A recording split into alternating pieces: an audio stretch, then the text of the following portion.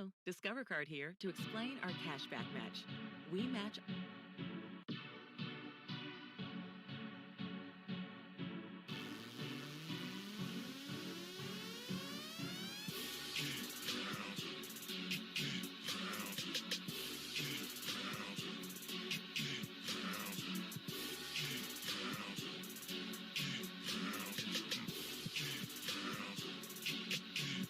This is my state, this is my team. You know what that means. This is for the black and blue that I bleed. This is for the chance to bring home that ring. But everybody gonna doubt this. So far there ain't been another way around it. We bring heat to the game each week. They just say we ain't got what it takes, we ain't bout it. Well, y'all can just keep saying that we ain't gonna make it, but at the end of the day, this will be the Panthers nation. You know, this ain't a game to us major players at every angle that you can think of. That's why you hate us. Get out the way of greatness. You can look at our faces and see the blood, sweat, and tears that it took to create this. Yeah, I know what you're thinking, but you can save it. Cause even on the darkest of days, you know we're always gonna find a way to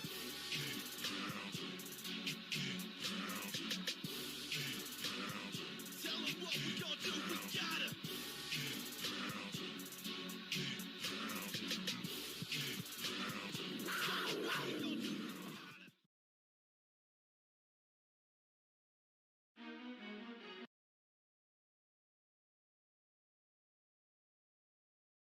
All right, welcome on in to this Thursday evening stream. This is one of the last two streams of the regular season. We will be doing off-season streams, so I encourage you guys to stick around for that afterwards, you know. We'll be doing film study and mock drafts, and also talking about the future of who might get cut, who's staying, this, that, and the third, you know? So, that being said, you know, we don't just stop at the end of the season, we keep going. So,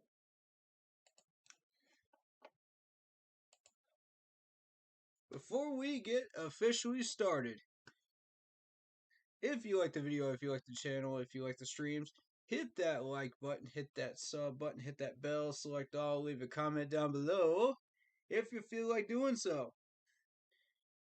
And don't forget to check out the Facebook page, Keep Pounding in all caps, for in-game posts, polls, opinions, and reactions to NFL news. Zoom chat will be open for the final game of the year. Look for the post for the Zoom ID and password on game day right at kickoff on the Facebook page, Keep Pounding in all caps. Alright, so let's dive on into this.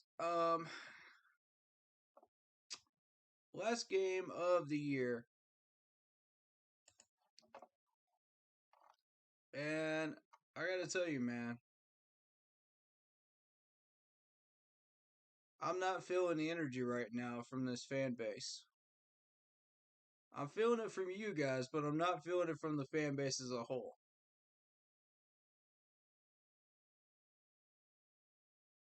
Yeah, so we got a couple of comments to address before, which kind of leads into what I was gonna say. Emerson Ellis says, "Keep pounding, but I don't care about winning at this point." Exactly, man. You gotta play for draft picks. You gotta do what's necessary to get the players that we need. And right now, we're sitting at number 6 in the draft order. If we lose out this game, we sit probably in the top 5, which gives us a shot at Evan Neal from Alabama. Now, there were a couple of people questioning what would happen if all the good offensive linemen were gone. What will we then draft? That's not going to happen because we need an offensive lineman. Let me tell you something. We cannot afford another offseason after 7 years of not drafting 2 offensive linemen. That is unacceptable. We have got to have 2 linemen in this draft, bare minimum. I say 3 in order to start rebuilding this line. Now,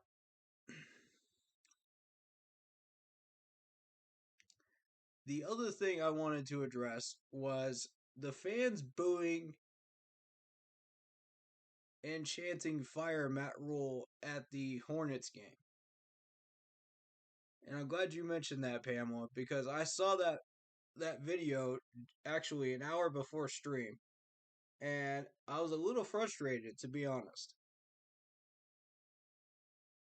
And let me tell you why I'm frustrated. And a lot of Panthers fans are going to get triggered by this. And I don't care. Because y'all need to hear this. Because we're part of the problem too. Our expectations are too high. After 2 years, the fact that we have, and nobody's buying that this is a number 2 defense, okay? Nobody's buying it. Nobody. Statistically, yes, they are number 2, but nobody's buying it. But the fact that this defense went from mediocre to below average to where we are now, I would say top 12 ranking, probably top 10. That's progress, ladies and gentlemen. The fact that the offensive line went from our quarterbacks getting absolutely murdered back there for about 3 to 4 years. And y'all remember this. I know y'all do. Y'all can't say you don't. We had literally every quarterback on the IR under Ron Rivera. I think only one escaped, and that's because we didn't put him out. But the rest of them, it was like an ER waiting list. We went from that to probably a mid-grade offensive line, below average in the league offensive line. And I know everybody's got their own different opinions of what they think this offensive line is. And I respect that. But we went from there to where we are now in 2 years of Matt Rule. That is progress. I don't care what else you say against it. That is progress. So, again, I'm going to back up Matt Rule on this one, and I'm going to say just because you can't see it on the scoreboard doesn't mean it's not progress. Now, do I think this man should be fired? Not yet. Give him one more year. It takes time to build a winning franchise. It takes time to build and rebuild a team that can be competitive every single year. And Tepper is giving us that time. Whether the fans like it or not. But apparently, a top 10 defense is not good enough for y'all. Apparently, an offensive line that doesn't get our quarterbacks killed is not good enough for y'all in 2 years.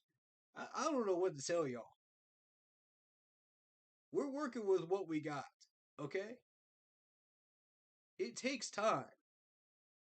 You can't build a $1 million mansion in 2 weeks. That's not how it works.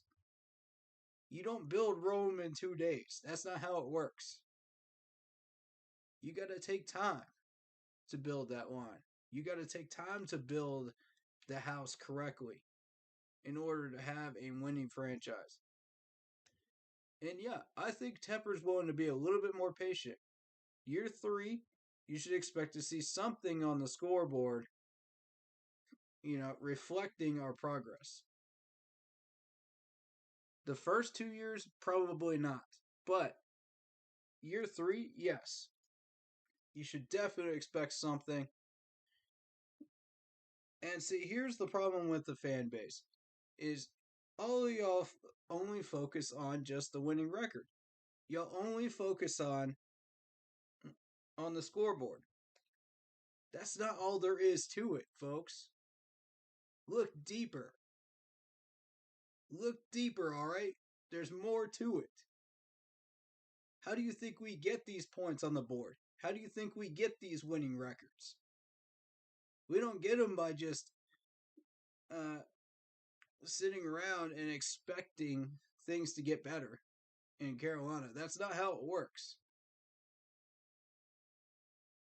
Adjust your expectations, and we might be able to get somewhere. You know, and I know the fans don't want to hear that, but yeah, the fans are part of the problem, myself included.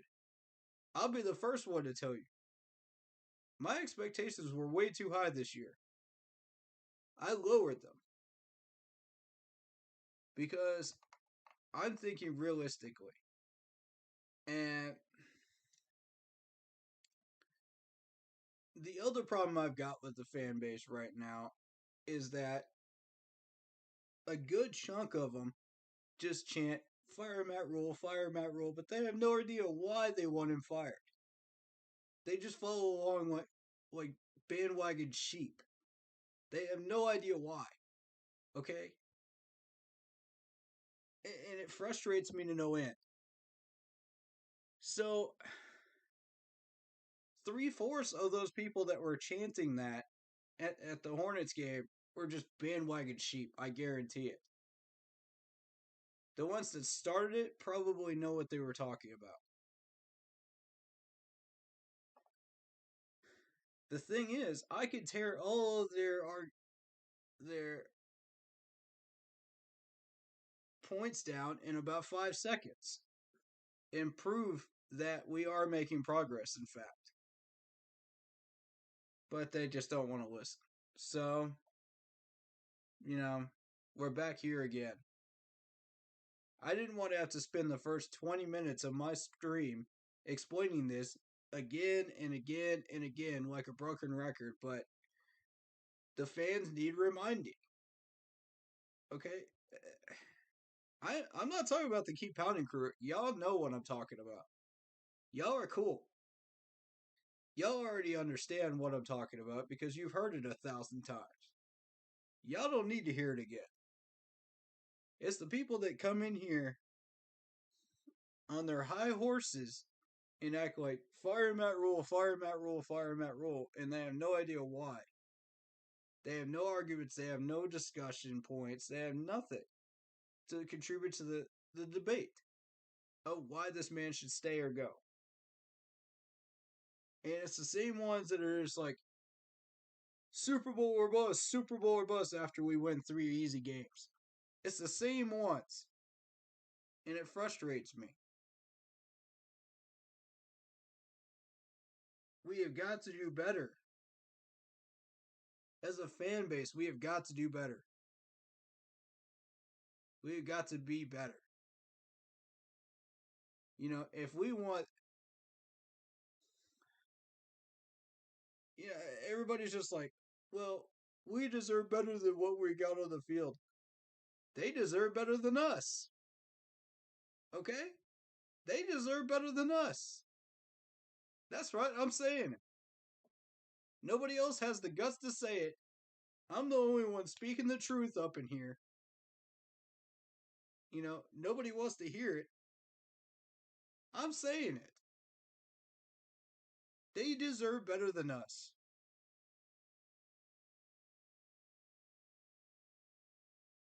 Alright, so.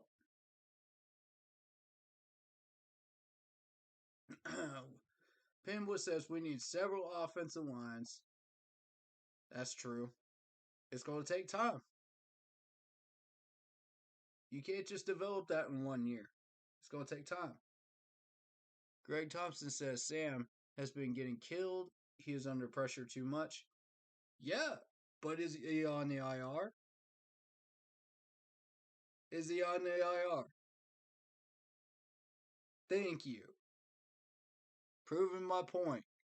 This offensive line has gotten better since last year. Yeah, we're bargain bin shopping, but at least these guys aren't getting killed back there anymore.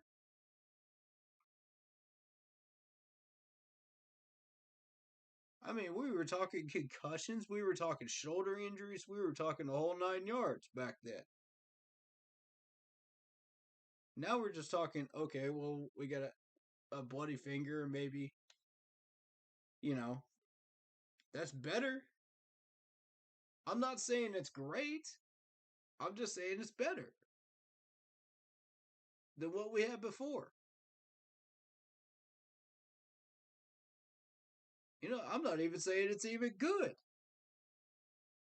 I'm just saying it's progress.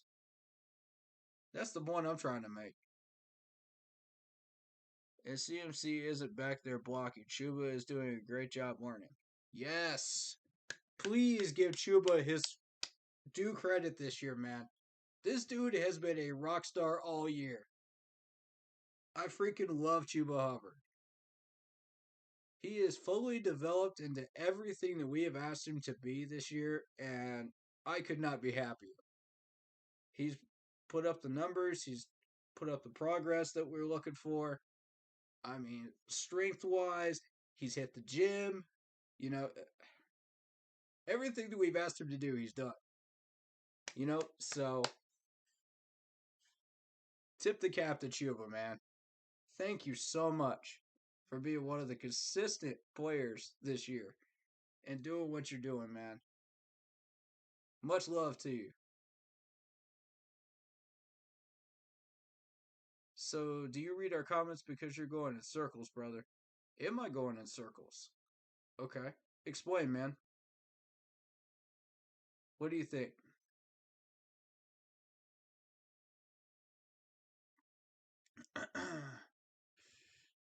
Shout out to KB Butler. How you doing, man?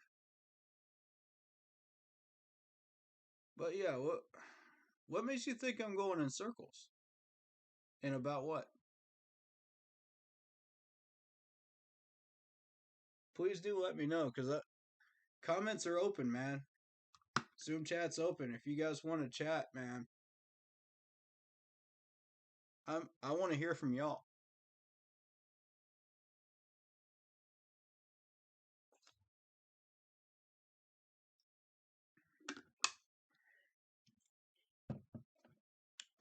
If you're talking about with Matt Rule, I don't think so.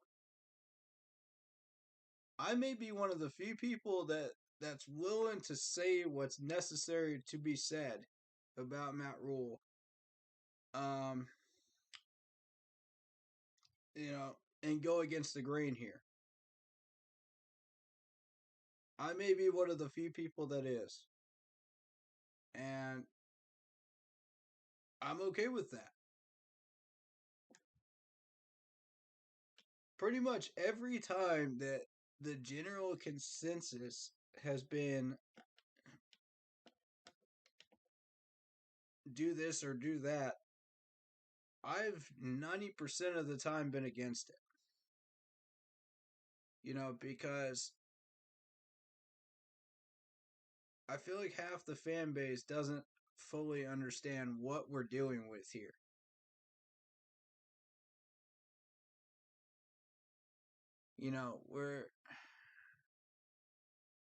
They don't understand the dynamics it takes to create a team. It's this win now infectious attitude it's killing us. It's already been proven several times that the win now attitude does not work. And it's also been proven that if you take the time to build your franchise up from the ground up, we took the time to actually draft these superstars like Greg Hardy, we had Luke Kuechly, we had Thomas Davis, we actually had all this foundation to build upon. If we can find players like that to build upon again, I feel like that will undoubtedly lead to some leadership in the locker room.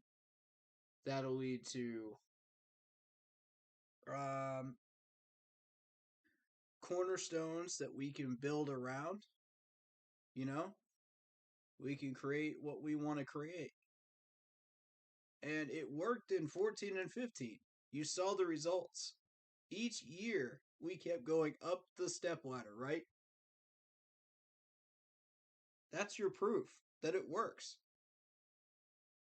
That method works. And I've been saying that for the past 7 years. But people don't want to listen. All they have is the win now attitude, and it's horribly infectious. So, I don't know where we go from there. But we got to change the attitude, we got to change the culture before we do anything else. Because if you don't change those two things, you're not going anywhere. You're not going anywhere. We're going to be sitting here at 5 wins again next year. Unless we change our expectations and our attitudes and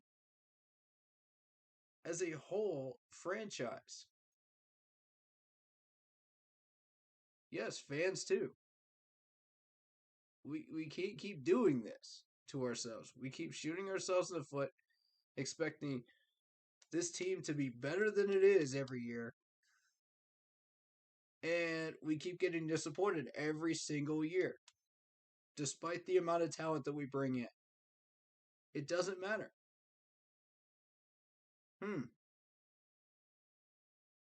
Doesn't that sound familiar? Every single year, it's like a broken record, guys.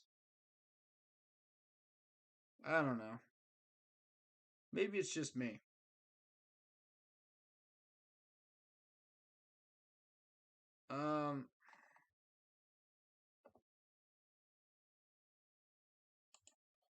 I think we're getting pretty close to the playoffs here.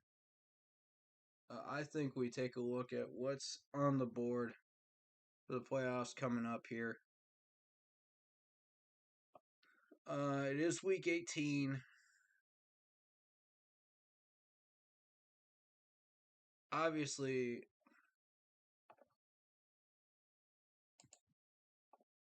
a lot of these you should expect predictions wise, but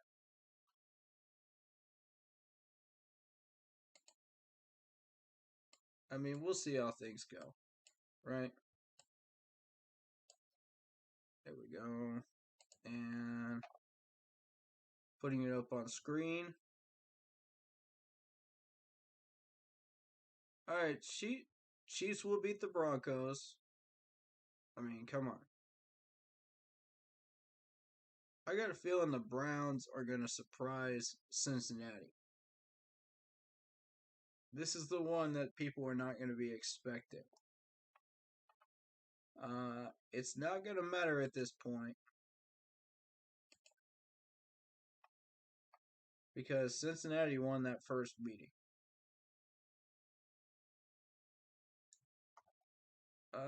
Colts over the Jags. Now here's the surprise upset. Pittsburgh over Baltimore.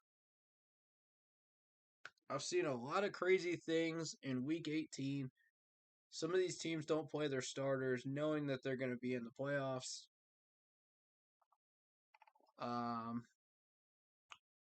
But Baltimore is pretty much out either way. As you can see there. They're sitting at about 10-7 if they win, 9 wins if they lose. So it'll be a second place tie with Cleveland, which they don't have as many division wins. So third place.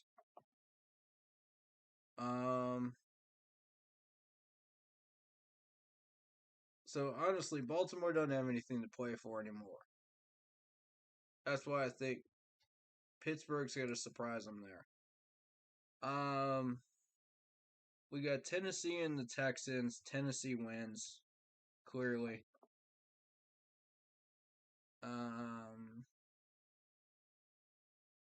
Again, Tennessee is in the playoffs. They're probably resting some starters. So that could be more of a 50-50 game than people think it is. We'll see. Because I haven't seen Derrick Henry really go off, since last year, numbers wise. So, frankly, it's going to be on Tannehill if the Titans are to win that game. Bills and Jets. Bills win, clearly. Obviously. Patriots over the Dolphins. I mean, come on. Patriots have locked up a spot. They're not going to lose to the Dolphins. Chargers and Raiders. This is the interesting one right here. Because the Chargers have full control, regardless. So I think Chargers.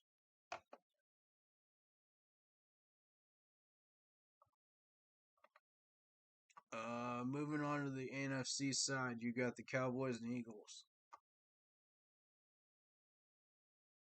I've got the Cowboys winning that one. Eagles don't have anything to play for. Cowboys will be resting starters, so I mean it'll be. Yeah, you'll see Dak in there for about a half, probably. That'll be enough. Washington and the Giants. Washington, of course, over the Giants.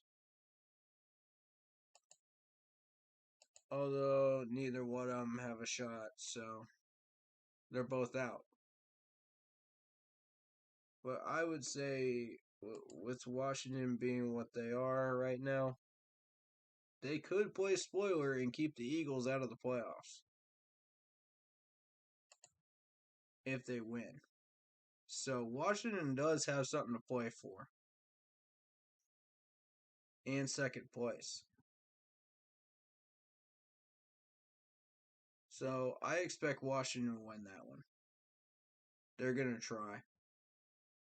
Green Bay over Detroit. Green Bay wins. Obviously, Detroit's trash.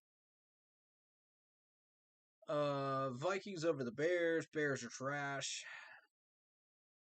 I mean, come on, let's be real. Bears are trash.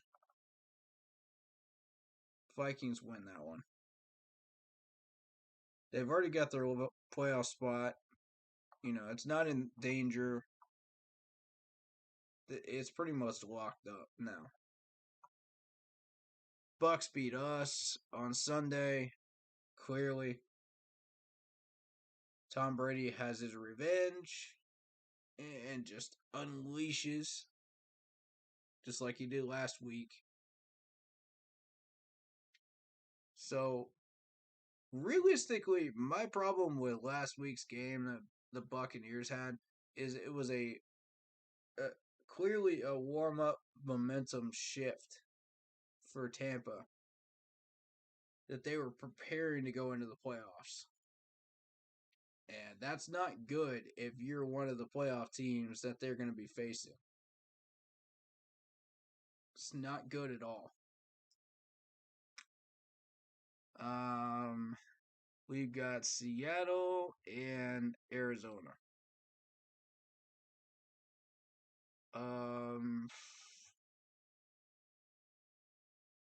This is an interesting one because Arizona's clearly got that lead over Seattle by about 5 games there.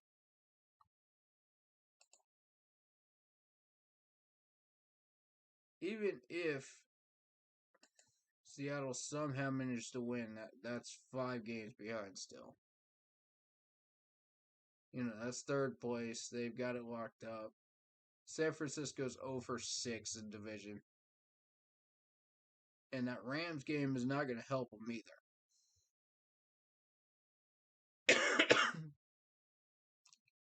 Heading down here. Rams will win over San Francisco. Saints will beat the Falcons. So that's really where we are. What you're seeing is the final standings.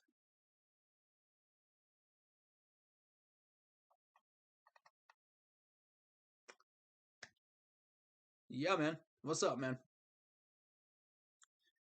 Pretty good, pretty good.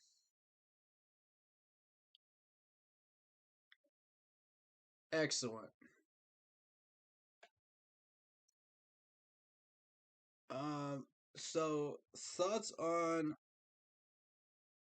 the fans chanting "Fire Matt Rule" at the Hornets game that has nothing to do with football.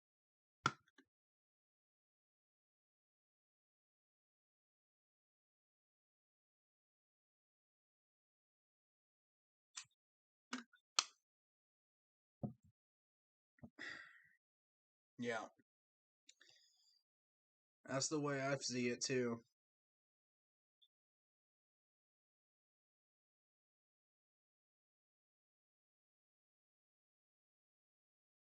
I mean, all opinions are welcome here.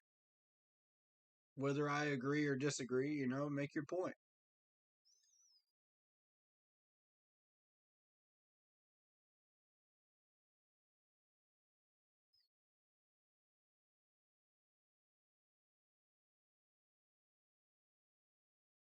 Mm-hmm.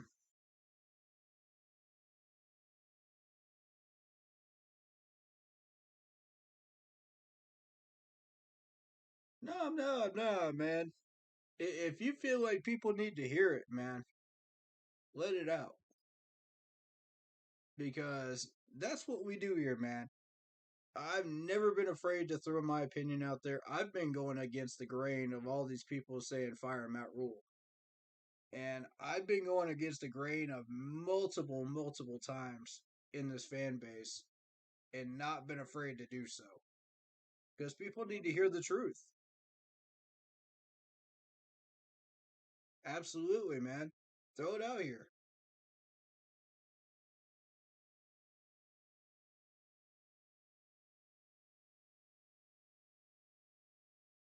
Okay.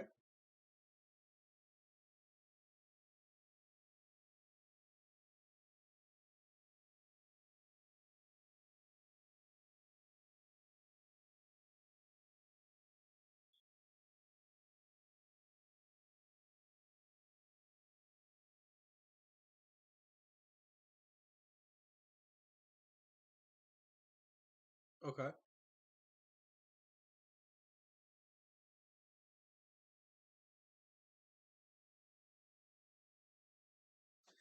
What?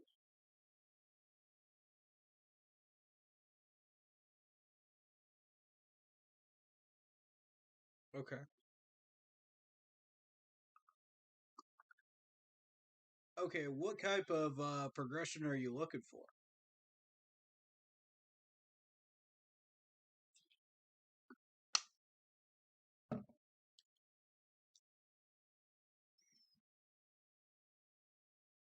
Okay.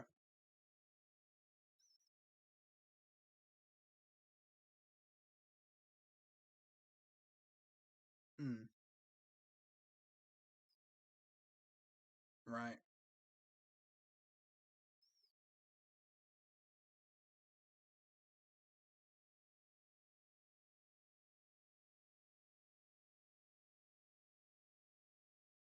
Okay.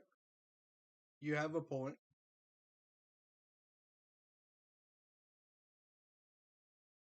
Mm-hmm.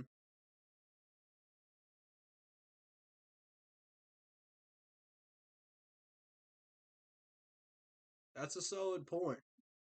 Um. Yeah.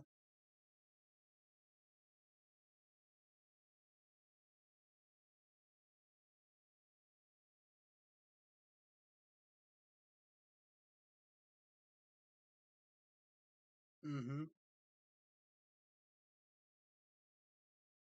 Mm. Mm-hmm. I agree.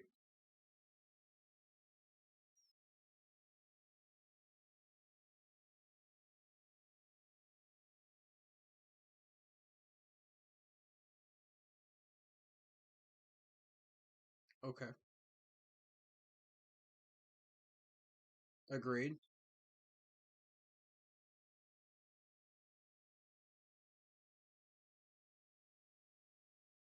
Mm-hmm.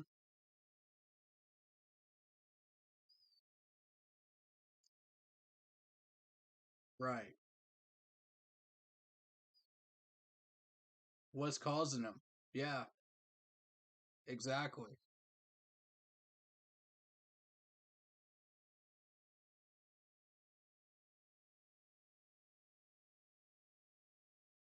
How many of those can we prevent? You know, you always gonna have those ones that you can't prevent. Which ones can you prevent?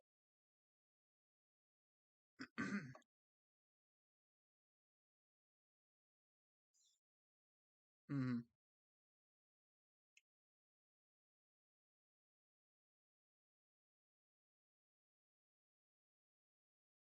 Mm-hmm.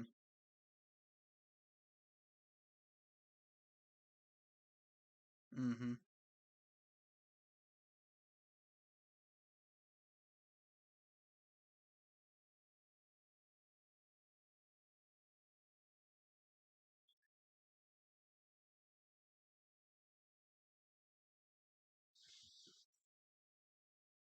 Mm-hmm.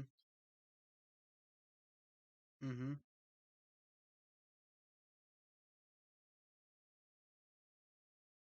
Mm-hmm.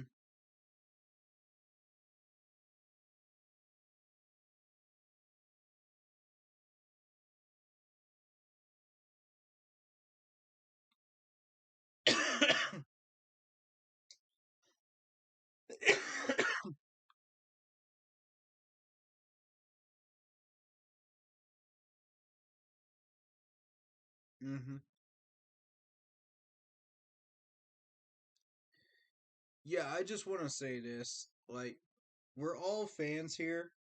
We're just offering our opinions on how we think it that this team can be best uh improved. We're not looking to run the team. We don't have any credentials, none of that. Most of us haven't even played the game. But we're offering our knowledge and our outside of the box perspective, and our truths, to try to fix this team. And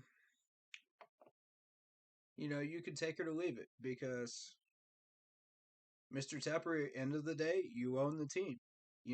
Scott Fitter, you run the GM spot. You know, Matt Rule, you're the head coach. You know, we can't tell you what to do, but we can suggest things to do, you know, if you're willing to listen. And there's always those naysayers that are just like, don't listen to the fans, don't listen to. Because it'll always run downhill. And I'm just like, come on. Not all of us are scrubs, man. Some of us actually have some knowledge to contribute. You know what I mean? Like, don't write us all off. That's always been the thing, man. I've always had that issue with the folks that keep throwing the fans under the bus like we don't know anything. Like, please. I've been right a good chunk of the time with this team. Even before I started up this channel. And people were just like, well, your opinion doesn't matter. You're going to get laughed at. This, that, and the third. And I'm like, come on, man. Y'all do what you want to do, man. But I'm still going to speak my truth about this team because I want to see us do better. All right, now that being said, man, I am happy to open the platform to anybody that's willing to state their case and back their facts up, their case up with facts. And, I'm willing to listen to anybody, you know, throw your opinions out there. Don't be afraid. If you got something to say and you think the fan base can be beneficial, uh, can be improved because of your opinions, please do. This is what this platform's for, you know, and I do this for free. So, please do state your cases. I will hear every one of y'all, even if you disagree with me. Don't be afraid, because I've spent a number of years stating my cases and going against the grain of this fan base, and I've gotten nothing but laughed at and flacked at for it, and ostracized for it. But you know what? I don't care. People need to hear the truth.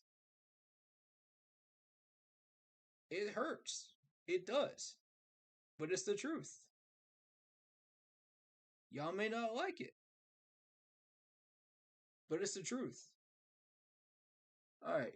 That being spoken on, to your points. Yeah, absolutely.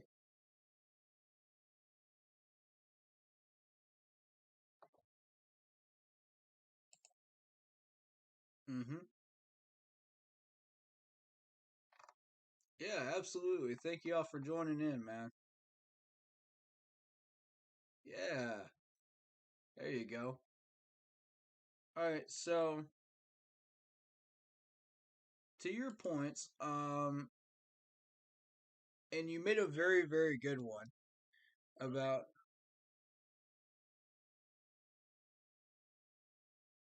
I do like a few of them, yes. Um, you made a legitimate one saying that we could have had 10 wins this year. Now, there's a few complications that go into that, to where if we had done a few certain things, we could have gotten 10 wins. And we all know what those few things are, because I've been preaching on them every week. Right.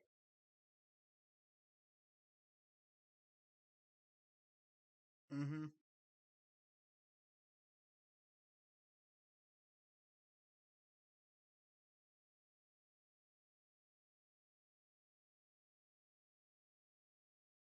Yeah. And I get where people are wanting us to have progress in the records, and on the scoreboard. I get that. But, you know, sometimes you do have to sit on a year. Plus, we got COVID going on. We got all kinds of things that are preventing us from getting to where we want to go. All kinds of brick walls. So, and I'm not making excuses for Matt Rule. I'm just saying, this is what it is. I don't make excuses for anybody. Okay, if you fail, you fail. If you succeed, you succeed. Okay, it's one or the other. I don't make excuses.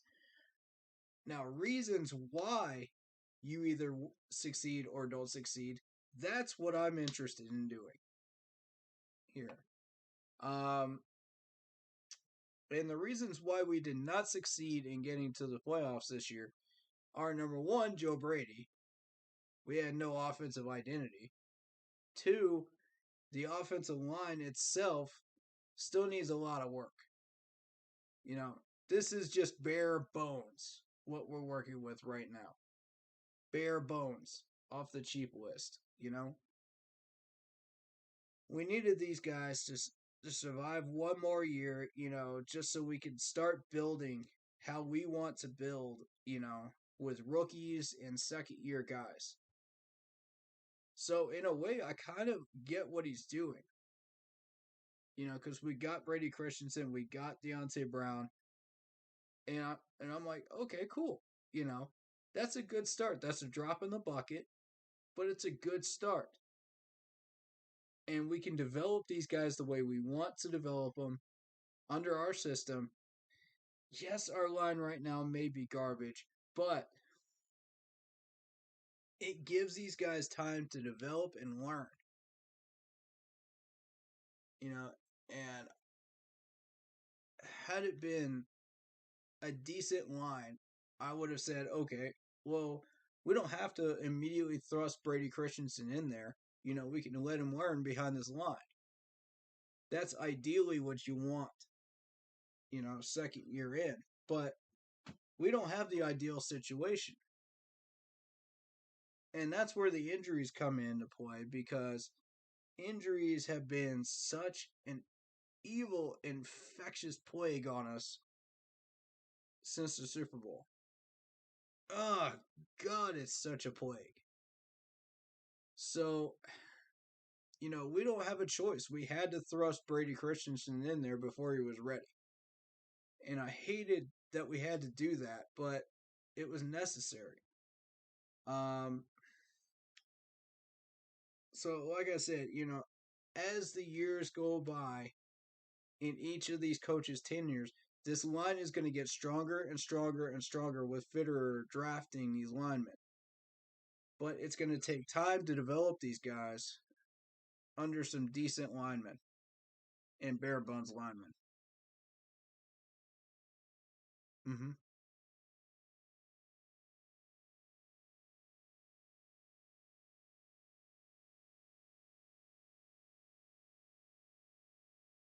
Right. And the only way you're going to be able to build that is by taking your time and really making sure that you get the correct players that are necessary to do so. And he understands you have to build from the line in order to create what you want. There, this is the first GM that's actually understood that's come through Carolina. And I love that. Not even Gettleman understood that. Gettleman didn't even address the line. And I was very, very disappointed with that. And we also didn't address it once we realized that a certain player on our offensive line was the problem that cost us the Super Bowl. But okay, even though I warned y'all at week 3. But whatever, man. Here we are.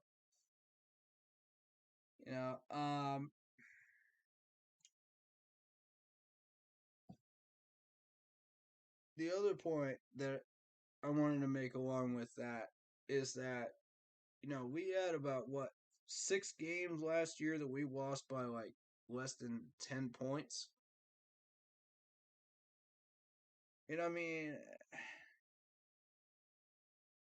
I feel like it was the defense that kept us from doing that.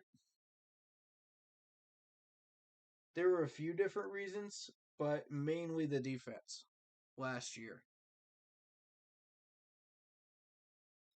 This year, it was the offense that kept us from doing it. And the opportunities have been there both years. We could have made the playoffs both years. And that's okay. That we still have to fix a lot of things before we feel ready enough to actually make a playoff push. And here's my other question. Would we be competitive even if we made the playoffs in either one of these 2 years? I don't feel like we could have been. That's just my opinion. Maybe last year, but not this year. Even if we get in, we play somebody, we lose first round. I mean, what's the point? All we're doing is losing draft picks. I don't get it. That's just my take on it.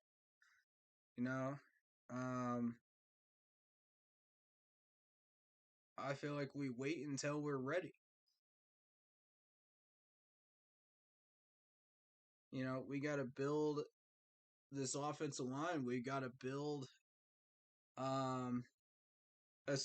offensive system that works. We got to build a little bit of depth, to be able to battle in a wild card battle, Because right now, we don't even have the talent enough to battle in a wild card battle and win. That's the first test. If you can't even battle in a wild card win, what are you doing? What's the point? Why are you even in?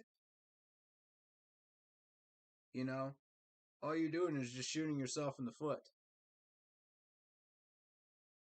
And I don't want to sound like one of those people that's just like Super Bowl or bust, but I want at least a team that's competitive to where we could at least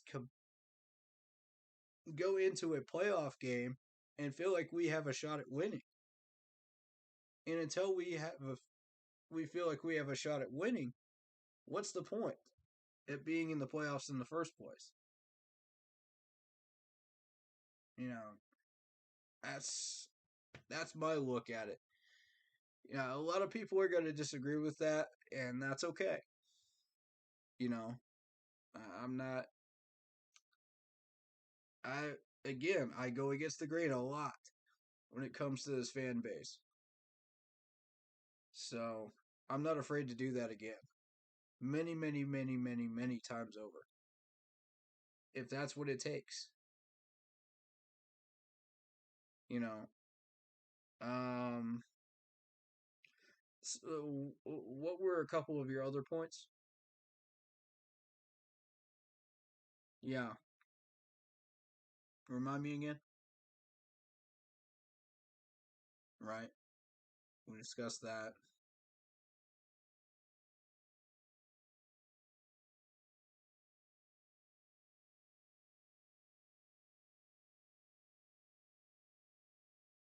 Because I do want to try to get to all your points here.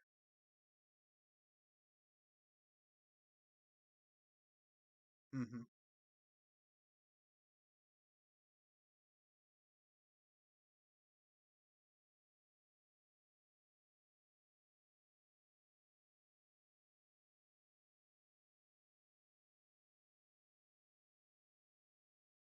Ah, yeah. Yeah.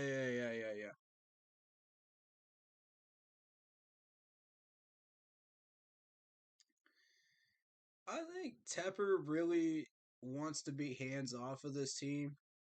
You know, over the past few years, he hasn't really had the chance to do that. You know, because he now understands who we are and the struggles that we face and what we're trying to accomplish. You know, and he says, well, I can't afford to be hands off that much longer. You guys have to do something. You know, you guys have to change the culture, the mindset, something. Something's got to give. You know, otherwise, we can't just stay here. And he's the one that was on that whole thing about I forget the word he used.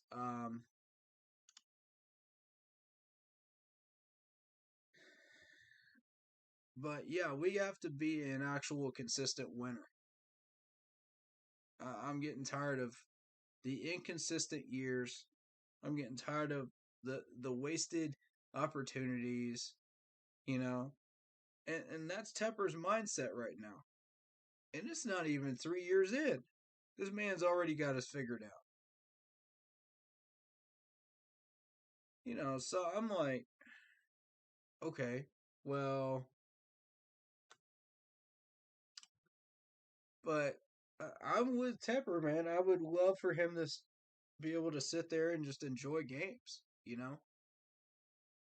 You know, as an owner, just sit back and enjoy your money that you're making. You know, help us out with the training camps and stuff like that. The the new training camp locations, renovate the building, you know, whatever you got to do, you know, as an owner. But yeah, you really hate to see the owner have to get involved in everything that we do. That's just not, it's not a good look. It really isn't. But this is who we've been. You know, Jerry Richardson wasn't really that involved, if you think about it. Um, he was only ever involved in the coaching hirings and stuff like that, and having conversations with them and stuff like that to see where our future was going. And that's what I feel like Tepper wants to do. But at this point, it's like, well, do you want a consistent winner? Do you want a future with this franchise? Do you want, you got to get yourself involved somewhere along the lines. So, I mean, I don't know where you go with Tepper, but if he feels the need to get more involved, go for it. I've got no problem with it where we are right now. But um, Scott Fitterer needs to do his homework as far as the draft. All right. Everything starts with the draft. Everything. And people won't, they don't want to hear that because they think, oh, there's free agency, there's trading, there's this, that, and the third. No, it starts with the draft. How do you think we got Cam Newton? How do you think we got Julius Peppers? All these guys came through the draft. They start there. That's how we build. And yeah.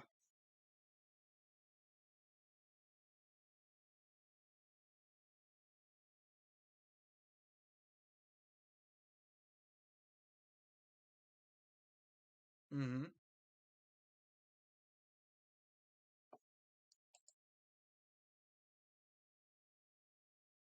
Oh, okay, I see it.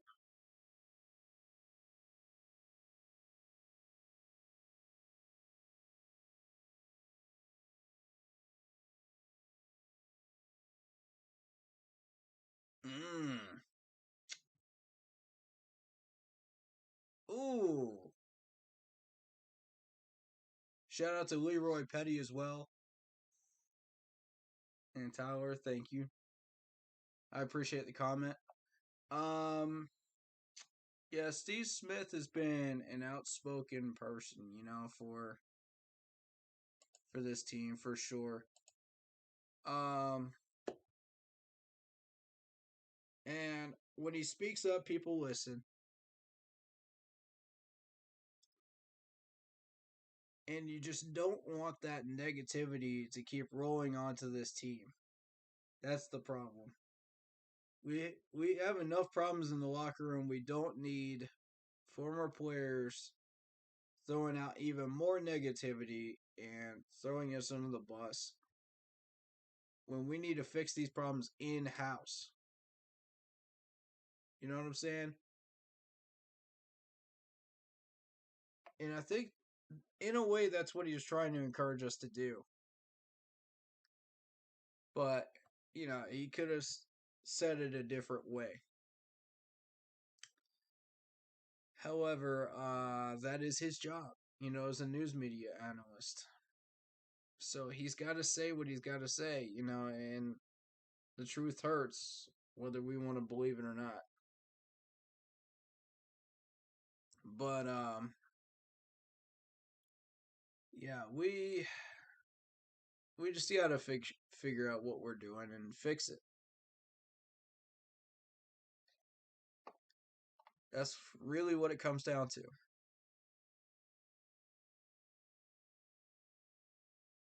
Um, but yeah, getting back to what I was saying about Scott Fitterer, I think he made a lot of great moves last year, to start setting us up. We got a lot of work to do. But, that was a good start last year. We built up the defense this year. Now we're shifting the effort back to the offense. And if we could build the offense back up, then we see what's left. You know, obviously the offensive line is still going to be there as a problem. That's going to be a problem for the next 2 to 3 years, maybe beyond, unless we really get the right players. And It's going to take hitting on the right players in this draft to begin to start fixing that problem. Brady Christensen and Deontay are a good start. We got work to do there. Next two, bring them on in. Come on. That's this draft. Maybe 2 or 3. I'd spend 3 picks on it, to be real with you.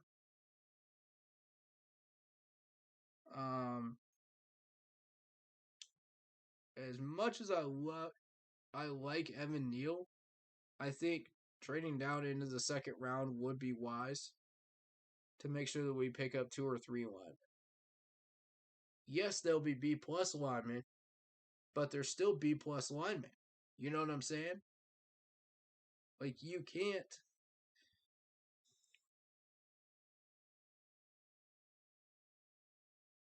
just walk into another season without the proper linemen.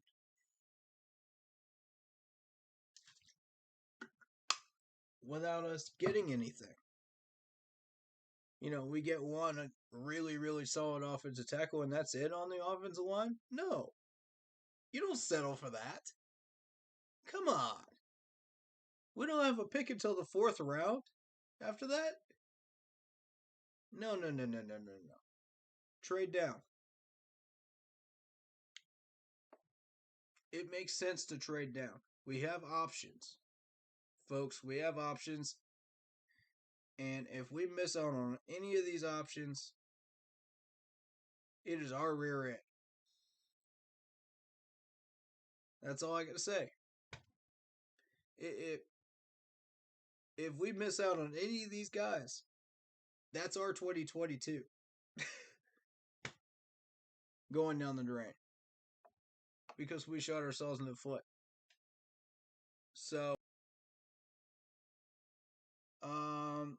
I do think you look for another lineman. I do think you make those trade packages that I was mentioning.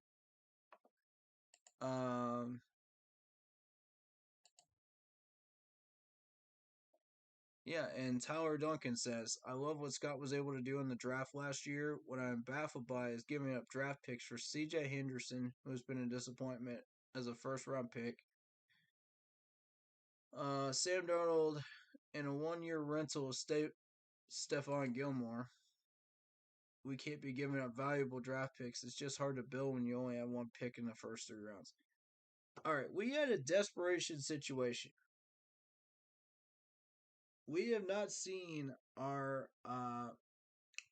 first-round pick, J.C. Horn, all year. That means we need corner help. So I had no problem with us going after a couple of corners with our picks. Now, the problem is, now we need those picks. So here's what you do. You package these guys up and you ship them out for a pick. All right.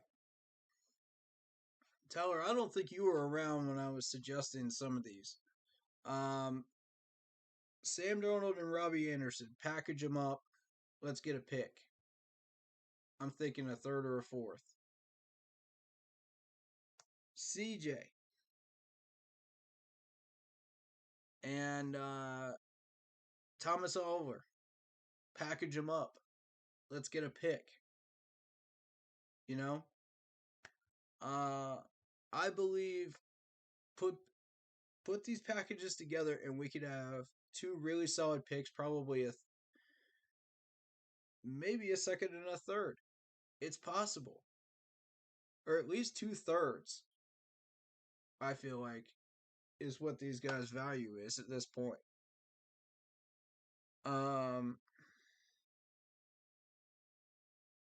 But we got to get these picks back. We can't just afford to settle and not get anything for them. We can't just release them and get nothing for them, just money. That ain't going to cut it anymore. What I've been saying is no cuts without value. We got to get some value back. We got to. I'm so sick and tired of cutting all these decent people that are on the bubble and not getting anything for them. This is ridiculous. How many more players are we going to let go and not get anything? And I know it's a different way of doing things, but sometimes you got to go against the grain and do something different and unique in order to have success. I mean, you look at all the trade downs that Scott Fitterer did in this past draft. He had to do that, you know, because he saw what we had available. And he saw the players that were getting taken off the board before we could get what we wanted. So each time he said, that player's off the board now, so trade down. Hate to do it, but trade down, you know? And it became a series of 3 trade downs, which still got us Brady Christensen and Deontay Brown, which I'm very shocked we're still there at that point in the draft. But, you know, I'm very happy with it at the same time.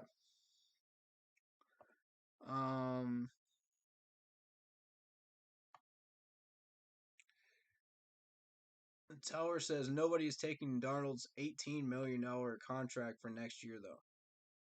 The Texans might be desperate enough. Let me tell you something. The Texans might be desperate enough because there's that whole situation with Deshaun Watson in Houston right now.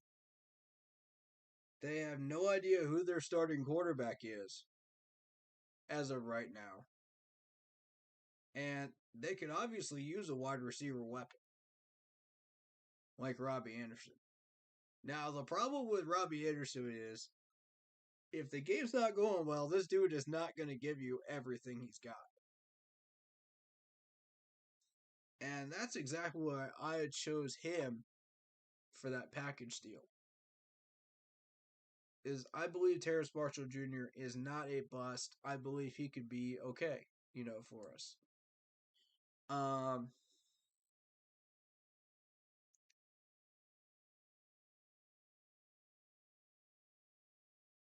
Same with Shi Smith. I think both of them have a shot at doing something.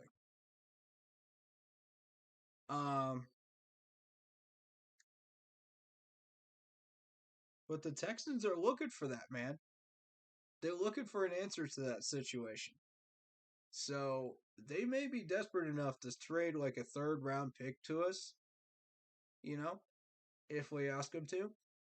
We most likely will get a 4th for the package deal, but we could ask for a 3rd and see what happens there. And why not send the pair of quarters there as well? Set them up.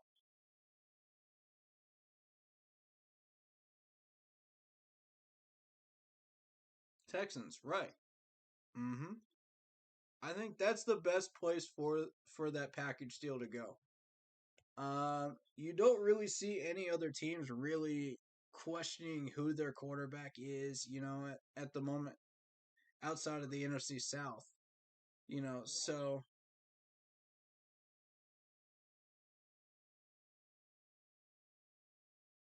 I mean, maybe the Jets are questioning what they want to do right now, but it's the Jets. Who wants to trade with the Jets? Come on.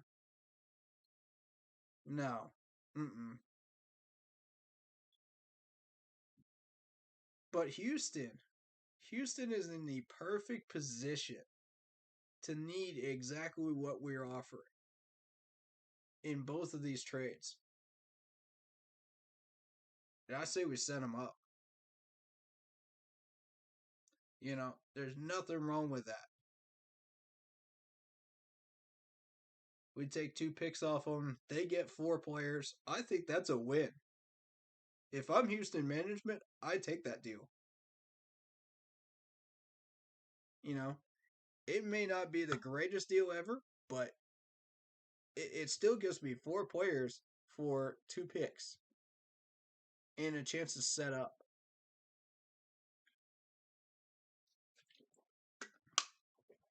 Where I've got a lot of questions at a lot of positions right now.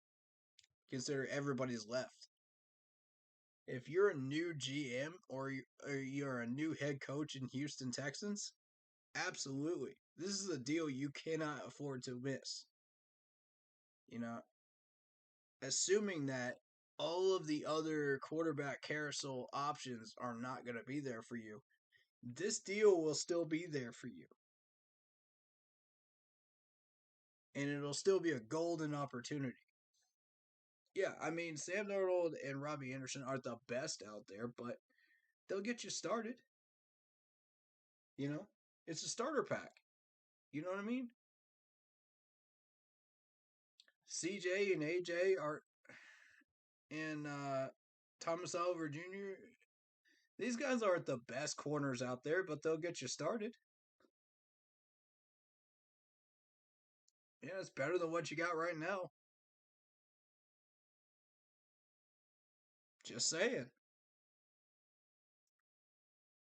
Mm-hmm.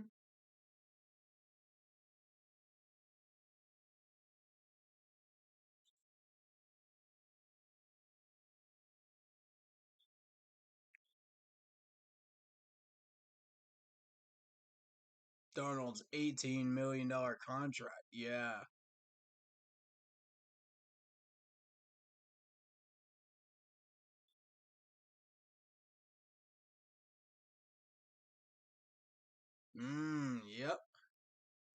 Yep. Yeah. He'll take a big pay cut in Houston. Yeah. Unfortunately, I think if we trade him to Houston, I think Houston's going to offer him a big bag, though. Way bigger than he deserves. And I mean, that's the history, of the league.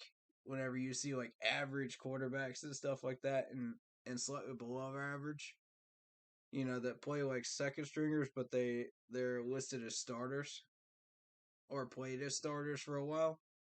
Yeah, they go to a team like Houston and they get a big bag of money. I mean, it's an NFL trend. It really is. So, Sammy boy, you want a big bag of money? Go to Houston.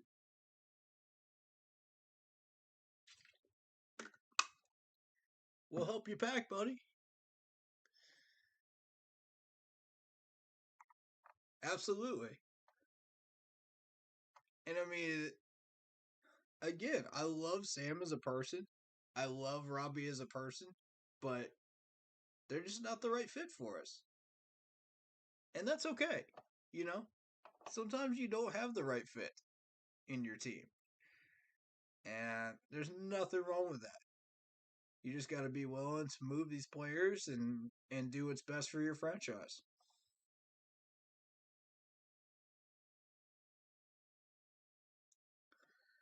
Um, I think I would like to see a linebacker, a pass rusher, and a defensive tackle would be a big one for me in this draft. Besides the obvious offensive lineman. Again, it depends on who we cut and keep. Uh, money wise, you know,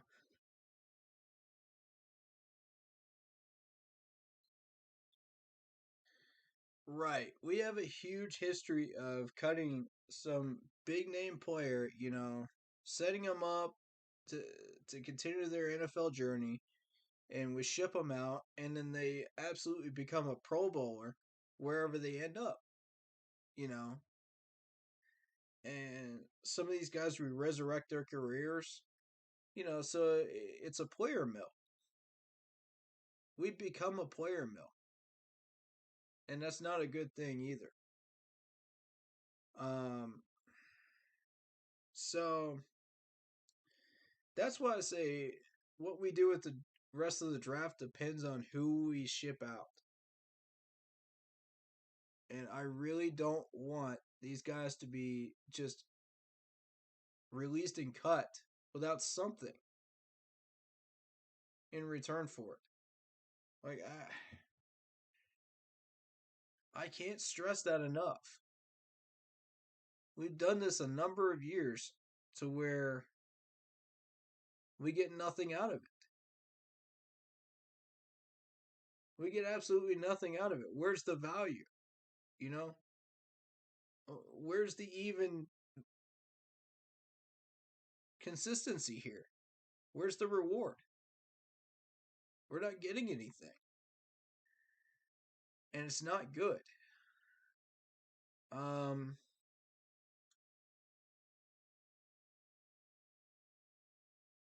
uh, the next topic would be the Tampa Bay Bucks. I don't want to spend too much time on the Bucks game here because we already know this is going to be a blowout. But mainly I just want to look at the injury report. Let's see what we're dealing with here. I'm sorry, what were you going to say?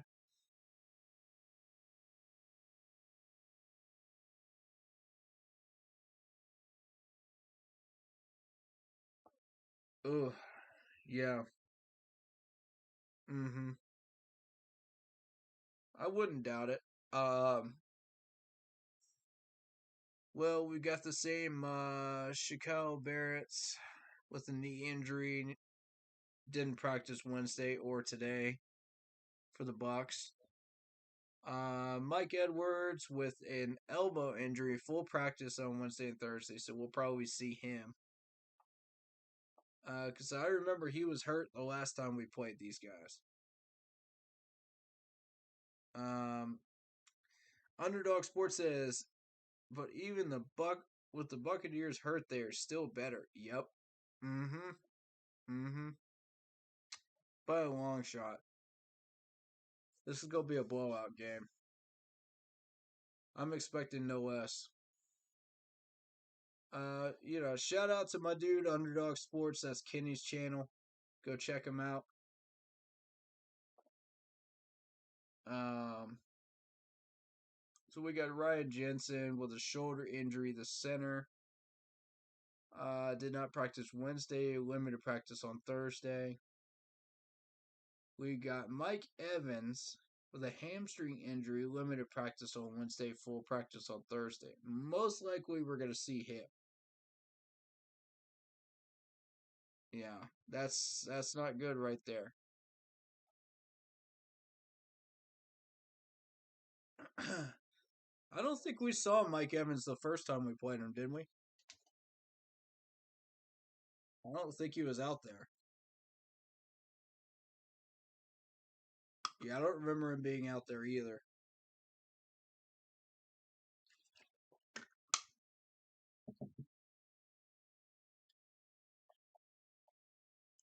It might have still been that hamstring injury, lingering hamstring injury, because I know those things can linger for a long time. That's what I'm thinking it was. Yeah, I don't think so either. Ronald Jones with an ankle injury, running back, did not practice Wednesday or Thursday.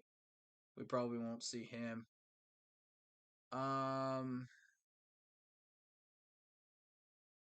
One big one that we need to be concerned with is Jason Pierre-Paul. Shoulder injury, did not practice Wednesday and Thursday. We probably won't see him. That's a good thing. I do not want to play against Jason Pierre-Paul right now. No, thank you. We got enough problems on that Buccaneers team to deal with. Rashad Robinson, groin injury, did not practice Wednesday or Thursday. That's a corner.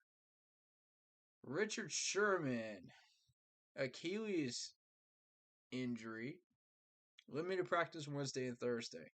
Now that's a lingering Achilles problem, by the way. He was dealing with that last time we played him. Yes, sir, I did. Nope. Bucks signed him. Yeah. Scary, isn't it? Bruh. When I saw that name on the depth chart, my stomach did knots. I'm not even gonna lie to you. My stomach straight up did somersault knots. I didn't even realize he was on that depth chart until I went through it the first time.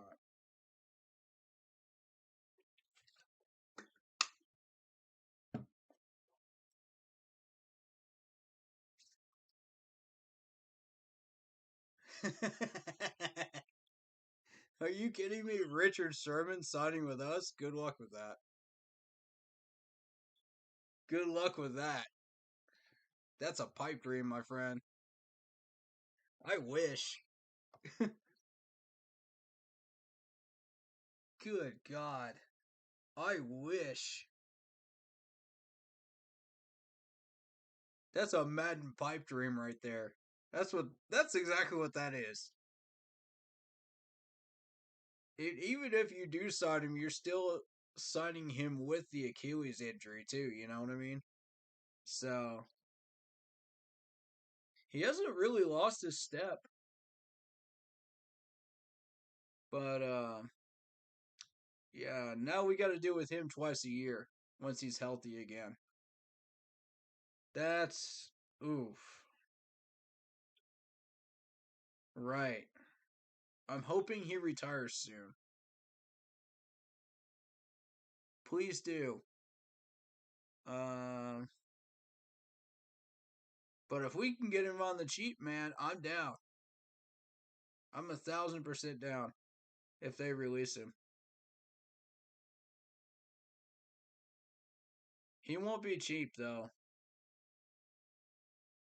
He won't be cheap. That's the problem. But I would love to have him. Oh my god, that's a leader. You want to talk about a leader on defense? That's a leader in the modern age. Still, even if you don't get him fully physical out there, you still got his brain. You still got his leadership. You still got his locker room abilities. And that is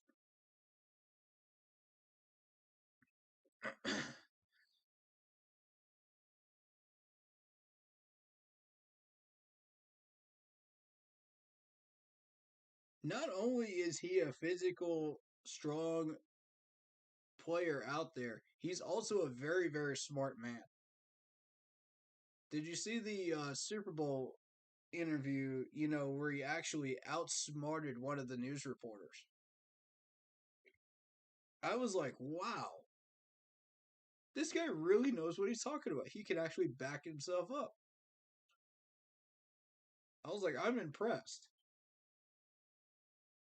Yeah, he's a bit of an egoist, but he can at least back himself up, back up his points. I'm not. You get an opportunity to play with some of these guys, man. Jason Pierre-Paul, you got Mike Evans, you got Tom Brady, you got Gronk. Why wouldn't you want to play with this crew? You know? And who do we have? Why would he come to us? See, that's the problem, man. We don't have anybody that he wants to play with.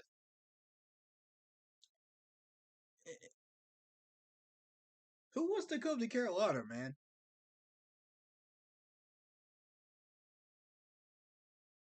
We're stuck here with players that are like above average, but just barely getting the attention above the radar. We're not going to attract the attention of Richard Sherman. There's no way. All right, so we got not really anybody else of consequence here. Justin Watson, I think, quadriceps, did not practice. Who is Justin Watson, though? I don't care. All right, so Panthers injuries. Here we go. Let's get into the nitty gritty here. We got Robbie Anderson with a quad injury. Did not practice Wednesday or Thursday.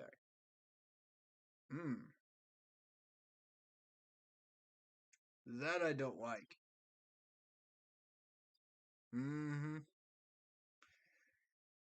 Now, my question is this a legitimate injury or is he just quitting?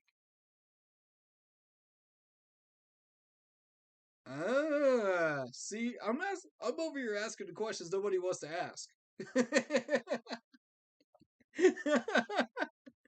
I'm over here asking these types of questions. I shouldn't have to ask that question. I shouldn't have to. But because of where we are, it makes you wonder. And remember the point I brought up earlier. If the game is not going his direction, he ain't gonna give you 100%.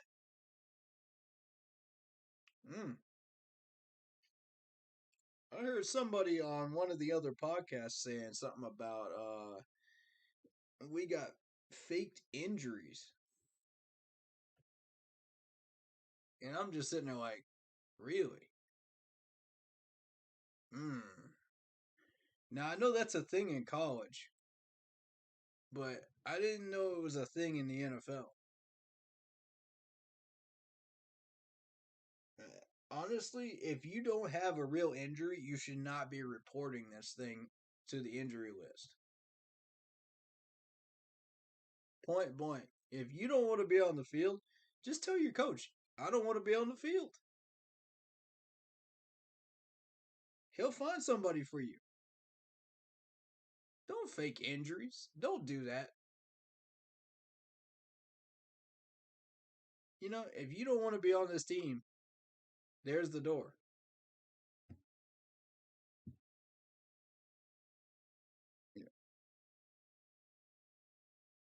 Wait a minute. Now, wait a minute. I knew you were going to say that. I knew you were going to say that. Because both of us were thinking it. But along different lines, though. Along different lines. I want to get serious about Antonio Brown, man. This dude has mental issues.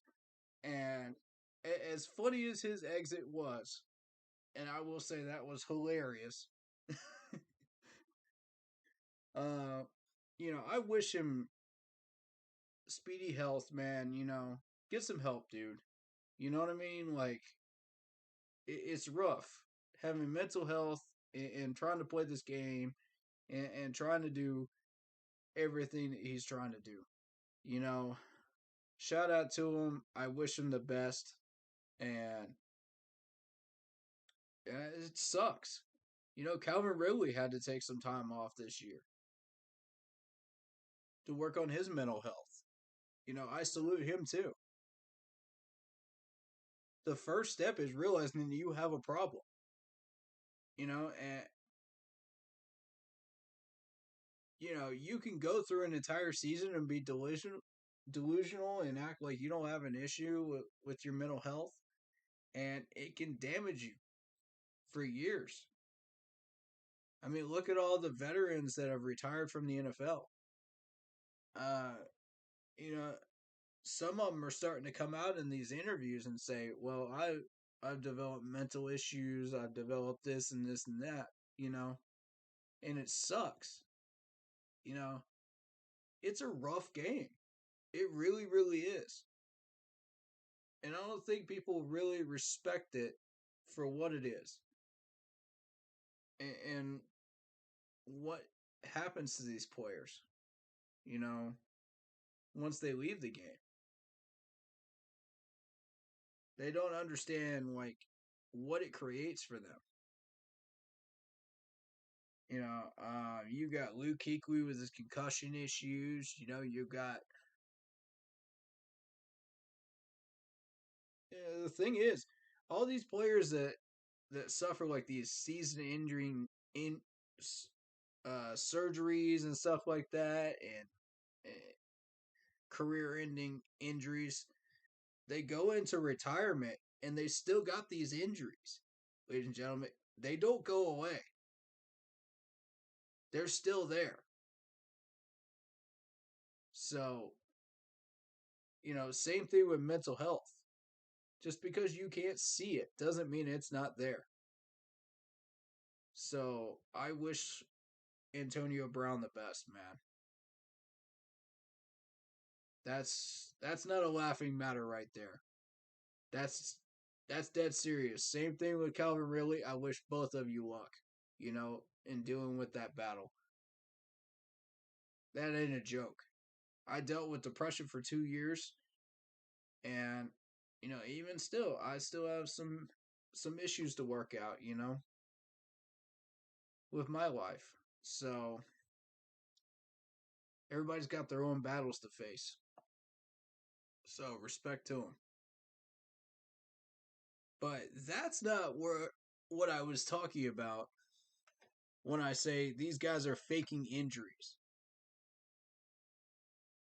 The guys in college that are faking injuries just don't want to be on the field at all.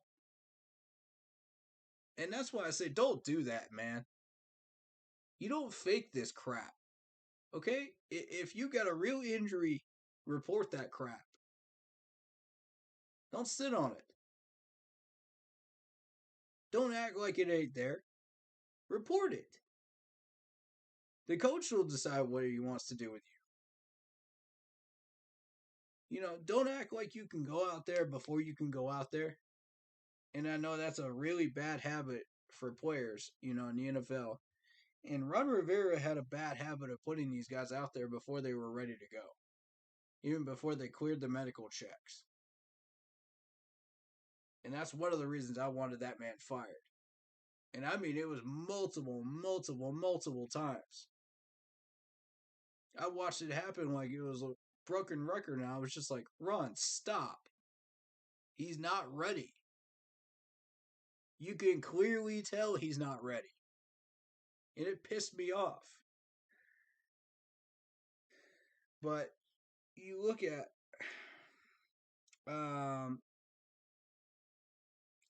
these players that fake these injuries that just don't want to be on the field, and you think, why? Why not just tell your coach, I don't want to be out on the field? That's what I don't get. I don't know. I'm not saying that Robbie's doing that, but, it just makes you question. With that quad injury, at this point in the season, what's he trying to do? You know what I mean? What's going on here? Is this real or is it not? I don't know. So you got Stephon Gilmore with a groin injury, did not practice Wednesday. No designation for today. So I don't know what's going on there, but I don't like it. You may see some of Thomas Oliver on Sunday because of that right there. Sean Chandler with a groin injury. That's 2 groin injuries now. Notice the pattern here. Did not practice Wednesday and Thursday. Honestly, this dude's not seeing any playing time, so I don't really care. Hope he feels better. And honestly, to any player that's got an injury or a sickness, I hope you feel better. I don't mean the words I don't care to mean that, I legitimately don't care about your health and well-being, because I do. I do, alright? No matter how good or bad of a player you are, I care about everybody's well-being. So, but as far as like playability, it doesn't really affect us. So, Gross Matos, defensive end, illness, did not practice Wednesday.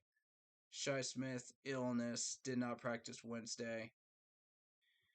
CJ Henderson, knee injury, limited practice Wednesday and today. And why that's significant is that's 2 corners now on the injury list. So keep an eye on that.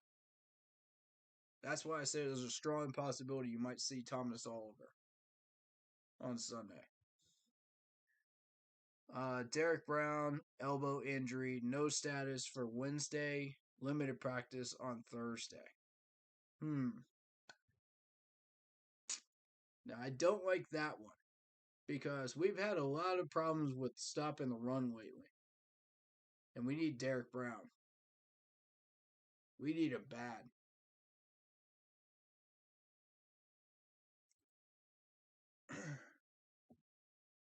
All right, now here's my thing. Statistically, yes, we are number 2 defensively in the whole NFL.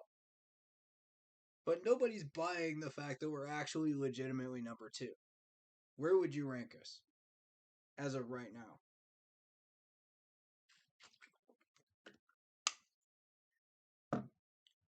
Tough question, isn't it?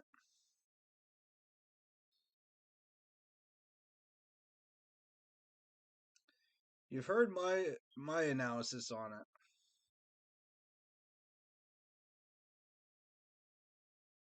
All right.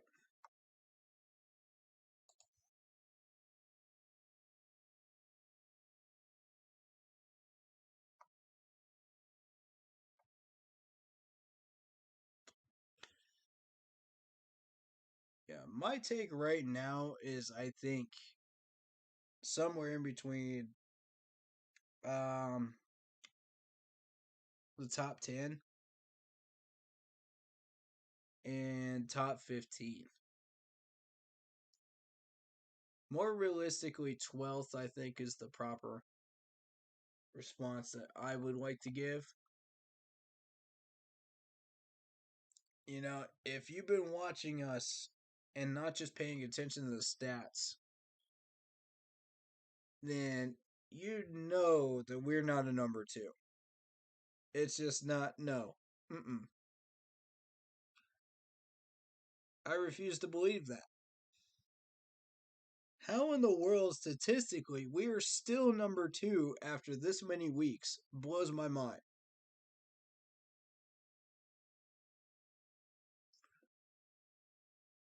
Doesn't it surprise you? Like, I don't understand.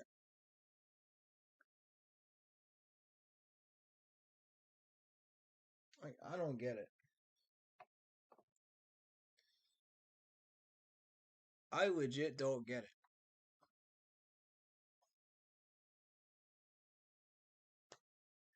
I could sit up here and tell you that we have a strong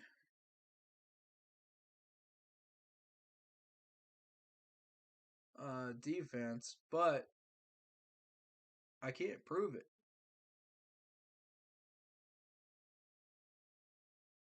It's the tail of the tape, man. It's a when you look at the tape, it's a total 180. And we're sitting in the middle of the league.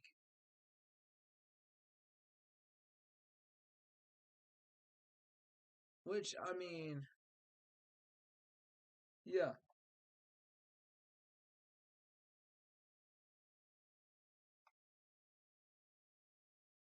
Um, anything but statistically. If you watch the games, where would you rank us?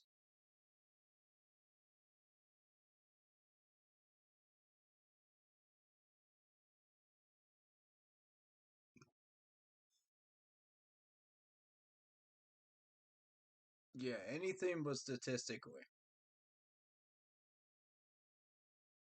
Because statistically is where we're sitting at number 2. Which I don't understand. I frankly don't get it.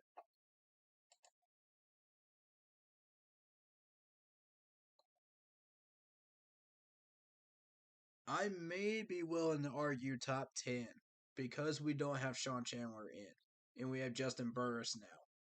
I might be willing to argue that. The problem with that is our run defense lately. And that's what ranks us back down to 12th.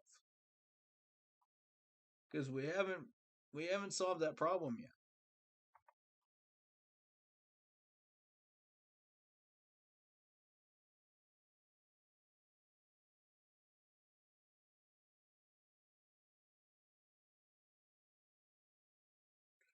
Anything but statistically.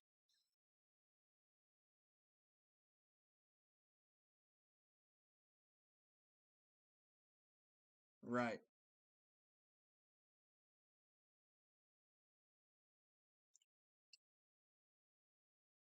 Right. Because statistically, we're number 2. We're not going by that, clearly.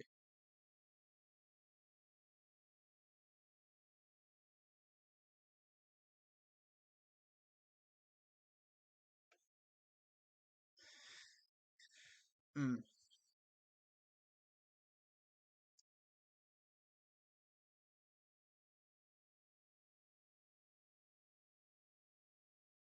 Statistically. Sound it out, man.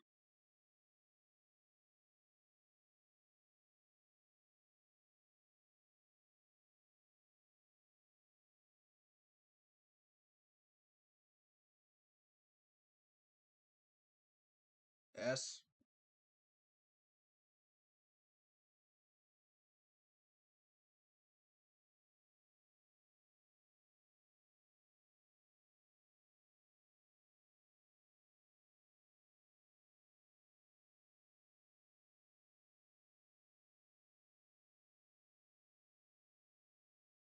Okay. Because if you think realistically, we have the players, to be a top 10 team. You know, um, minus Sean Chandler, of course, and Melvin.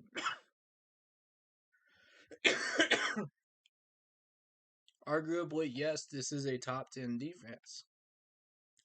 The problem is we haven't stopped the run. Therefore, we're no better than about 10 other teams right now. Right. We're no better than 10 other teams right now. Yeah.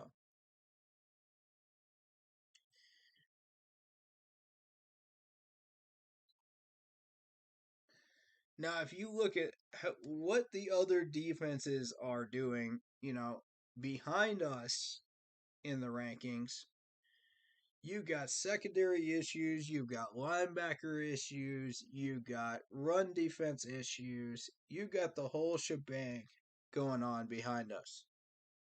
So, I mean, we don't have those issues. Our issues really consist of coverage issues at times and stopping the run. That's why I say, top 10, arguably. Maybe top 5. But number 2? No. Anybody that thinks this is a number 2 defense is delusional. I'm sorry.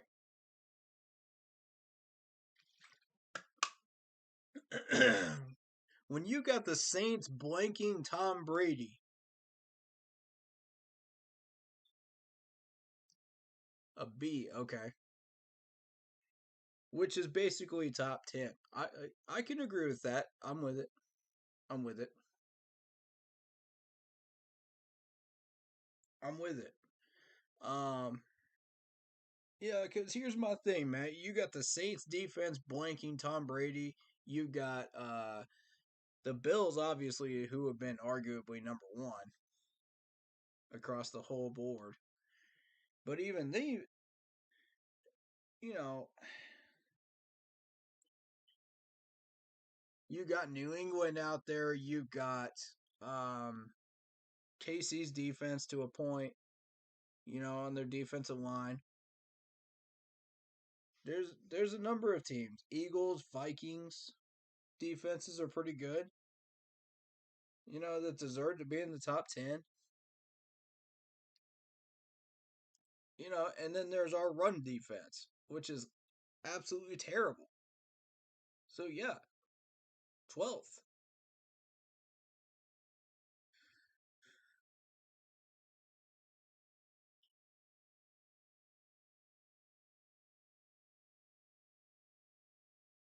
Mm-hmm. Mm-hmm. That was the other issue I was going to bring up was the pass rush. Not impressed. Not impressed. It's not there yet. You know what I'm saying? Like it's good. Don't get me wrong. It's good, but it's just not there yet. What do you think?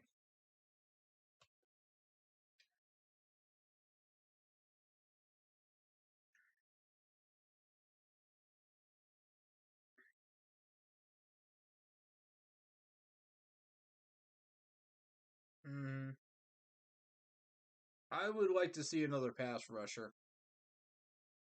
I would have liked to see Effie stay, and that would have been the difference maker, I think. Because he was chasing down quarterbacks left and right and making them uncomfortable. He may not have gotten sacks, but at least he was making them uncomfortable and chasing them out of the pocket. And that's what we needed, because uh we got Spider Burns, over there, who can shut down the other side and pinch him in. Or maybe at least buy time for one of the linebackers to show up or a corner to show up or something, you know? And let's try to get the sack. Maybe a defensive tackle gets lucky and gets back there. Who knows? But we needed that extra little bit of a pass rush that Effie brings, and we just don't have it anymore, which really, really sucks. Um, and I mean, this man brought heart to the Panthers, man. He brought heart to the game. And that's what sucks about not having him. Dude, we need a player like that just brings heart to the field and just wears his heart on his sleeve every time he comes out in a Panther uniform. That's why you see me get this man's uniform, man. I love this guy. You know, that's a leader right there. This team is short on leaders. We have a bunch of followers, but we don't have leaders. Who do you know that has actually stepped up in the locker room and actually spoken up and done something? You know what I mean? Like, Shaq hasn't done it. He's supposed to. Hassan Reddick hasn't done it. You would think he would have done it by now. Christian McCaffrey is really the face of the franchise, and he's been injured. Typically, he'll speak up, but I mean, beyond that, DJ Moore, maybe you consider him to be a leader, maybe. Mm, that's pushing it. So, where's the leadership? We don't have it. It wasn't until Cam Newton came back that you felt like you actually had leadership in the locker room again. So, I mean,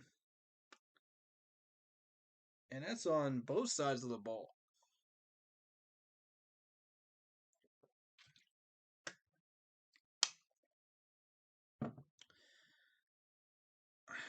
So, where do we get a leader? Do we draft one? Do we pick one up in free agency? Where do we get one?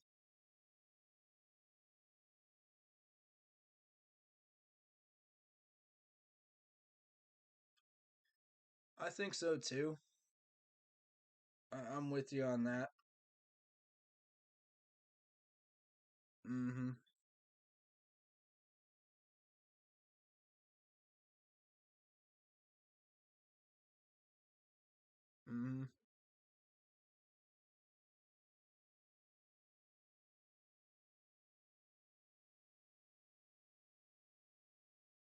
Mm-hmm.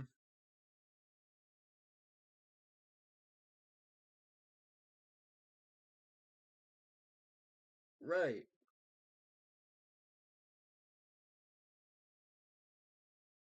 Mm.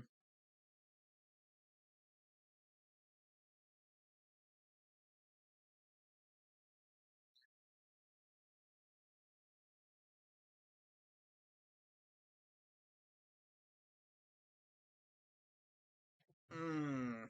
Yeah. Yep. Do you think he would have been considered a leader on this current squad had he stayed here?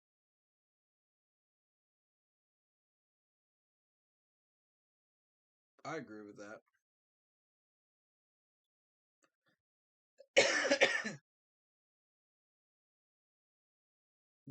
Mm-hmm.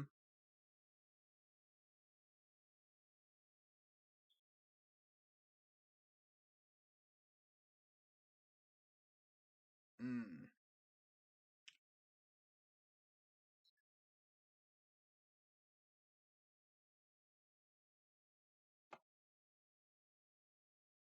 Mm-hmm.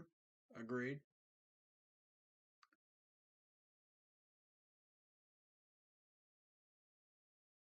Who would you name as a defensive leader right now, if you had to name one? Mm-hmm. Putting you on the spot here.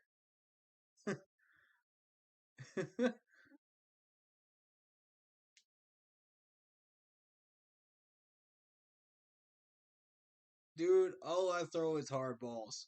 Everybody knows that. I don't come in here with these softballs, man. That ain't how I do things.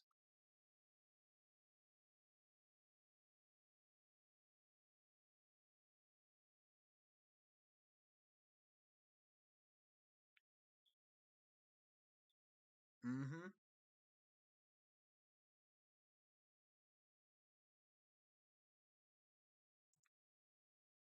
The fact that it's taking this long to figure out an answer to that question is not good, ladies and gentlemen. Mmm. That's not good.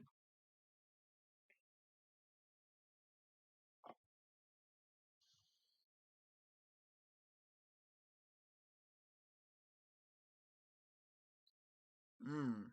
Mmm. Ouch.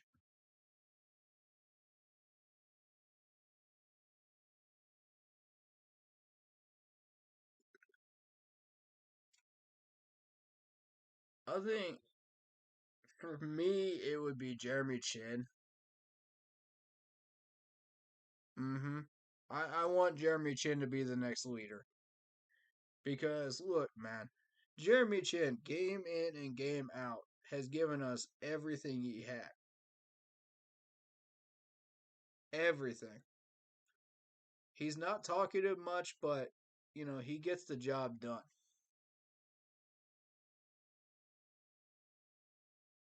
Mm-hmm. Mm-hmm. Here's my question, man. How many interviews have you actually seen him do? Yeah, see, there's maybe like three or four, right? Since he was drafted. That's what I'd like to see him do, like, improve on. Start working on that a little bit. Let's see if we can get this man a little bit more vocal. It'd be good. It would be good for us.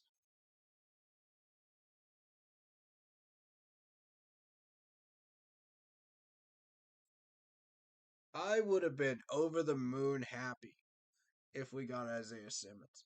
Not just because like I'm a Clemson supporter, but because um he was the best fit for us. Linebacker. The dude was a monster. Give him a year or two to get developed into the system, like all Clemson players. But you know, once he gets developed into the system, he's an animal. You saw the numbers he's been putting up this year. I mean, that's once he got used to the Cardinal system and what what they're trying to use him for and how they're going to use him. Once he understood the playbooks and everything and got a couple of years under his belt, then he starts to become the Isaiah Simmons that you saw in Clemson. And I'm going to tell you something, dude. This dude is a product of the Venables system. And Venables has been putting out absolute animals into the NFL. You're talking AJ Terrell. You're talking some of these defensive ends that have ended up out there. I mean, these guys are animals, dude. Once they fully develop into an NFL system, you know exactly what you're getting when you draft them. And Simmons is no different. And when I saw AJ Terrell go to the Falcons, I said, oh, shoot. Because I knew what this man could do. And I said, oh, shoot. We got to deal with this twice a year? This is bad. This is real bad.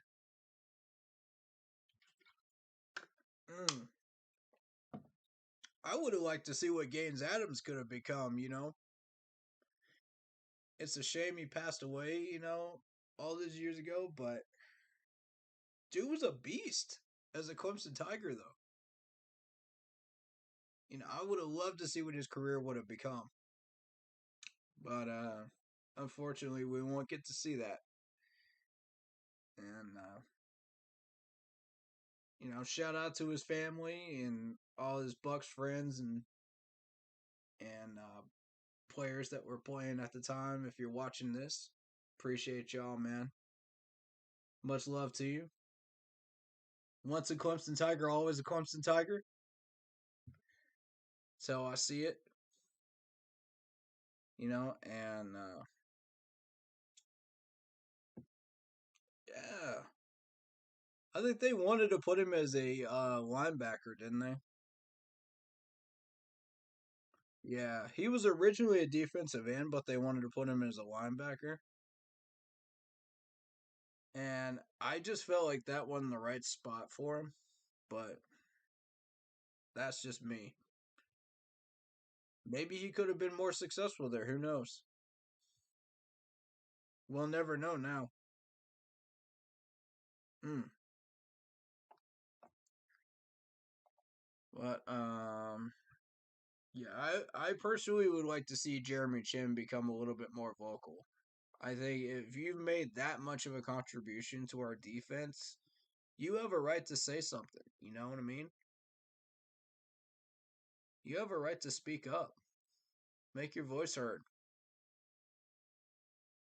And maybe he just doesn't feel like doing that, and that's okay, you know? We don't want to force him into something he doesn't want to do. But I would just like to see him develop that a little bit. It would be nice.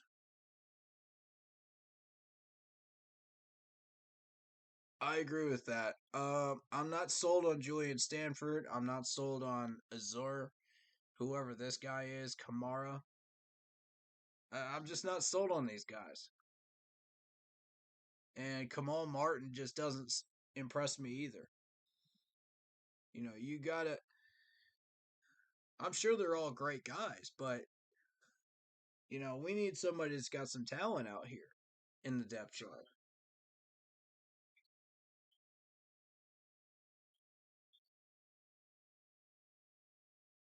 Yeah, check on the linebackers in the draft here, and I'll pull it up on screen so you guys can look at it. I'm not gonna mock right now, but I do. Excuse me. Here's the list of the linebackers that we got in the top 100 here. So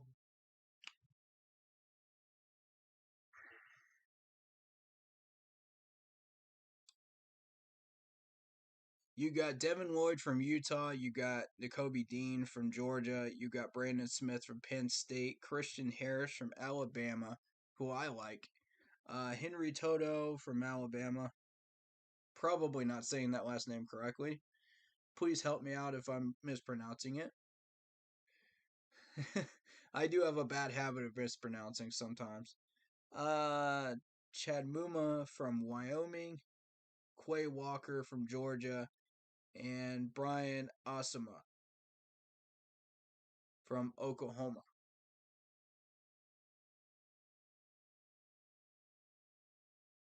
The one from Georgia. There's two of them from Georgia. I like Nakobe Dean more so than I do Quay Walker, considering what I've seen of him. And I scouted him against Alabama in the SEC championship. I do like Christian Harris. Uh, I like Chris. Excuse me. I like Christian Harris more so than I do like Henry. Um, just based on what I've seen, I'm not gonna.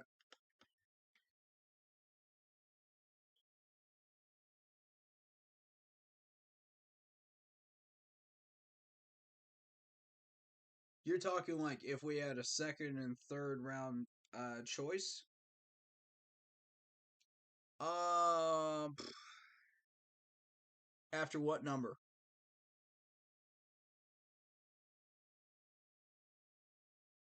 Probably after.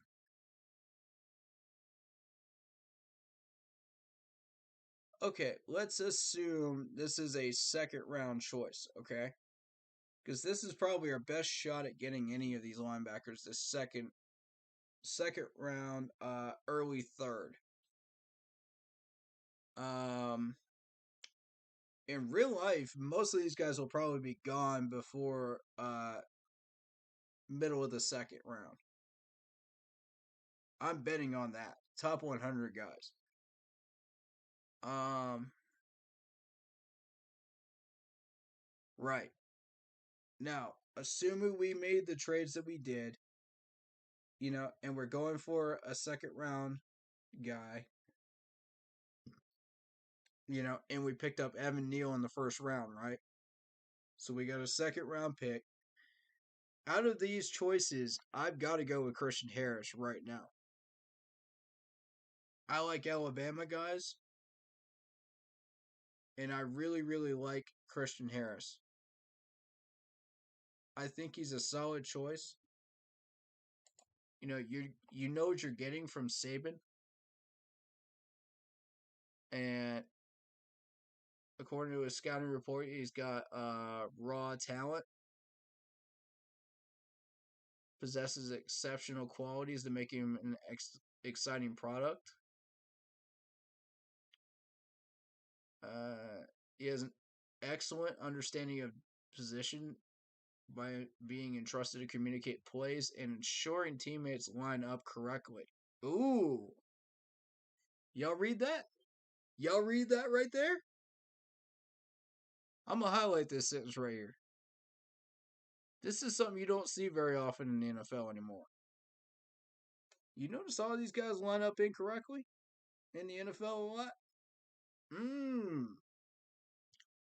Look at all these penalties that happen because of that.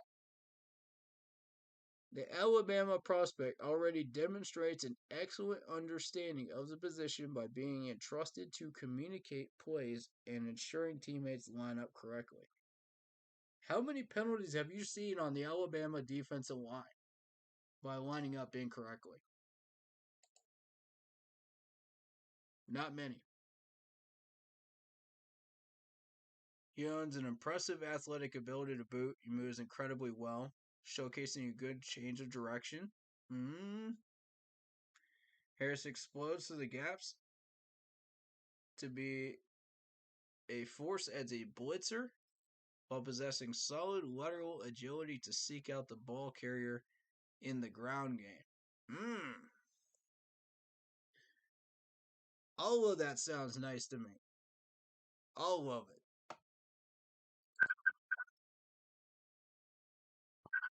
That's just my feeling, man.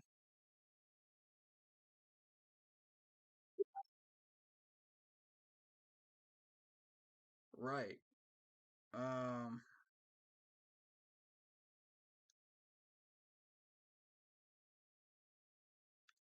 I mean, should we miss on Christian Harris? I do like Quay Walker from Georgia.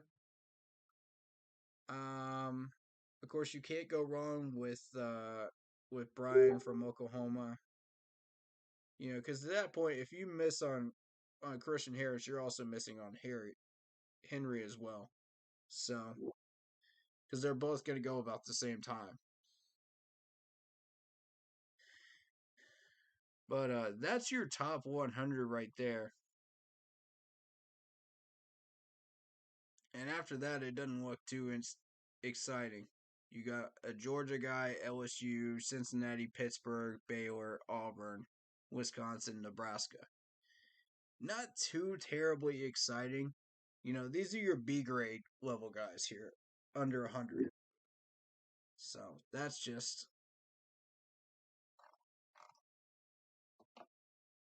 for me, I think. And I did take Henry in one of my mocks. So I'll tell you what we'll do after the break. We'll do a mock draft. Because honestly, I don't see anything else that we really need to discuss with the Buccaneers game. We already know it's going to be a loss. We already know, you know, there's no point in diving into it until we get some stats on the board to look at on Sunday. So frankly, that's what we're looking at. We might do a playoff prediction here as I come back from the break, and then we'll do the mock. Sound good?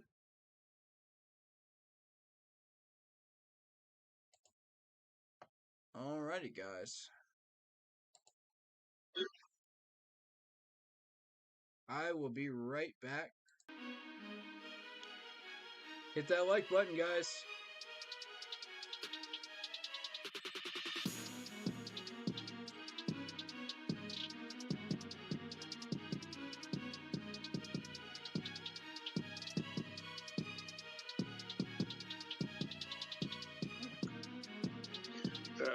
I probably have to head back.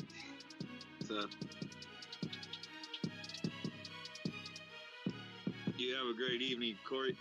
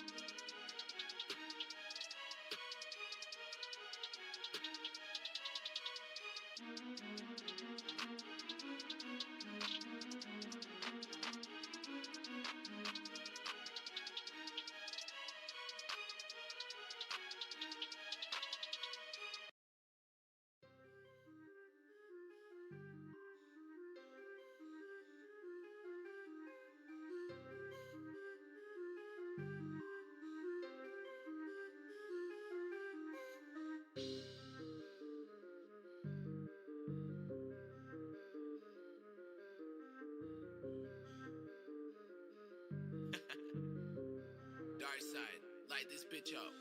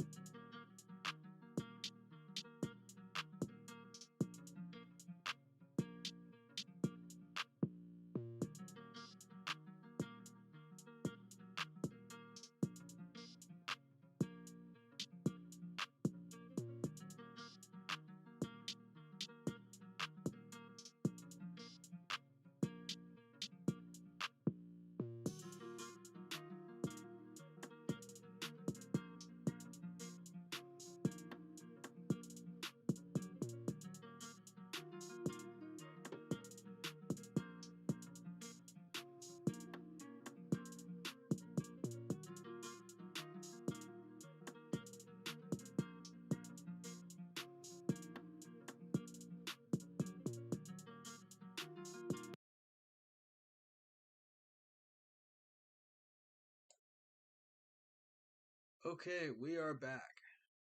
There we go. I keep forgetting to turn the sound off for guests. I apologize about that.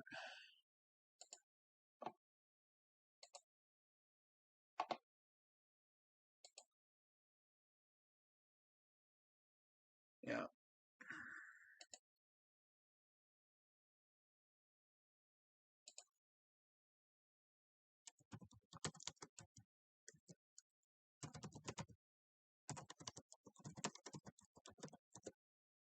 Okay.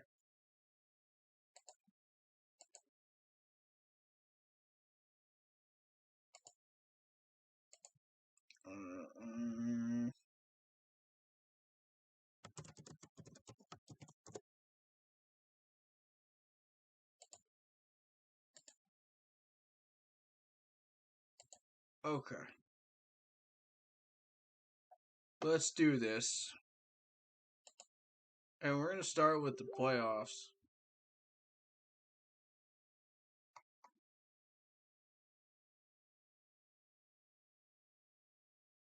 We're going to assume that everything that I predicted is going to be true. Alright, so wild card.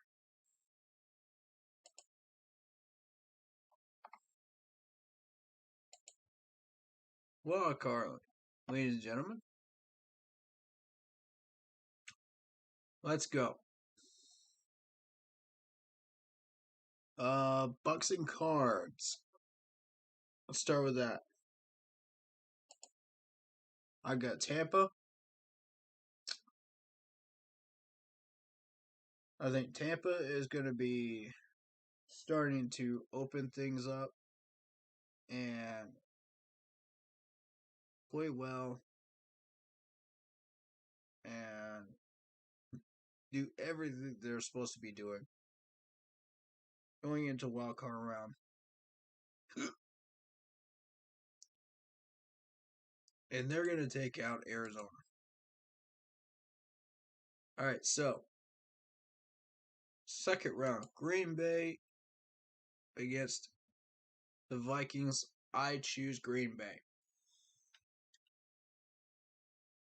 I mean, it's just plainly obvious. You play in Lambeau around this time of year, Rodgers is going to win. Until you hit the NFC Championship game. Cowboys and Saints. Cowboys. Saints don't have enough in the tank. It's going to be a home week sweep. Wild card round. Now, AFC. The Colts have been a little streaky lately. We're talking about the Colts and Bengals. Now, I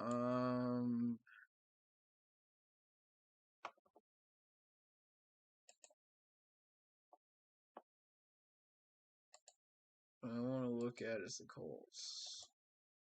1 second, guys.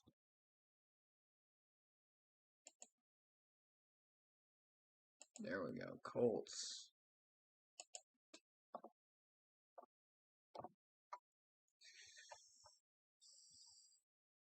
Colts just took that L to the Buccaneers.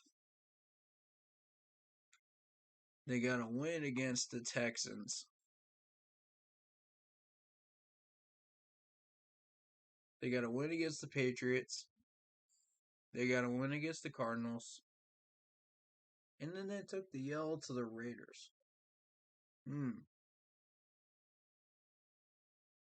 Obviously, the Colts are going to beat the Jags.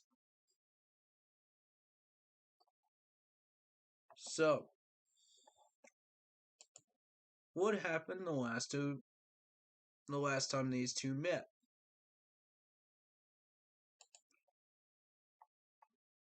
Or did they meet this year?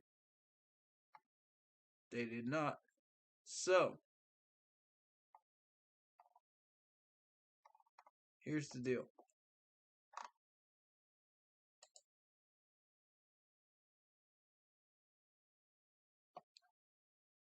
You have a Bengals team that's been a bit streaky as well. But lately, the Bengals just took that L to the Chargers. They took the L to the Niners. They beat the Broncos, beat the Ravens, beat the Chiefs.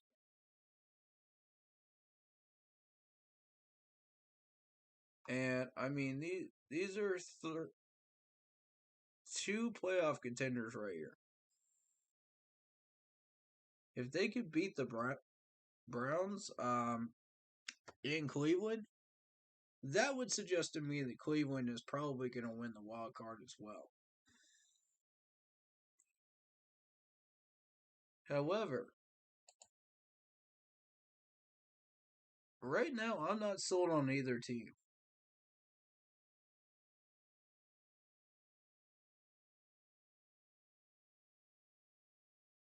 I'm not completely sold on either team.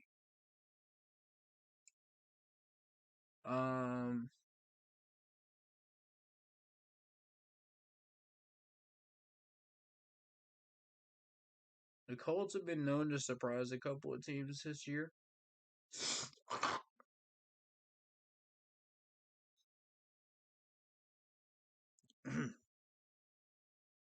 Apologies.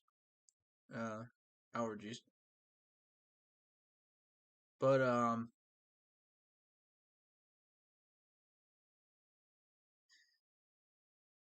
yeah, as of right now, Bengals have my vote. We'll see. We'll see. That's going to be a 50-50, though. That's in Cincinnati. So I don't know. Chargers and Chiefs. Obviously, the Chargers have proven that they're the better team. I mean, they're division rivals for a reason. But that game is going to come down to the wire.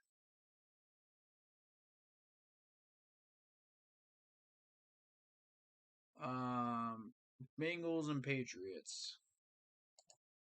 I mean, Bills and Patriots. I've got the Bills. I mean, if you look at the Bills right now, they're a little stronger than the Patriots, and it's going to be in Buffalo. You know, you're not going to get away with the same garbage as before. So, divisional round.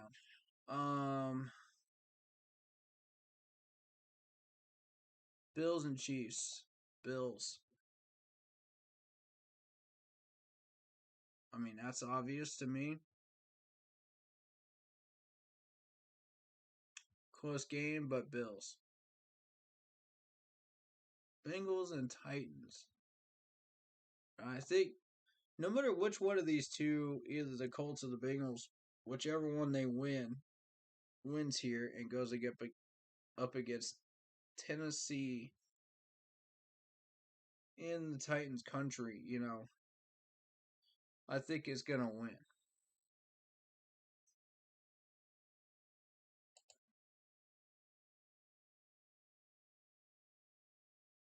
So I feel like it's going to be Colts and Bills.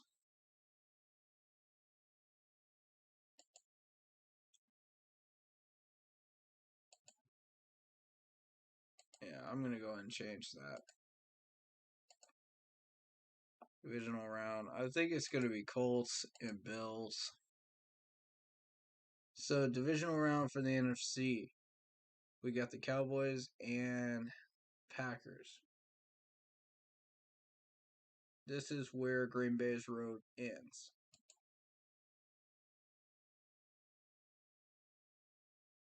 The Rams have a stronger team than Tom Brady does right now.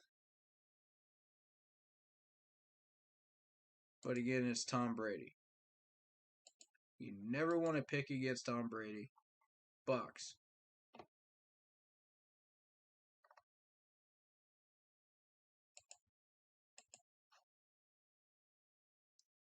Conference Championship. This is where the Buccaneers' run ends. In Dallas. They couldn't beat them before, I don't think.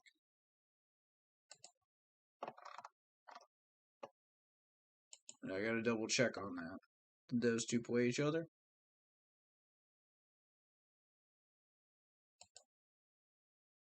If they played each other, okay, yeah. Bucks won that first game to open the season, but barely.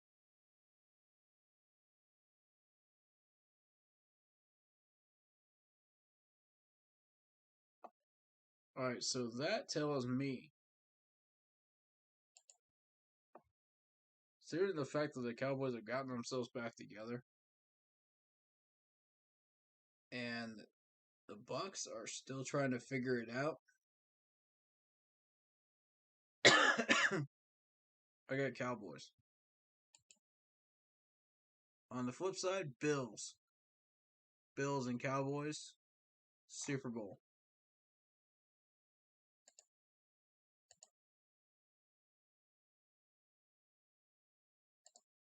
And I think it's going to go to the Bills.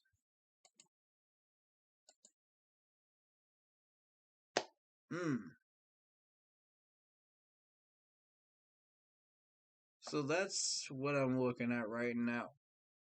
We'll see how things roll.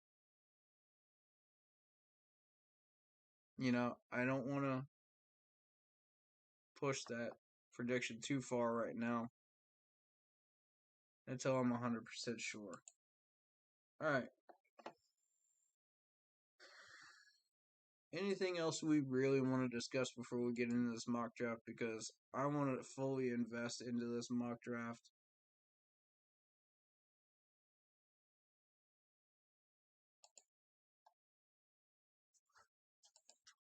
From this point forward, it's going to be a bunch of mocks. Mocks and film study.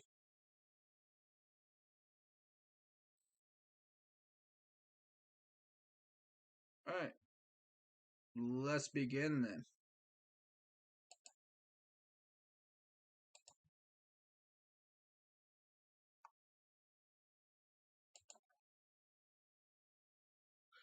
Here we go. Wow. Jaguars took Evan Neal first pick. Did not expect that. Kyle Hamilton goes to the Texans. Edge rusher to the Jets. Giants picked up a corner from Clemson. Now, see, this is not a realistic pick by Gettleman and the Giants. I don't see Gettleman going after any Clemson players. He hasn't shown a history of doing it before, and I don't think he'll do it again.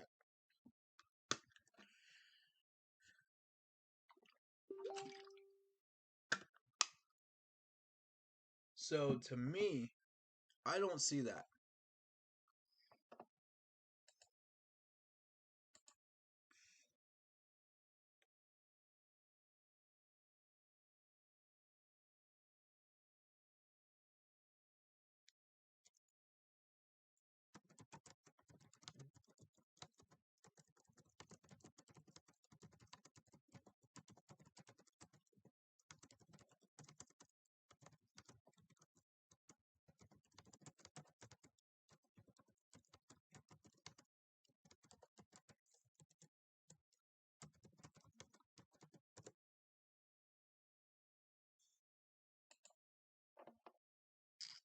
Okay. Sorry, I had to respond to LD there.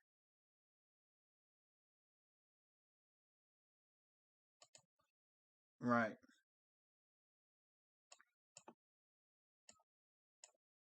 My apologies. I did not realize I didn't have it on the screen. There we go.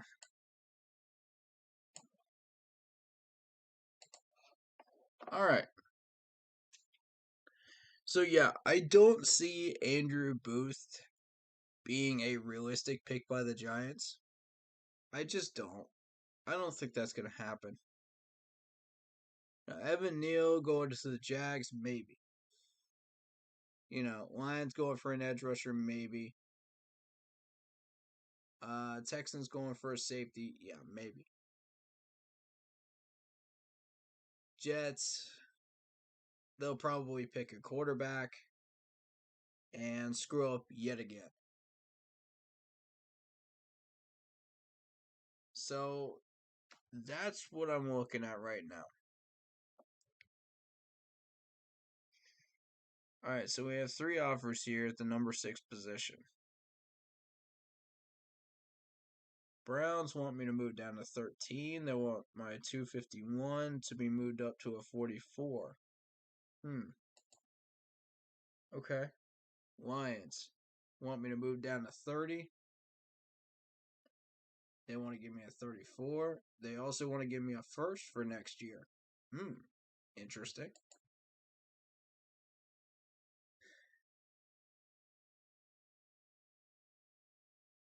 Okay, Cardinals want me to move down to 24. They're going to give me a 56 and an 88.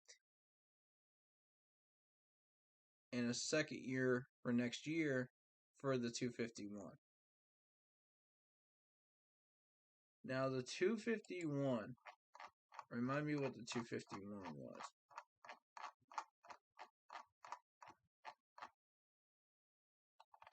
That is our 7th round pick. Okay.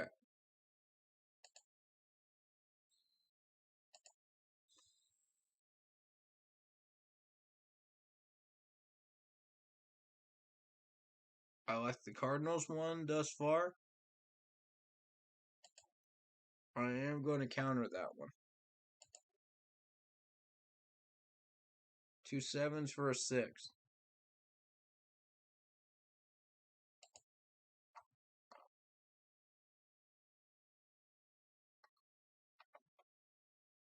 Arizona's got a 203.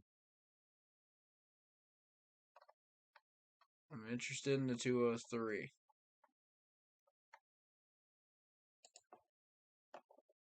Okay, let's talk.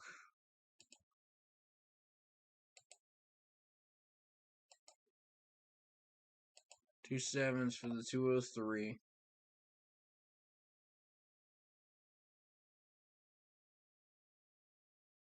And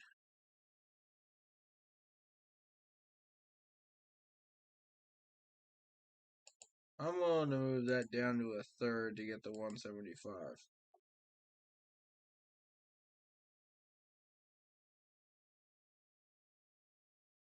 That's what I'm willing to do.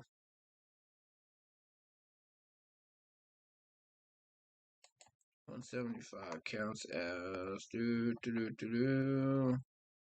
That's a 5th round. Understood. All right.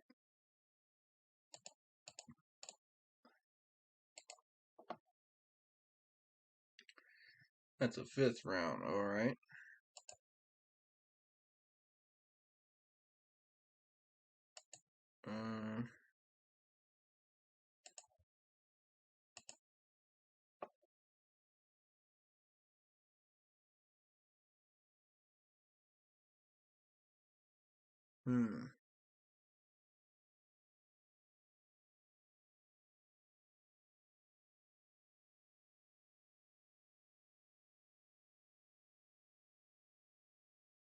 Tell you what. I'll move down to a 4th if you give me the 175 for next year.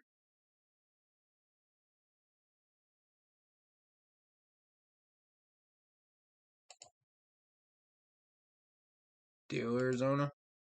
Deal. Excellent. There's Charles Cross.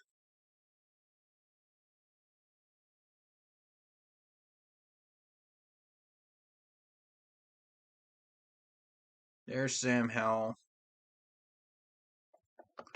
And again, like I said, I'm going for the people that are under 100. Those are my targets. That are over 100 in the projections. There's one player above that point that I want, and that's a center. And that's Alec Langstrom. But beyond that, I'm not hunting. You know what I mean? Justin Ross is sitting there, but we could pick up a wide receiver. Surely we could find one, right?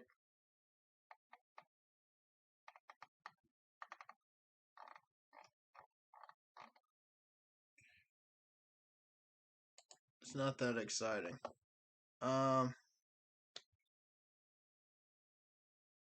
Okay. Ravens want me to move down to 47. They want my 5th for next year for a 78 and a 2nd. That's interesting. Kind of like that. Chiefs want me to move down 5 spots. They want my 4th for a 61 this year. That's not a bad deal.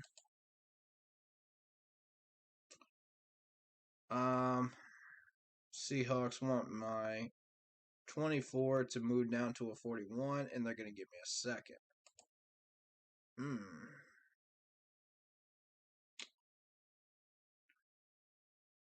Yeah, so here's the thing, man. I don't. It doesn't have to be a high grade next year pick.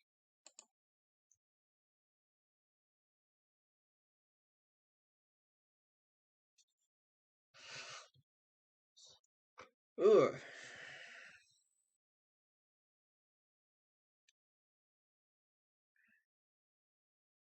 Alright, see, we're getting a 78 out of this. We're upgrading this to a 2nd.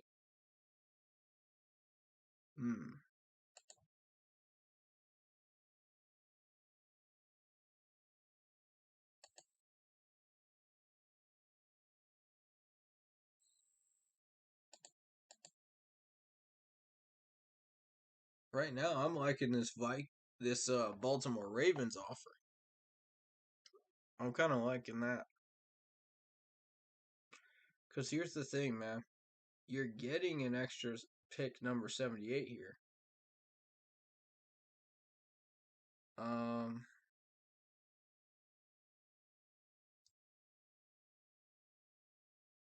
And you can move those.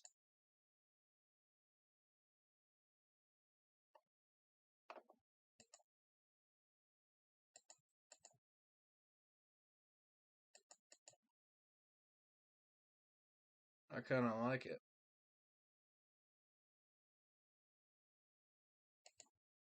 I'd be willing to move down to a fourth instead of a second in order to pick up one draft choice out of these.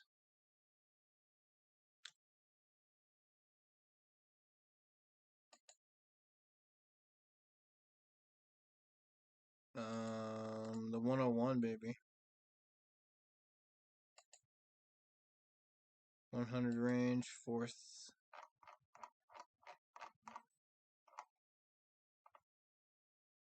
Yeah, that's a fourth round pick. Okay.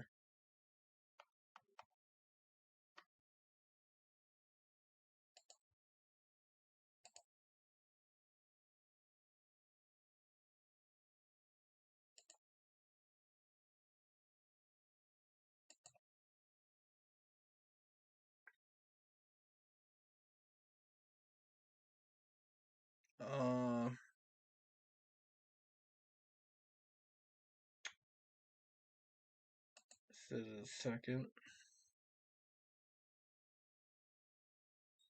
Do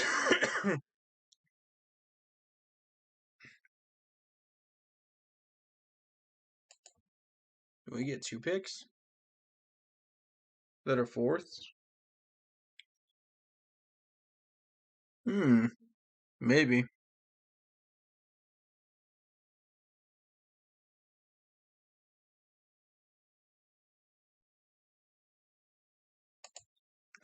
I would be interested in that. That's a fair trade. Here's the thing, man. You're picking up two picks from the 24. The 107 and the 118 you're picking up by moving down what they were suggesting as the second round next year down to a fourth. And you're still upgrading by 1. That's a fair trade. I will gladly accept that.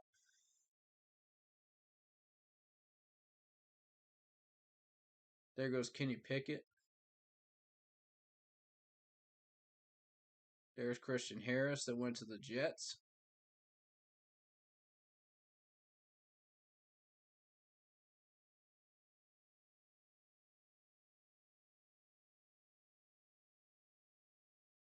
And again, like I said, man, I'm going for those lower level offensive linemen from Alabama. That's where I want. Pittsburgh wants me to move down 2 spots. They want my fourth for a 97. I don't know about that.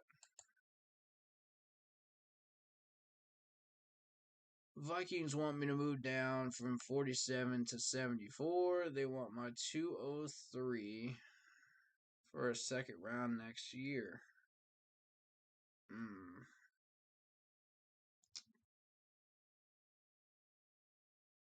Nah, I can't do that.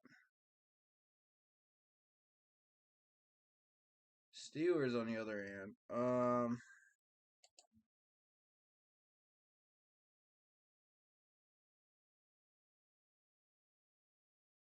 Well, 5, 6, yes, yeah, I can't.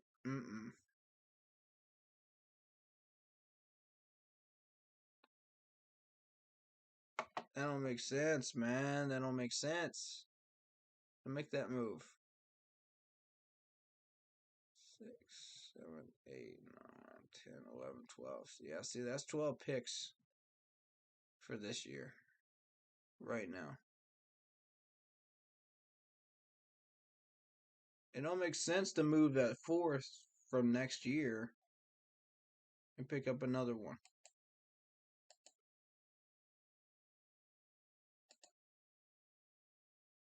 Now, this, on the other hand, might make sense. The 203 for the second.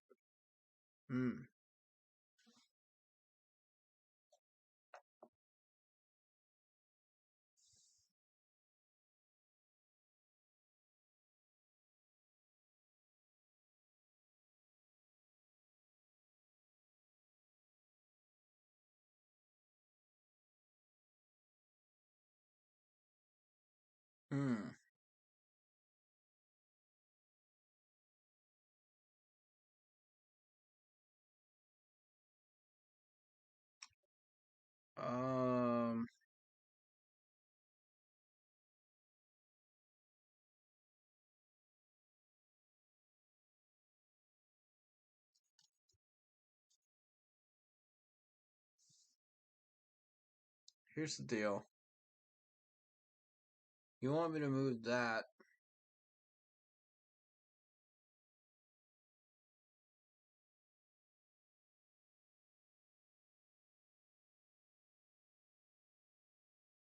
Then I'm gonna need not just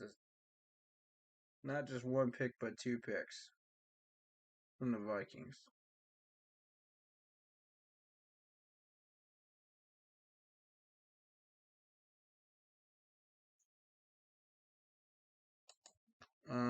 I'm gonna need a 3rd and a 4th. If that's what you're doing.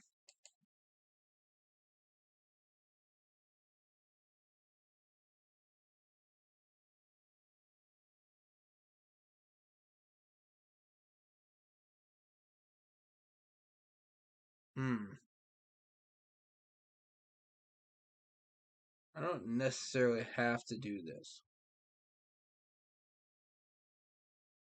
That's the thing. I don't necessarily have to make this move.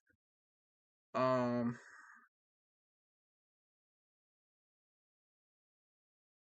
the reason why is that, I've already got 12 picks.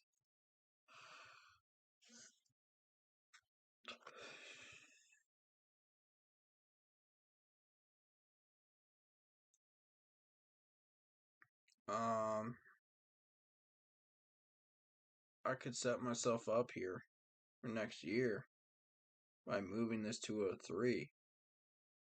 But do I really want to do that?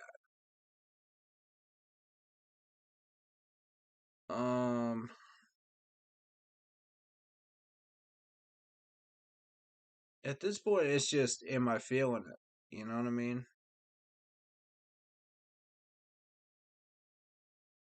Right now, I'm just not feeling it. We got a 47. We got a 56.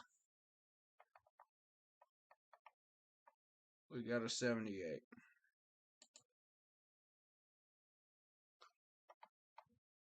And frankly,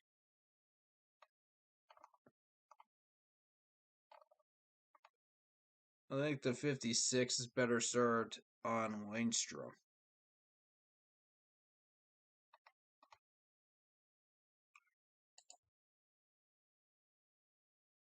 Which kind of gives me an opportunity here. Do I want to go for Justin Ross?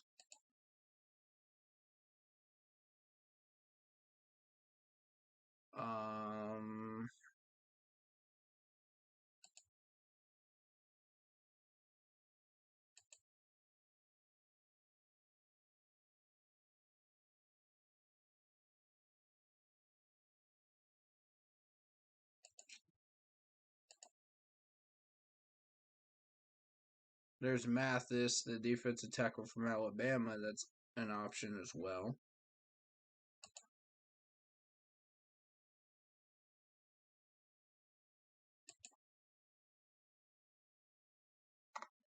There's Henry.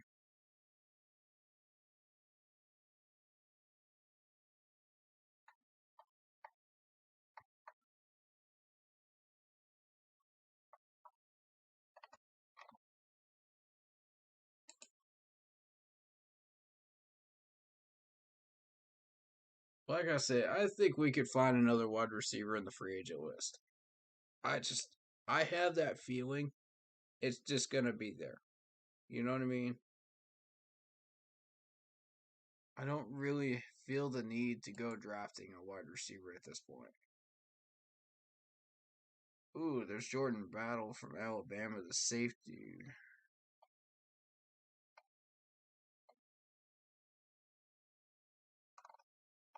And I'm not just drafting a name, folks. I'm, a college name. I'm drafting somebody from a college that I know is dependable, to give me good players.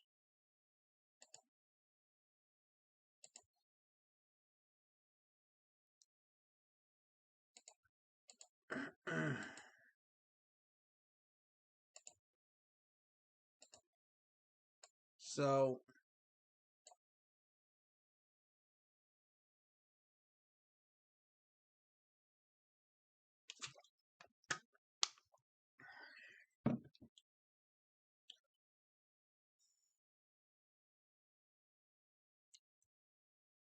this is a good opportunity for a safety. I don't know, man.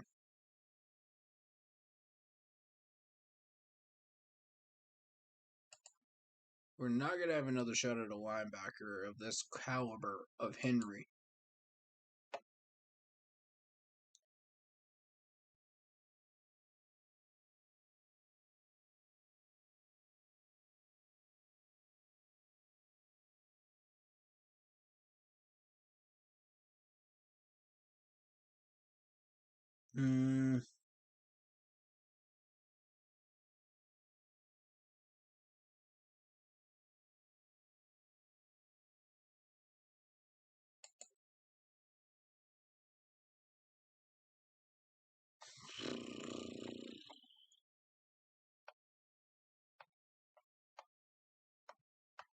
Here's the question I've got. If you miss on him, what else we got? Balin Spector. Okay, his name didn't pop up before that. That's interesting. Alright, you got Channing Title. Or Channing Tyndall. Oh, I can't. Quay Walker.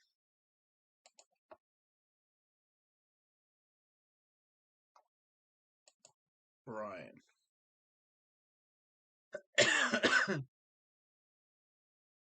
His physical tool in spades. His strength is best in his class. He's missed fewer tackles this season and taken sharper angles in the run game. He may never be a great man-to-man coverage defender, but he definitely has an excellent feel for his own schemes at the next level.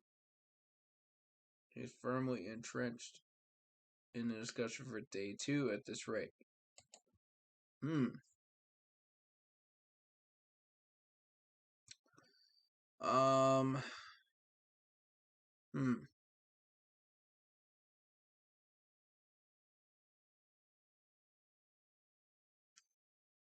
I'm not liking the scouting report I'm seeing on Henry, though.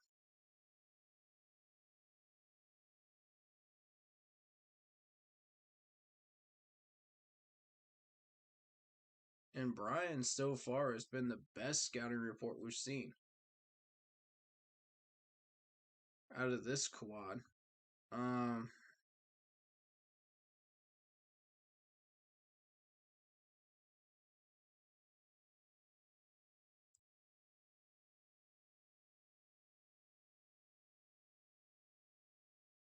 That's tough, man. That's tough.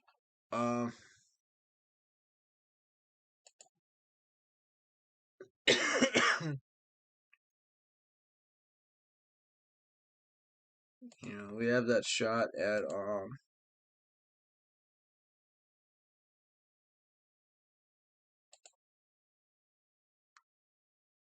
Justin Ross too.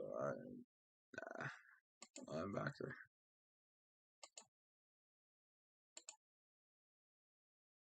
Alright, so tell me about Jordan Battle.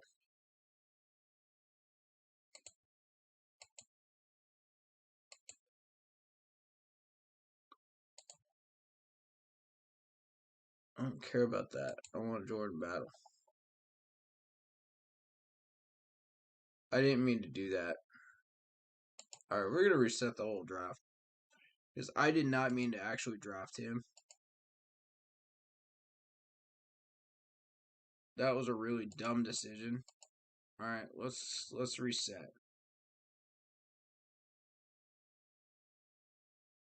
Okay.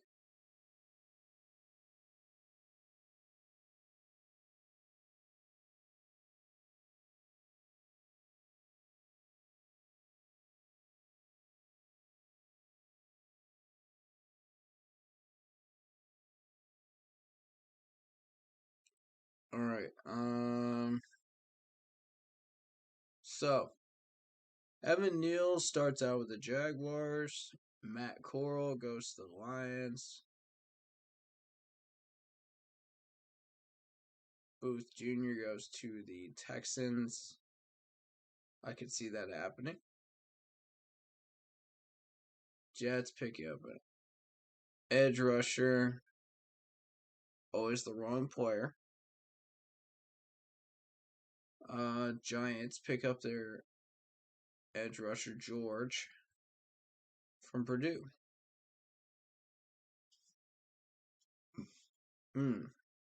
Which means we have to trade down.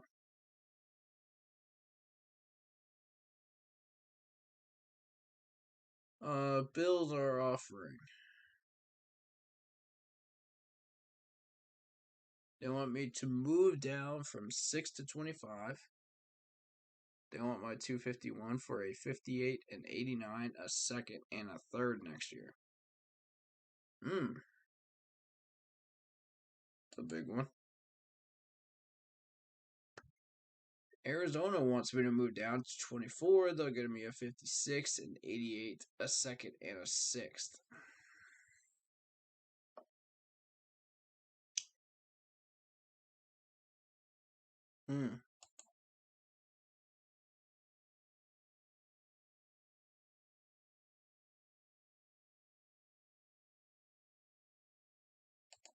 Okay, let's talk about this. 2 7s for a sixth.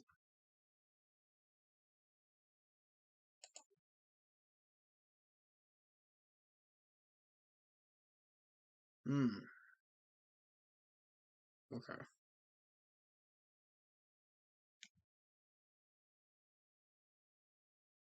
Would love to have the third, but I'm willing to downgrade to a fifth. To pick up the 128 and the 167.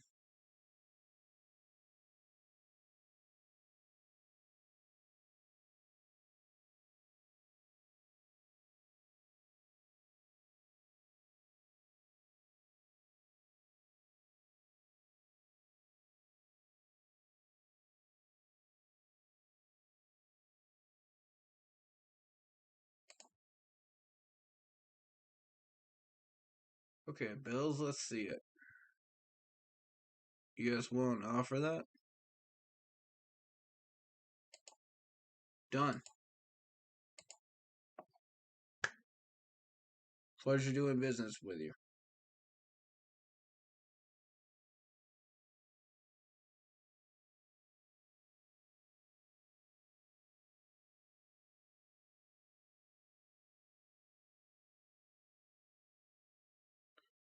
Okay.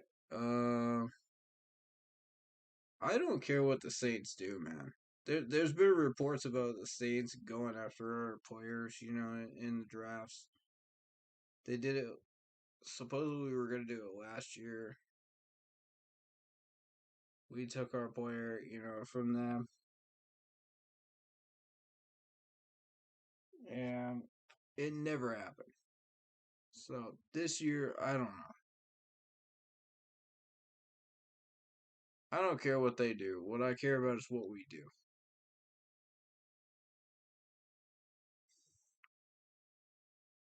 Second and a third for next year. For us to move from 25 to 49.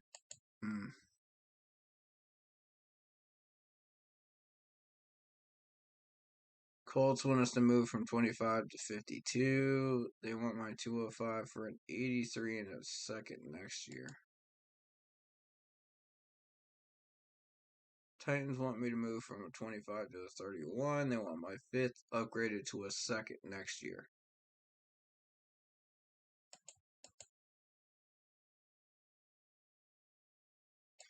Pittsburgh's got my attention because you're giving me something here. I'll take another second.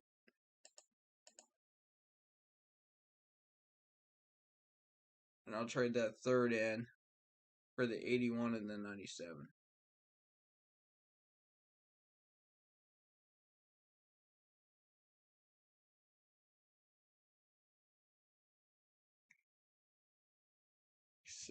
Okay.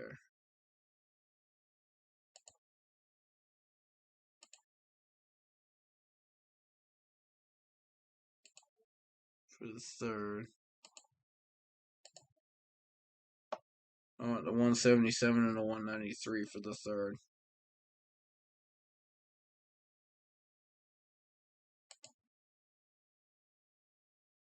I think that's a fair move. Done.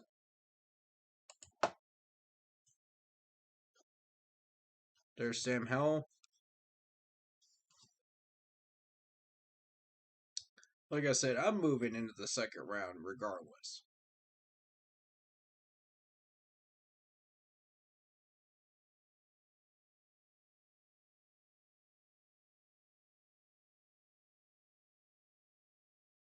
I just don't see that we have what we need, before this point. Anything interesting,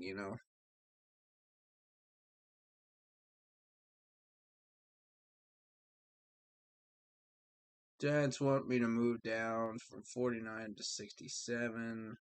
They'll give me a third. What other picks do I have? Okay. 80, gotcha. 81. Alright, so 58. We can move the 58 down, but only so far. 49 is there. Should we wish to move it? And I'm okay with moving it. So the 49 for the 67, the third. Okay.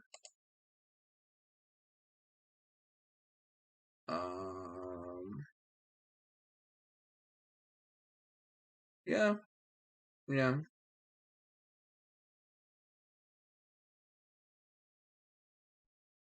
I'm okay with that.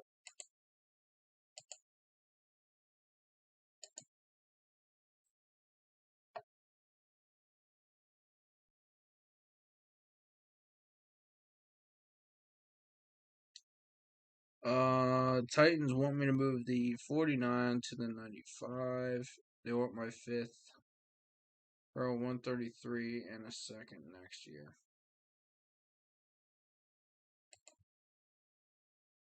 Again, we got a ton of picks this year. I think we set ourselves up.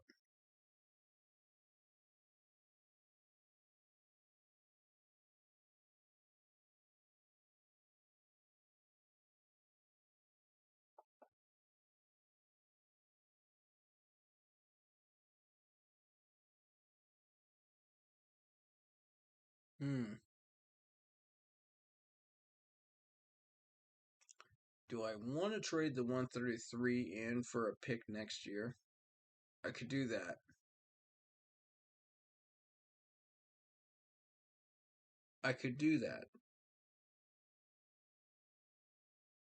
Should I choose to?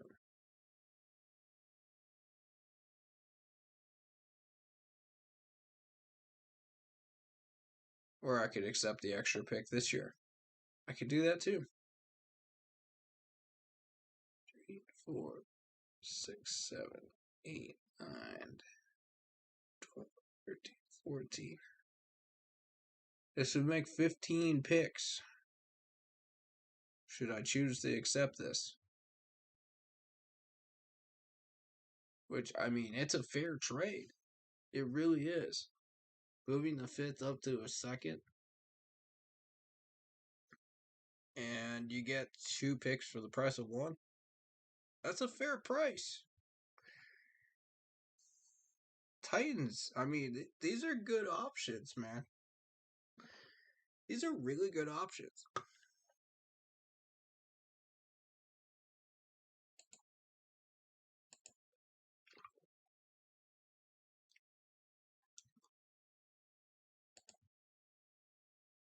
I'm feeling it. You know? I really am feeling it. It gives us an extra pick. And an extra option right now.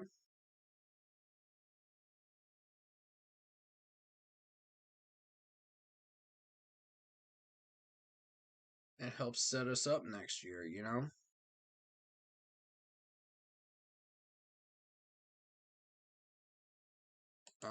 Do we get... Yeah, we get the 58 right there. So we can move the 58 down should we wish to. You know what, Titans? I agree. Let's do it. You got yourself a deal. Like I said, my target is that center. Has been since the start.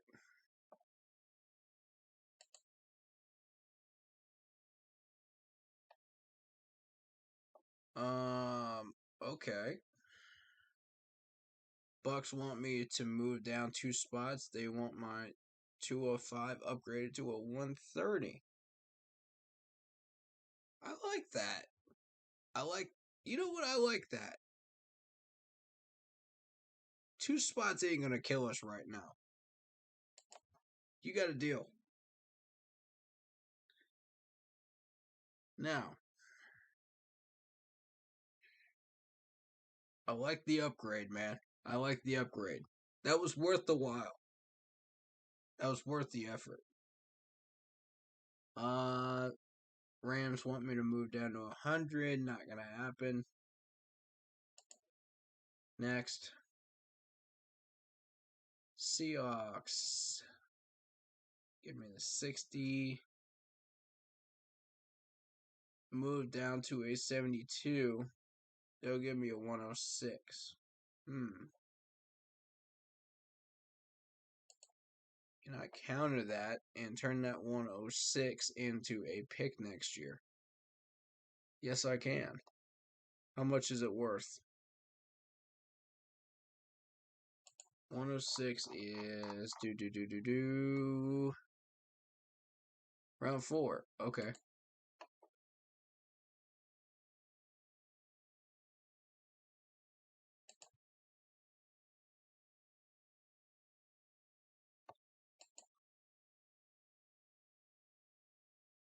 Wait. I might be able to do something a little shifty here. Rams are asking for my 5th for a 3rd and a 4th. I might be able to do something shifty here.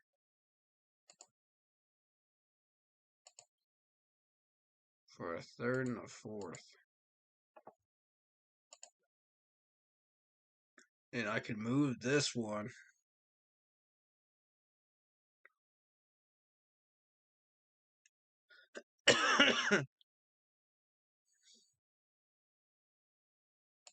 Hmm.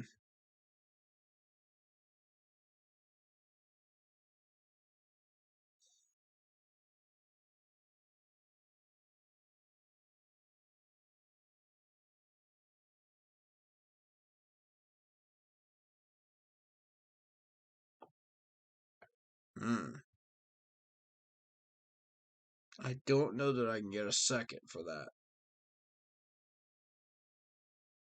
I may just have to take the 106.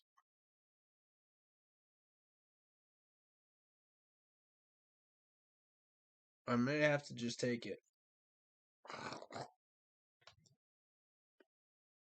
If I want to do this deal.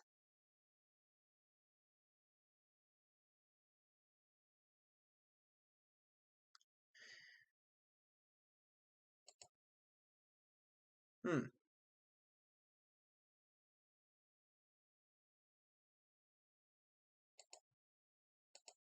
I figured as much. Yeah. I figured let's not get shifty around this one. Alright, that 106 is worth a fourth. Is a fourth. So technically I should ask for that.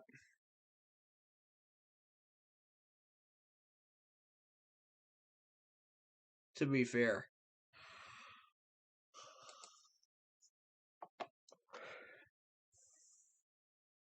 I don't need an extra pick. I got plenty. Yeah, let's set ourselves up for the next time around.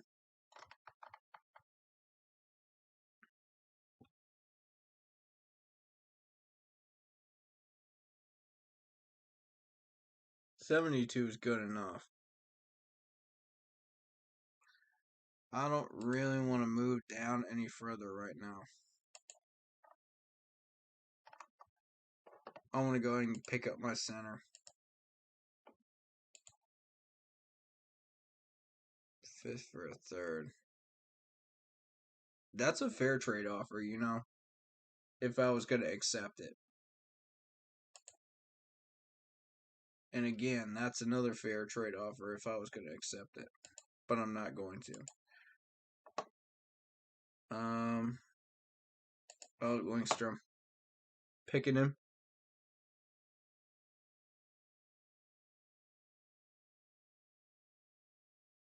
As expected, there goes Justin Ross. There goes Mathis. All right, so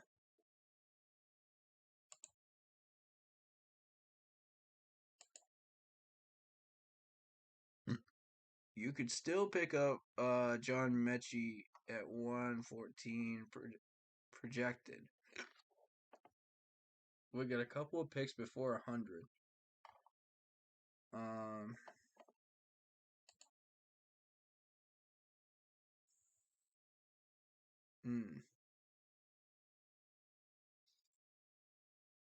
We don't immediately have to go for these guys. You know what I mean?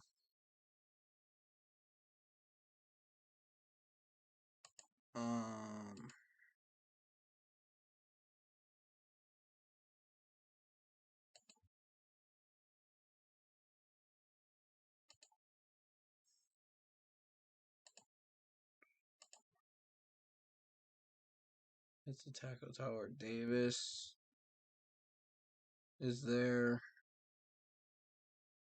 Alright, so Tower Davis is there. We have an edge rusher from Oklahoma sitting here, Isaiah Thomas. We got Nolan Smith at 117 sitting here as well.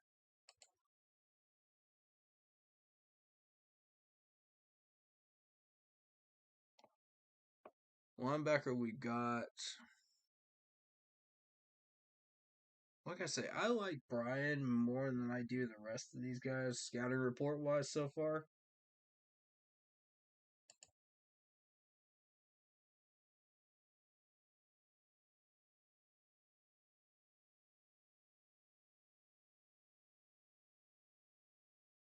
You know, we haven't had the best man to man coverage skills, which is okay. You know, you're getting another Shaq.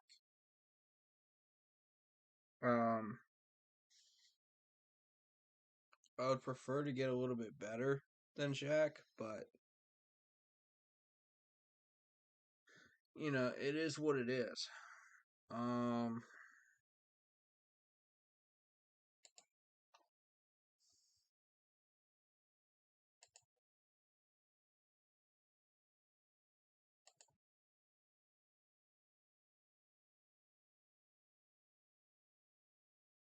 And I'm targeting Tyke Smith. I'm targeting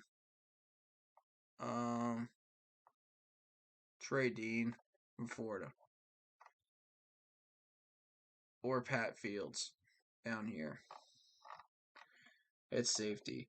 That's what I'm targeting there. Defensive tackle.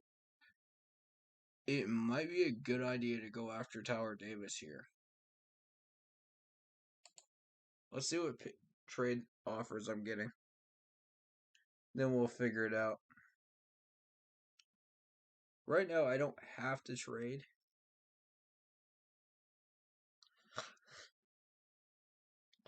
Ooh, excuse me. Only if I want to. 81 to 192, 197 for a next year fourth. That's the Buccaneers offer. No way. 81 for a 104 and a 112.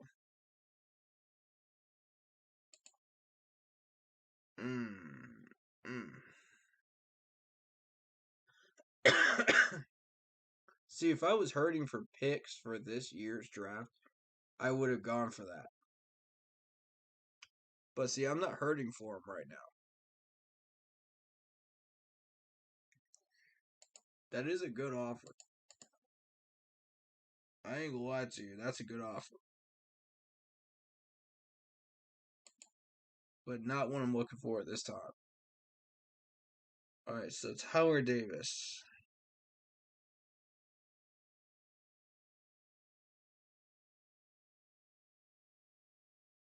I'm leaning towards Tower Davis as my pick for this number 83 spot here. And I mean, the fact that Tower is still on the board, projected at 73, is a little surprising. So I might be getting a steal here. There's a strong chance I might be getting a steal.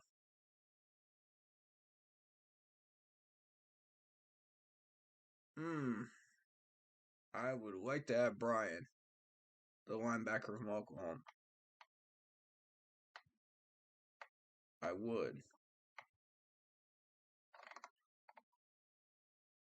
Is there a chance that this man is still on the board at 89?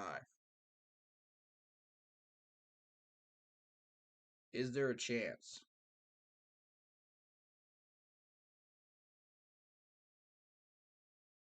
I know Tyler Davis won't be.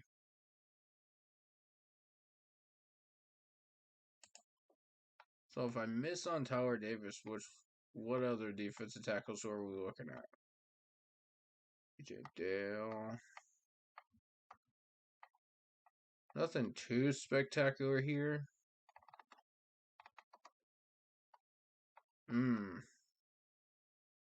Zachary Carter from Florida. Maybe. I might be interested in Haskell Garrett from Ohio State. Possibly.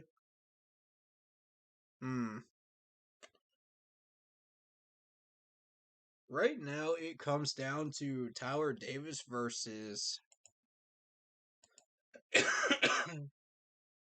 versus Brian here from Oklahoma, the linebacker. And I don't know how much longer I can get away with Tyler Davis still being on that board. I'm going to be straight up real with y'all.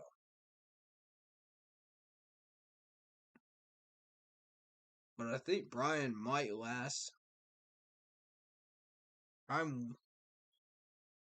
This is a real gamble right here.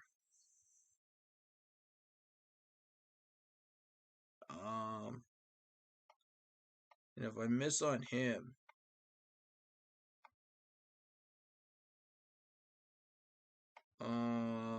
you do have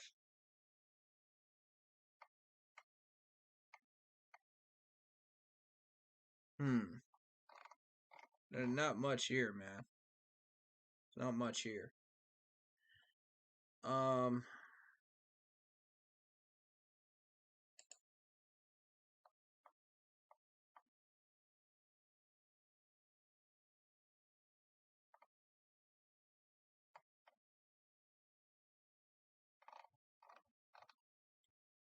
Although you don't miss very many opportunities to get a defensive tackle of this caliber. This is big, man. I don't know. Baby Dex, man. It's Baby Dex. I don't know, bro. That's a tough call.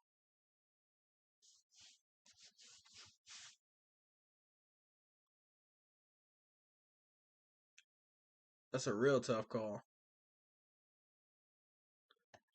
I do like Garrett. Let's find out about Garrett. Offers some impressive athletic ability. Will have a solid lateral agility. Dangerous gap penetrator. Clean footwork. And hand technique to fight his way effortlessly in the backfield.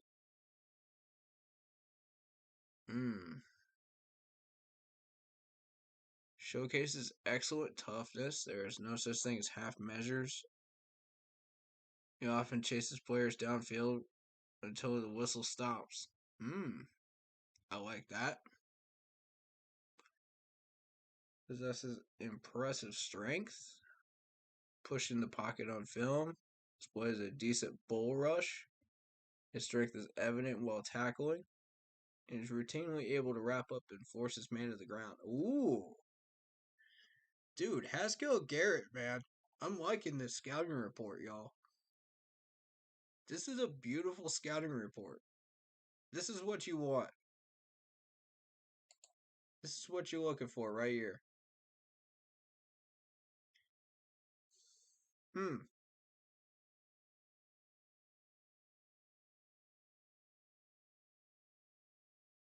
I kind of like that. All right. We might just throw him on the back burner, man. I kind of like that dude. He's winning me over.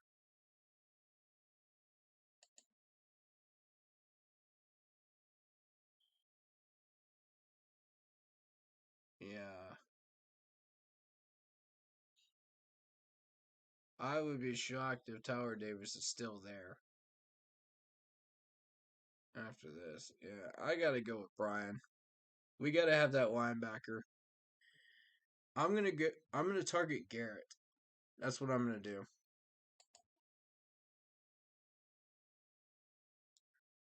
Yeah, there we go. Brown's got him. Figured as much. I figured he wouldn't be on the board long. All right.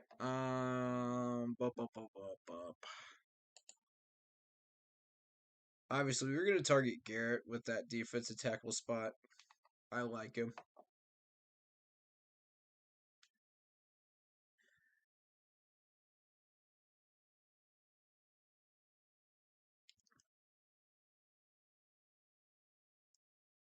I love a scouting report that tells you like how he tackles, like how aggressively he tackles you, how aggressively he pursues people, and the fact that there's no quit in this man.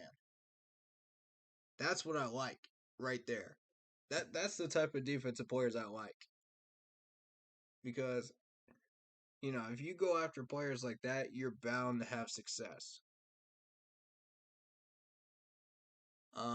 You ideally you'd like to have a little bit more than just a decent push on the pocket, you know what I mean?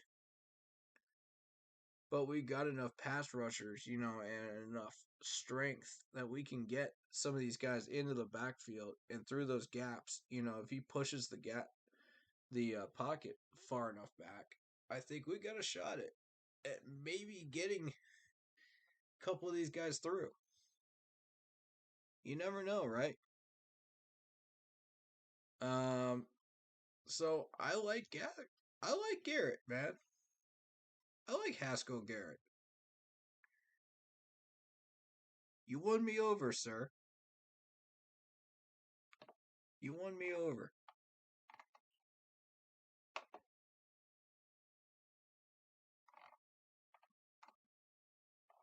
Alright, so yeah, again, 105. 128, 130. Okay. So at what point do I need to start hunting for these offensive linemen?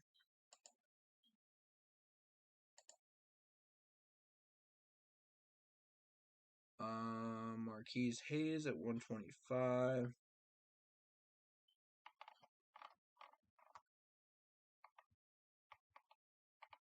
Yeah. That needs to be 105 right there. Is Marquise Hayes. That's when we start picking up these linemen.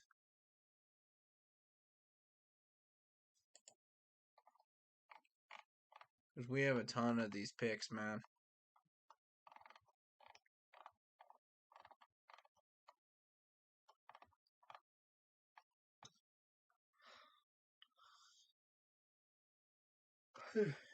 That means we got 3 picks to play around with. What do we want to do with them? Packers want to trade me the 96 for the 89. And they want to give me a 174.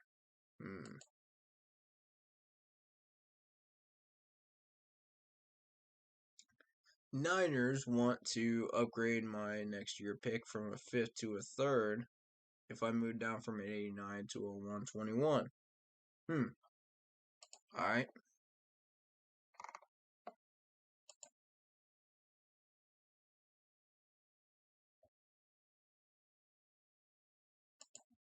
Here's the deal. Mechie is still there. I would like to pick up Mechie with one of these next 3 picks. I would like to do that. So that leaves 2.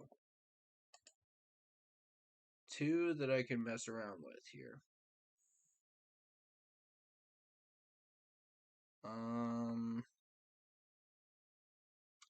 We have an Ohio State guard on the list. Munford, let's check him out. 6'6", 320. He's a massive human being with a wide reach. He can be hard to move.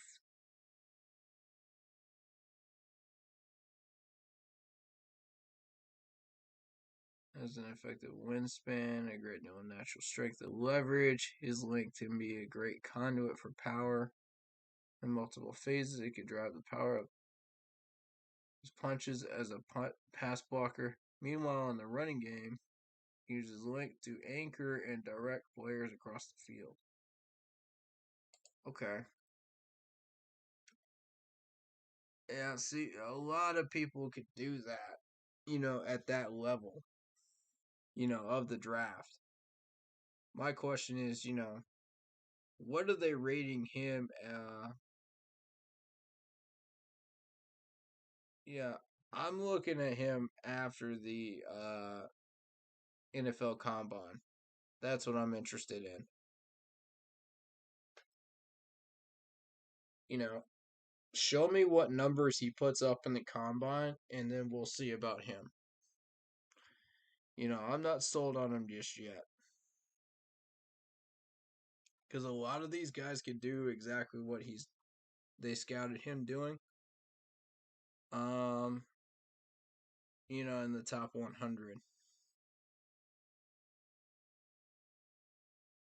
So then it just becomes a matter of how strong are you. So I'm looking at bench press reps. I'm looking at his hands, his technique in film study.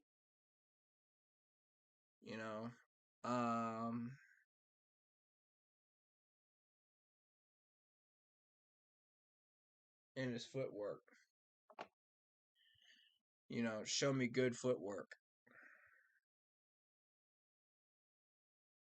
Then we'll talk. I'm not willing to spend an 89 pick on that.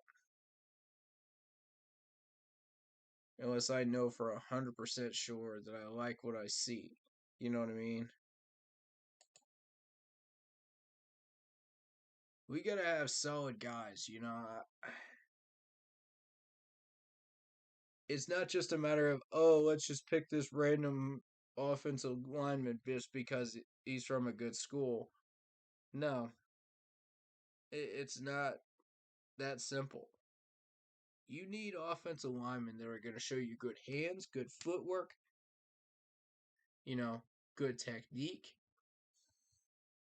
Are they strong? Are they physical? Are they going to cause penalties? If they don't cause penalties, that's a win. That checks that box off. And lastly, are they going to stay healthy?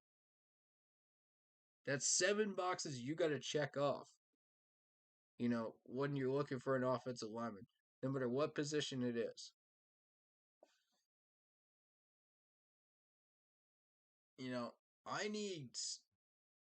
I need all 7 of those boxes checked if I'm going to go for a lineman, in the top 100.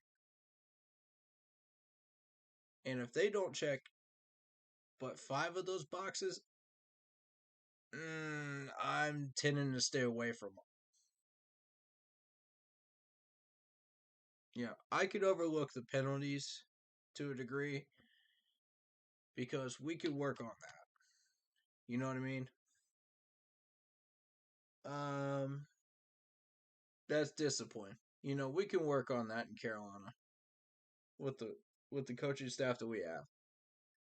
But the footwork, the hands, the technique, that stuff you can't teach. That's stuff that these guys have to come into Carolina knowing how to do all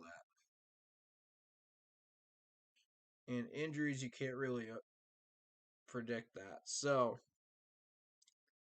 a lot of those injuries can be prevented by displaying the proper footwork and technique. However, that's not a guarantee to keep them from getting injured.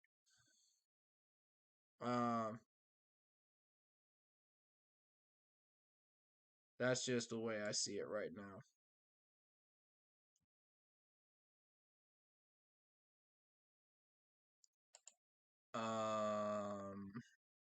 Maybe we go after a corner. Nah.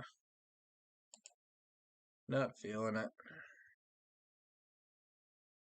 I got my linebacker. I'm happy with the linebacker.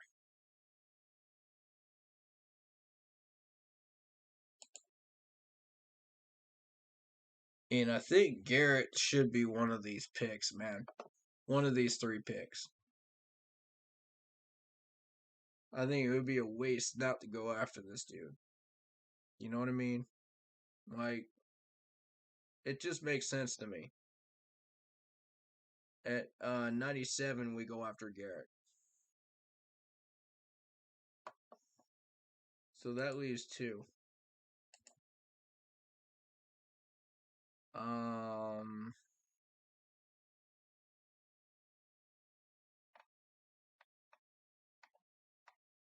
There's a pair of Alabama edge rushers down here. So we're leaving them alone. This could be an opportunity for a good corner.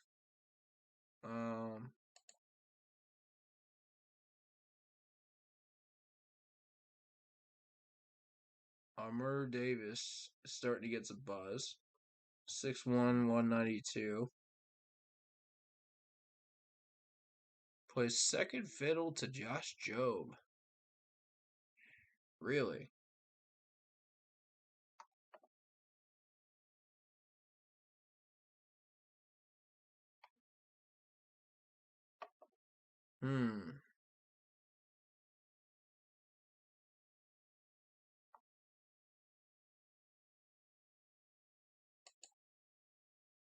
Okay.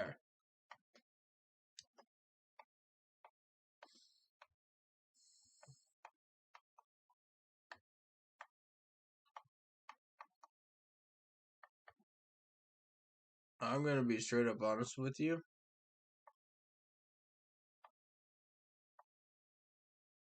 I still like Chandler Jones.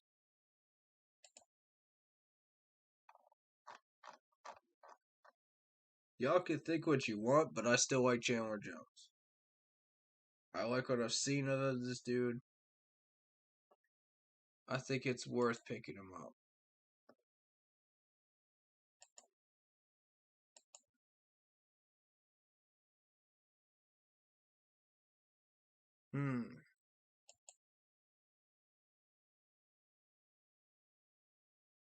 Now, this is an opportunity to go after a quarterback, too.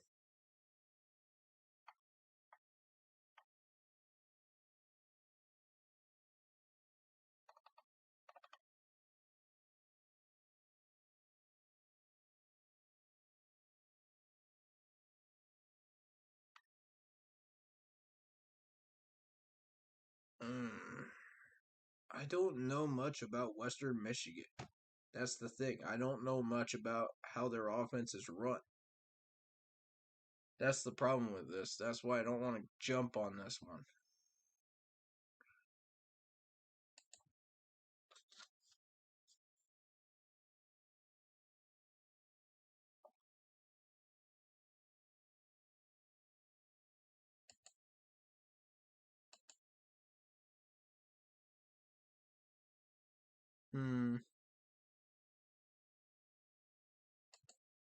JT Daniels only played 5 games. We don't want another Notre Dame cornerback. I mean, that didn't end well last time we tried that.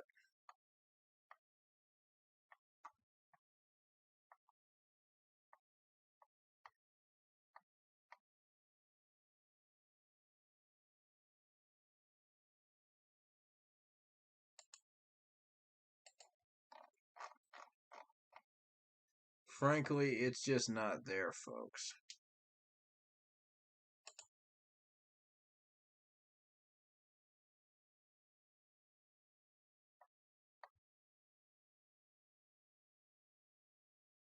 James Cook.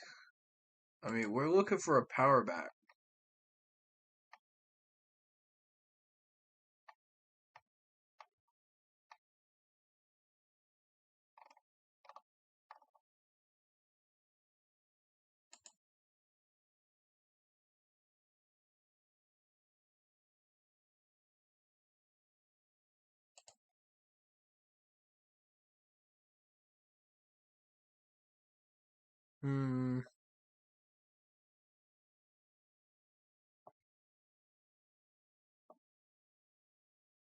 I like George Pickens. I think we go for Mechie and we go for Pickens.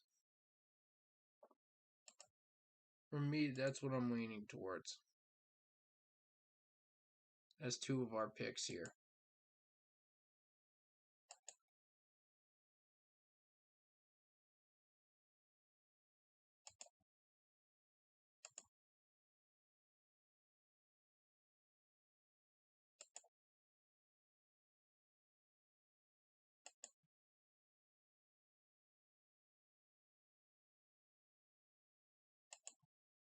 I'm just not seeing anything that really screams out to me that we should go after him.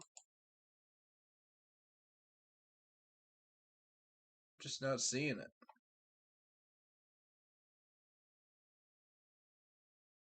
Yeah.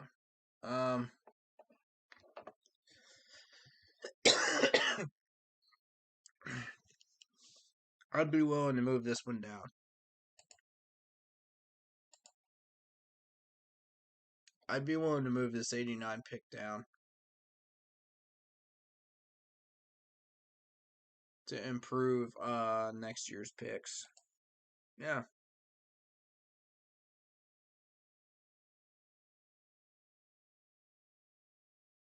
Honestly, that sounds like a good deal to me.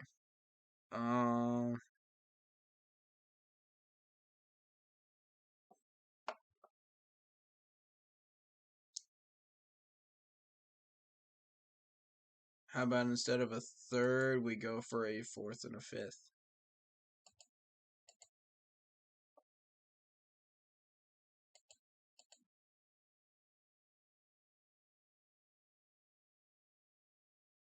A 3rd and a 4th.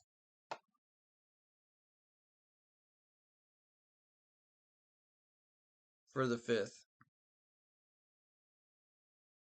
I mean, to me, that sounds fair. Yeah, it's a bit more, but I mean, it makes sense to me.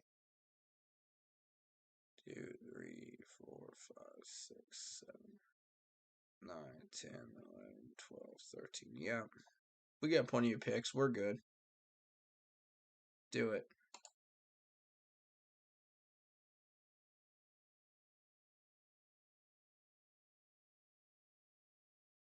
To me, let's do it.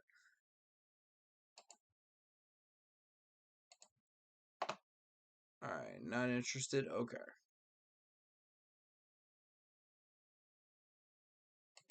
Yo. Would you happen to have... Nah. Screw it.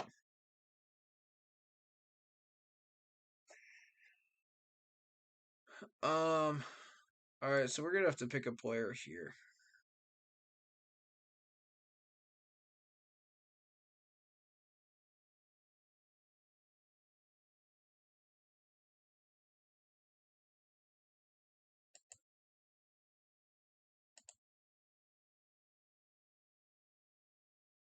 There's an Alabama corner.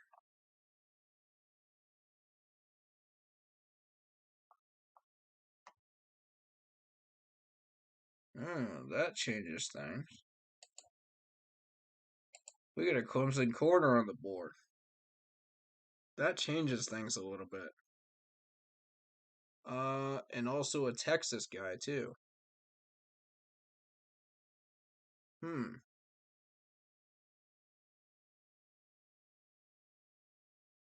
And also, don't ignore the Appalachian State players. I've seen a lot of people ignore the Appalachian State players. Don't do that. There's at least 3 or 4 of these guys that are really good that deserve your attention and deserve to be looked at, you know? So when these scouting reports come out, Matt, I'm telling you, check out these Appalachian State players.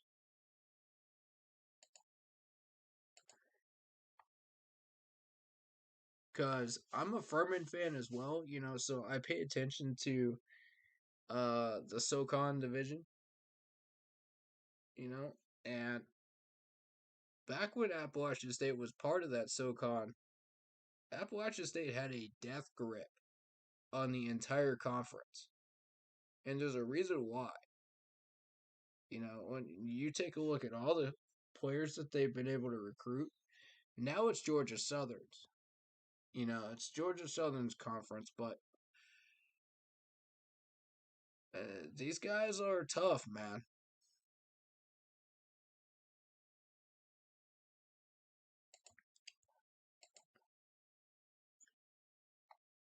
You know, don't underestimate them.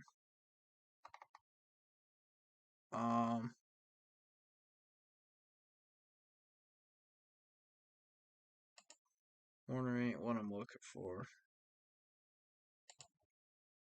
However,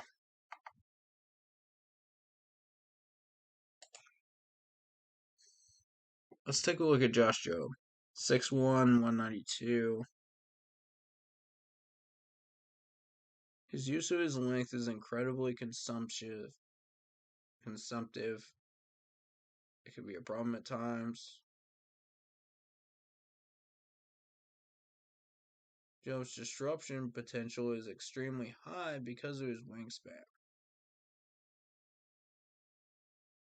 He possesses terrific explosiveness and is fairly fluid and brisk with his hip turns. Has excellent hip fluidity for his size. This allows him to mirror receivers downfield and recover quickly from stemming at the line.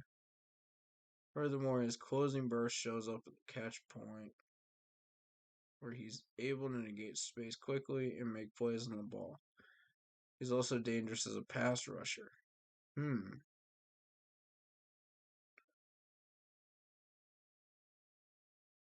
Okay. His use of that length is incredibly consumptive and can be a problem at times.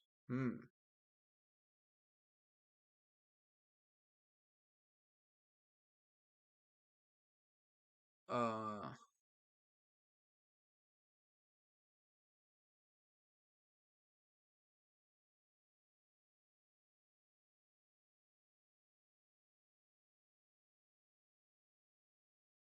hmm.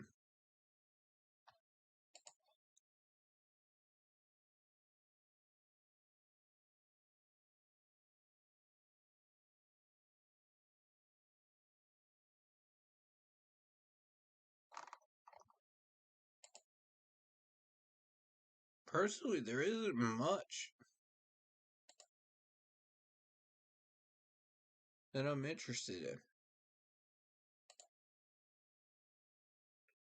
at the 89 spot.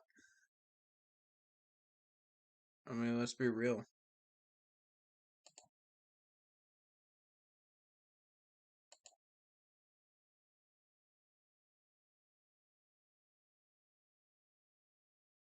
I think I'd go for Thaler Munford here.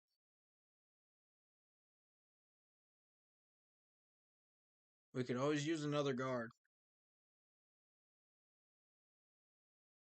Yeah, I think that's the play here. 2 wide receivers, and then we start looking at offensive linemen that we've been looking at before. I think that's the play here. Let's do it.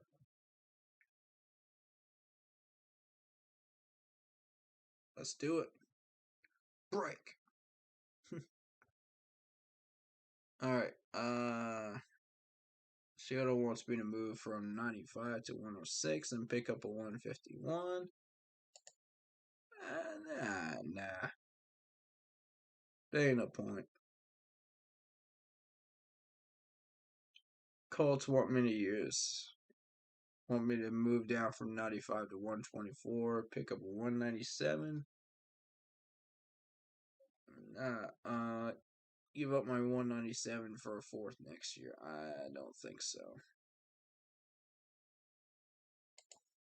No.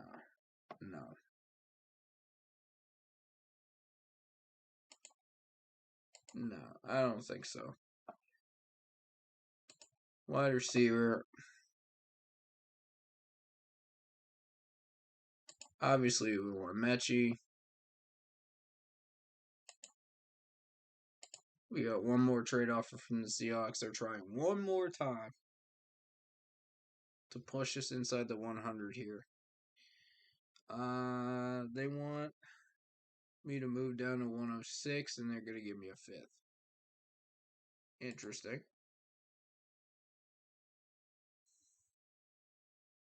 Since I'm going for Pickens, I'm okay with this.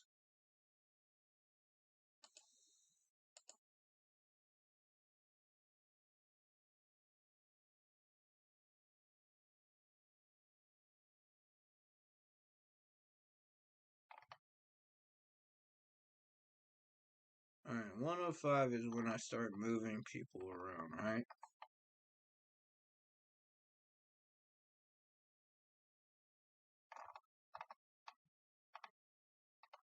Right, it was Garrett I wanted, right?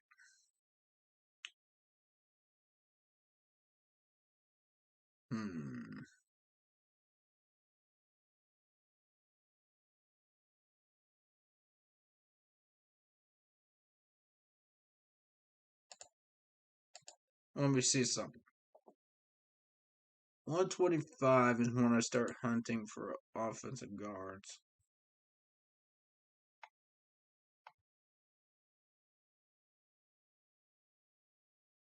And I don't start getting tackles to 153, so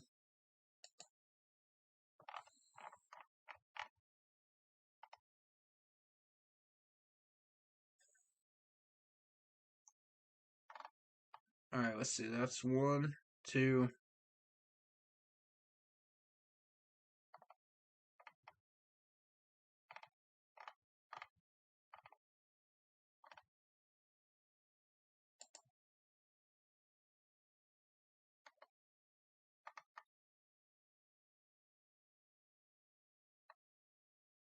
Right, 153.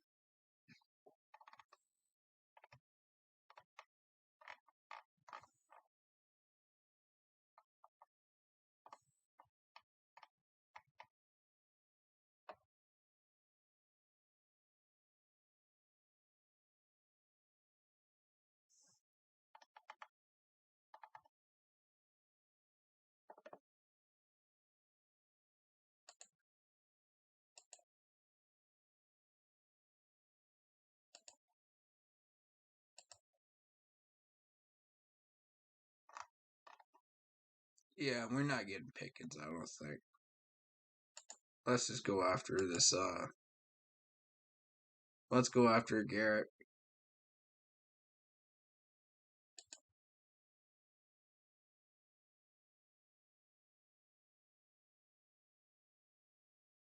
I think that's the smart move.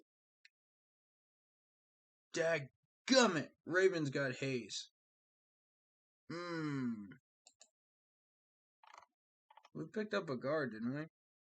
Yeah, Taylor Munford from Ohio State. So, a guard for a guard. Okay. Okay. I'm okay with that as long as they didn't pick up Emo. Emo's the one we want.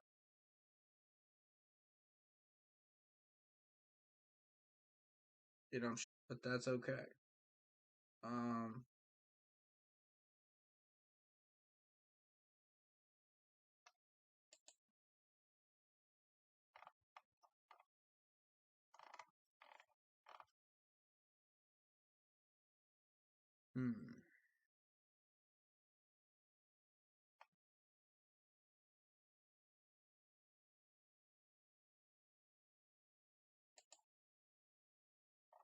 That may make me adjust my strategy just a little bit. We'll see. I want Emo. There goes Pickens. I knew he wouldn't last. Okay. All right. Leave my offensive lineman alone.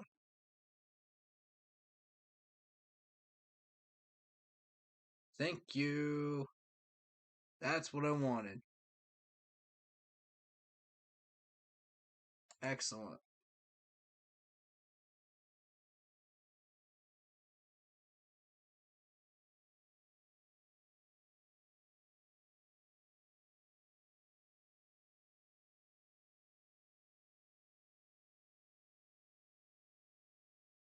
Now then. What else is still there that I want? We picked up our linebacker. We picked up our defensive tackle. Safety. Tyke Smith is 168. Okay. We can pick him up round 5.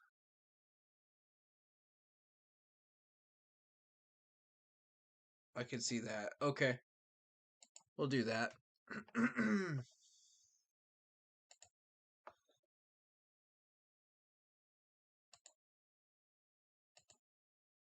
We don't have another corner that we want. No. Edge rushers. Edge rushers don't come off the board till later. Okay, we're good.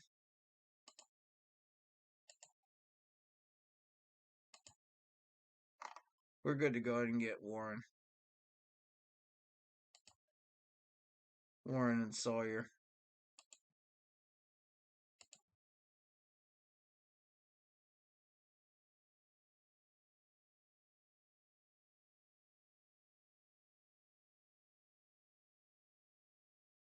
Holy cow. Look at this. Jags want me to move down to 154 from 130. They want my 196. My 197 to be bumped up to a 196. And they're going to give me a 180. Interesting. Because here's the thing. I'm going for Sawyer.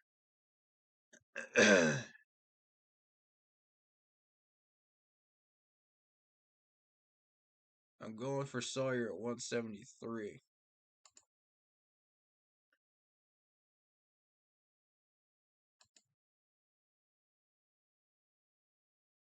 I'm interested.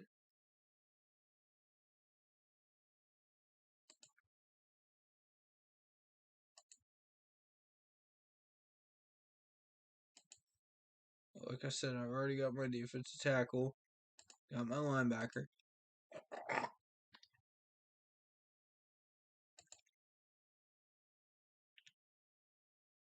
Tyke Smith is 168.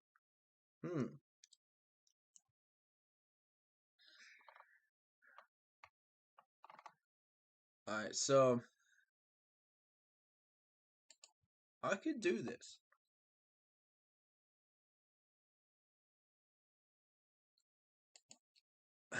That's an interesting offer.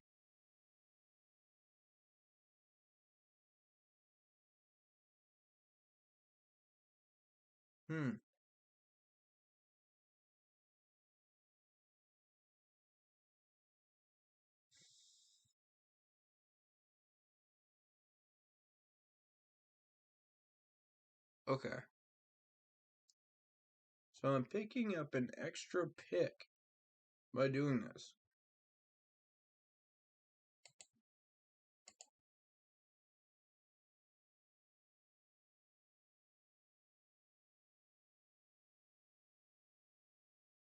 Jags, you got a deal.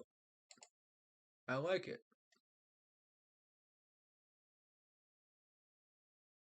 Jags were going for Yusuf from Kentucky.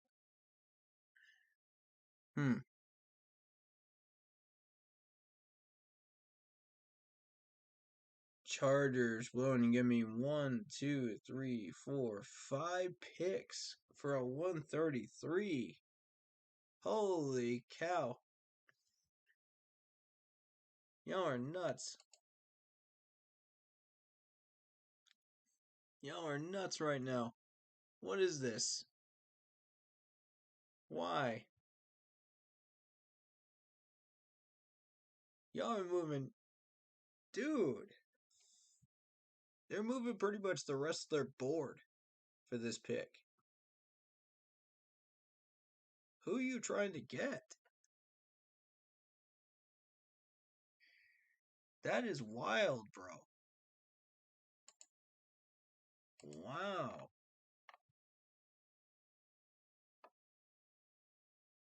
Again, I'm not trying to get anybody in 68.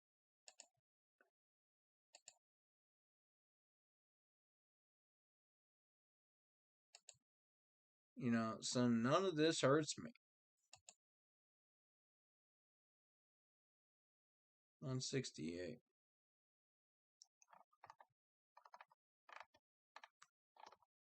And I can easily get all of these players that I want from here on.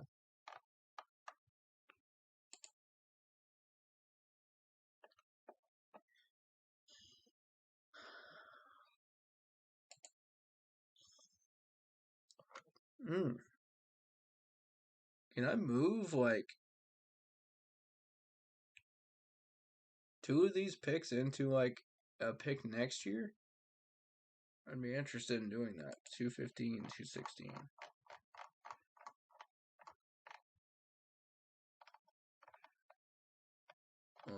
All of those are round 6. Okay. Both of those are round 6. I would take a 5 for that.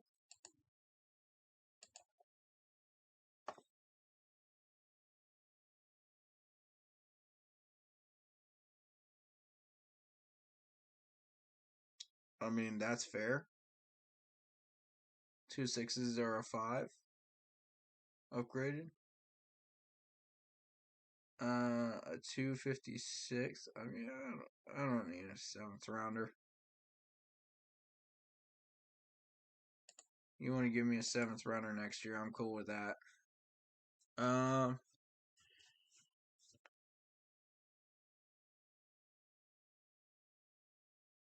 So essentially, it would be a 133 for a 162 downgrade, and I would pick up a 198. 2 picks for next year. I'd be down for that.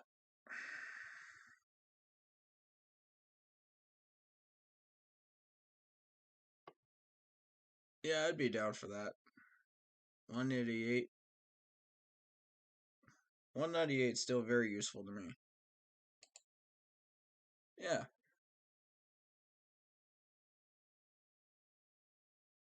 Let's do it, Chargers. What? You're kidding me. Alright. Tell you what.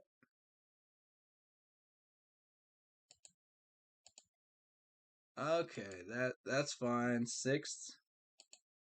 You want to give me a 6th? I'm cool with it. You know, I ain't got to have all these picks, man. That's fine.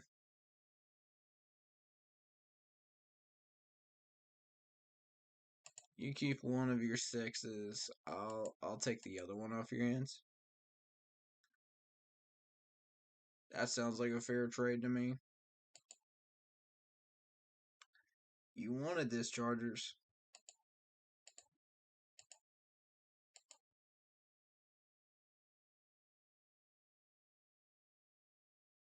Alright, this is obnoxious, man. Nah. I can't do this. Come on. Chargers, I can't do this. Y'all trying to give me the farm. Oh, that's a bit much. It really is.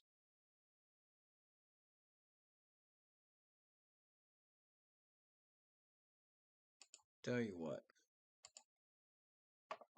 How does that sound? No? Come on. You're still getting my 133. This is what you wanted. Fine. Move that 7 over to next year, and you got yourself a deal. Done. Pleasure doing business with you.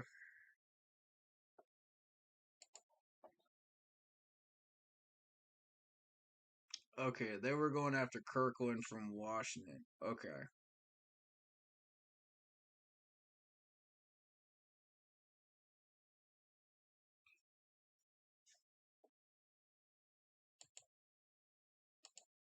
Alright, enough trades, guys. Come on.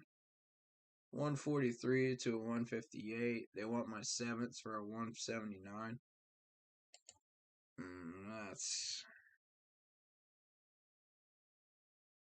That's actually a really good deal.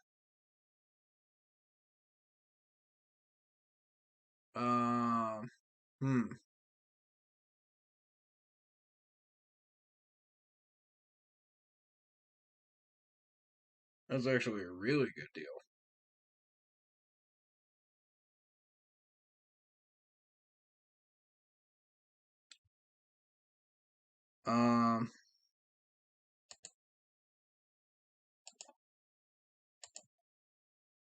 Let's downgrade that a little.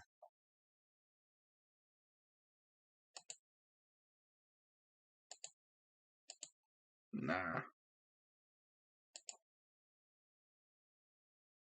7th for a pick, man. That's wow.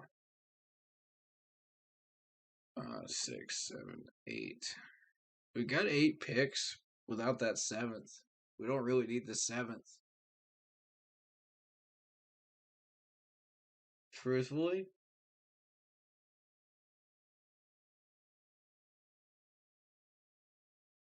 that's actually not a bad choice. Because we're sitting here at 148. We can always pick up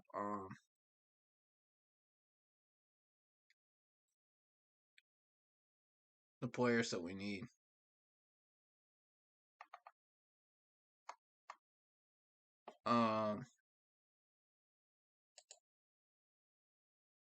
We're looking at Tyke at 168. So that would be 148. 154 would be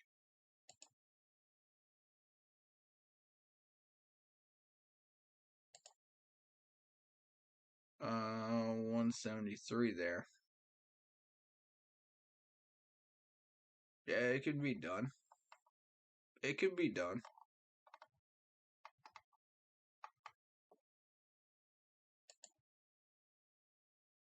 The question is, should it be done?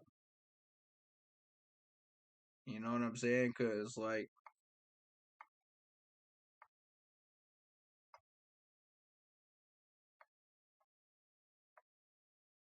I don't know, bro.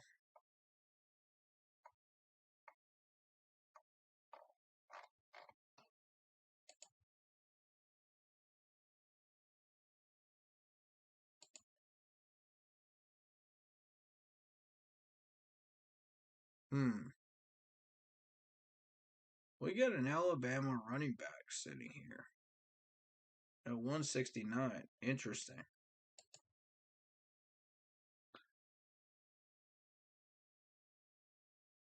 Okay, 6'1", 225. He can lower his shoulder and ground out extra yards in short yardage situations. He can drag defenders with his steady leg through his contract. Excellent balance. Runs with a fist. Okay.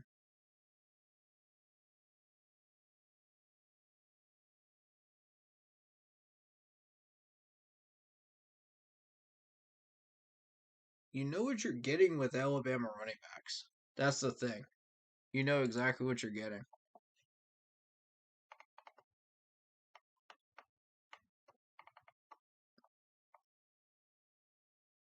Can he be picked up? Yes.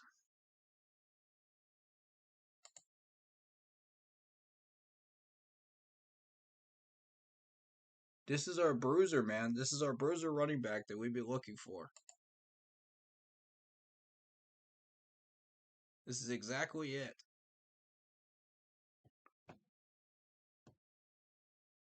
Sawyer doesn't have to immediately be picked up.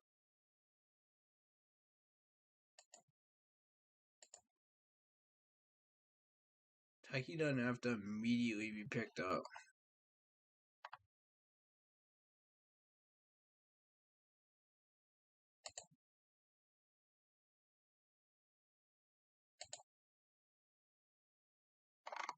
This is a big opportunity right here.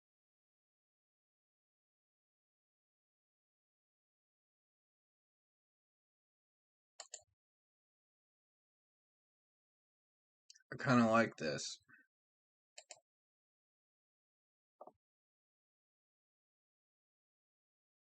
If we move down to 158, you know, we're not missing our chance at him.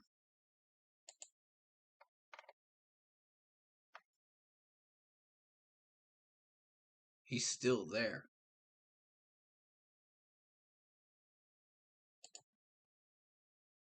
And we pick up the 179. Oh, this is a good deal to me. I like it. I'm jumping on it.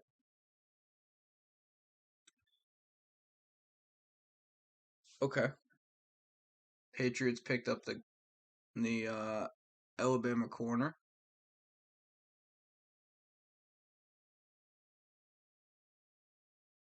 And see, I'm more interested in Brian at running back than I am James Cook.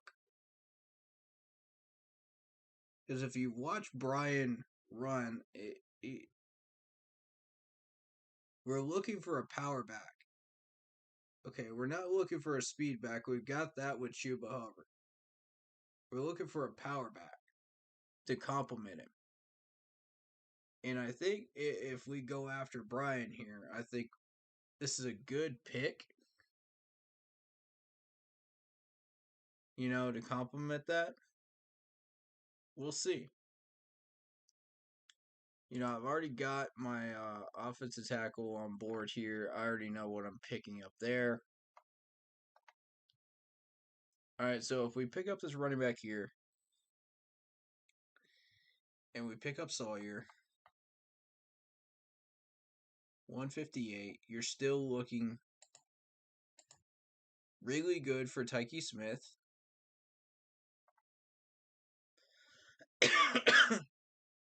162.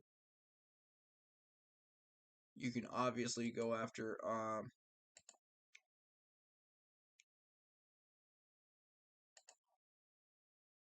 your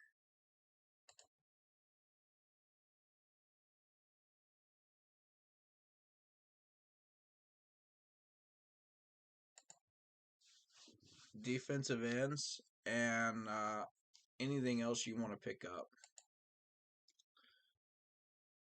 You know, I see it. I see it. We could pick him up.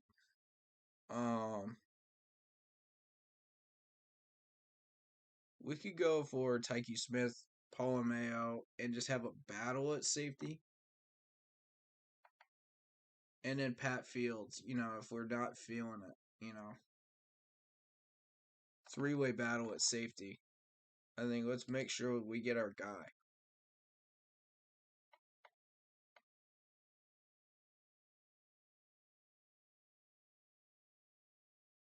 Linebacker, we're looking at Deshaun White here from Oklahoma as a possibility. Burly Oklahoma linebackers. Those are always winners to me. There's Gemmel here from North Carolina, if you like him.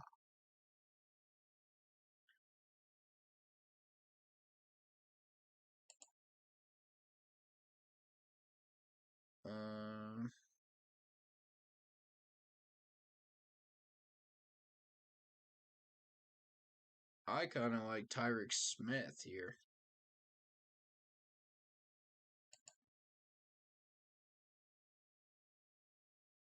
Okay. He's extremely impressive. 6'3", 260 pounds.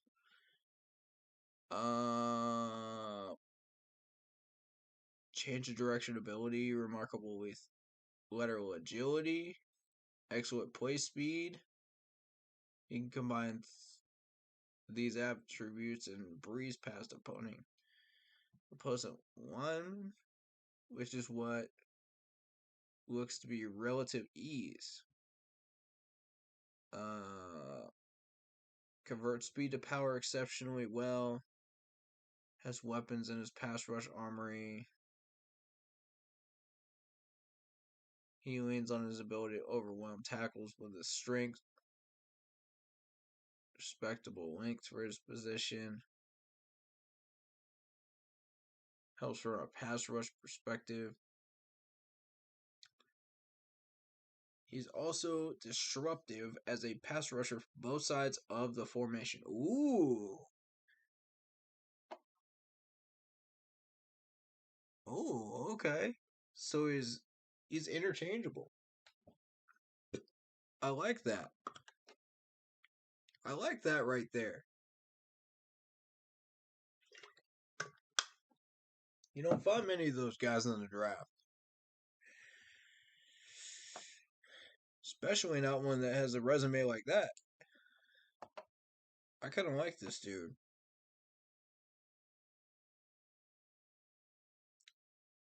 Yeah, he's got my attention. Alright. Here's what we're going to do. We're going to work him in there. We're going to work him in there, man.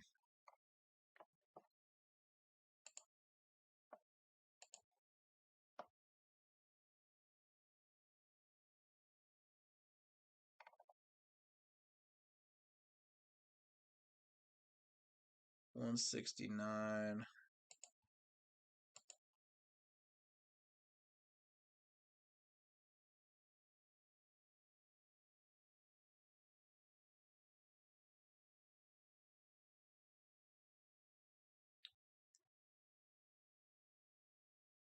Yeah.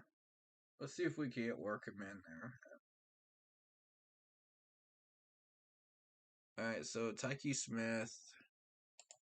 We're going to go for him.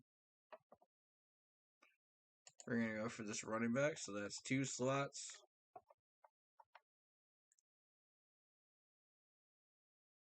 This spot will be open for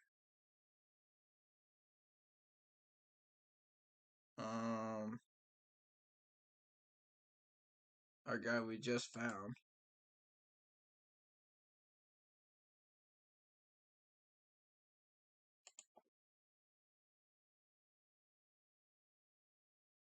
Which is Tyreek Smith.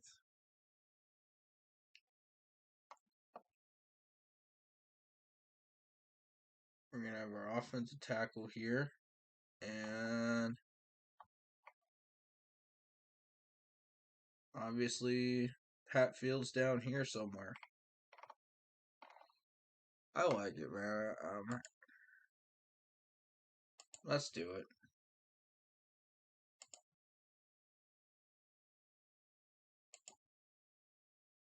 Let's pick him up.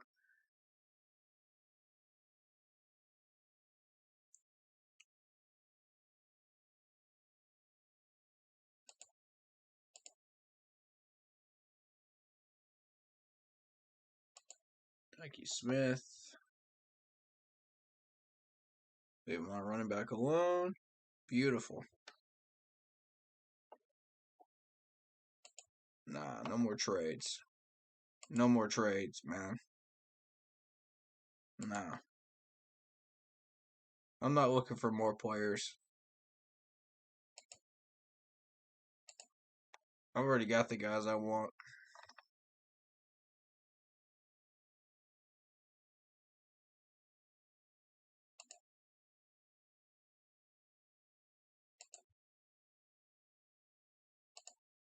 Running back.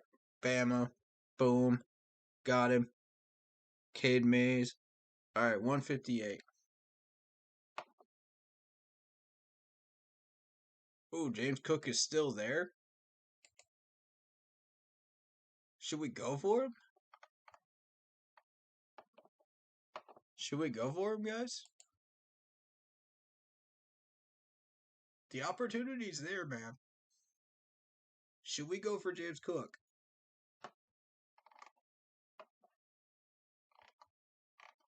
We don't have to go for Sawyer just yet. We can get James Cook if we want to. He's there. Wow. Have a little running back battle right there. I kind of like that. We're still going to get the offensive tackles and guards that we want. You know, we already got we got a guard from Ohio State, which I'm very happy with, and also Emo as well from Bama. So I'm very pleased with that. We made a bunch of trades to get to this point. Bunch of trade downs. I'm very good at it, by the way. So, you know, I'm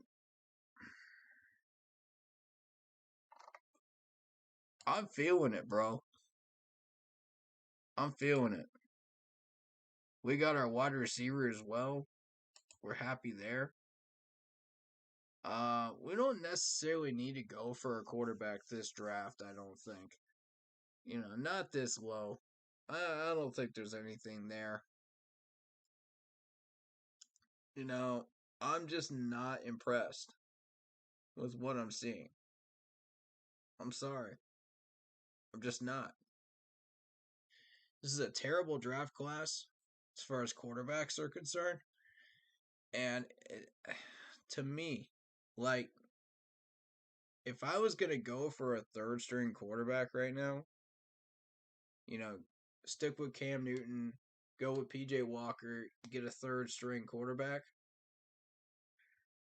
that would be my plan. And yes, you're going through another rough year. That's fine. But I like Cole Kelly, man. I like Cole Kelly as the third string. Y'all are going to think I'm nuts. But watch this man throw. Y'all are going to think I'm absolutely nuts. But y'all didn't see what I saw during that conference championship game, man. Y'all didn't see what I did. This man was throwing on target. I'm talking like NFL level accuracy.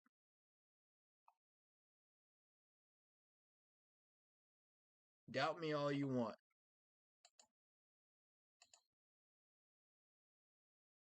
I know people ain't gonna be interested in that.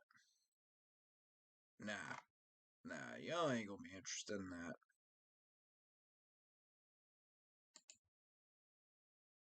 Alright, obviously we need to pick up Sawyer, but opportunity presented itself right here. I can't ignore it. I can't ignore it, man. James Cook. I can't sit on this one. I'm just feeling it. I'm feeling it, y'all. I don't know what it is, but I'm feeling this pick.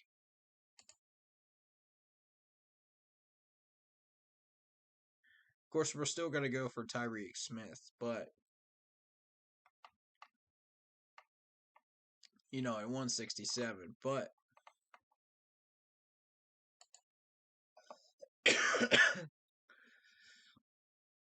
when you get presented an opportunity like this,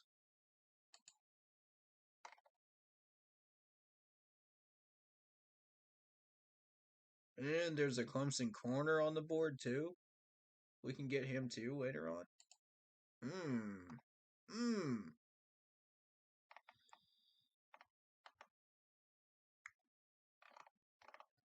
Oh, man. I am loving what I'm seeing on this field right now. I'm loving it. There's just something about this pick, man, that just screams to me, pick him up.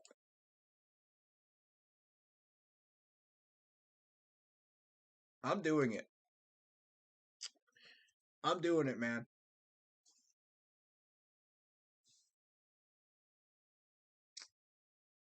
I'm absolutely doing it. Alright. Defensive.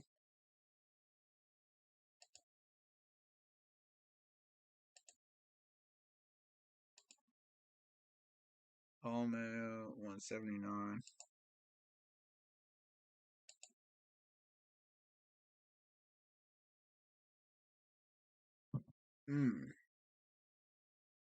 Clearly, we need to go for Sawyer here. I don't want to miss my chance at him.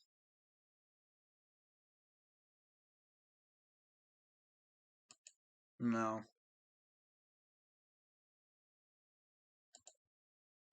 No more trades.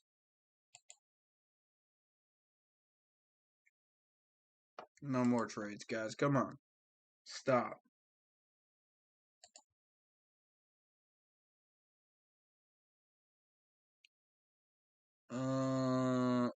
Mayo.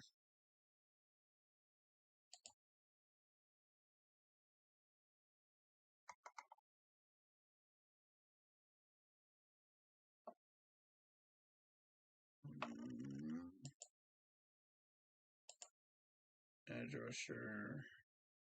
There he is. 188.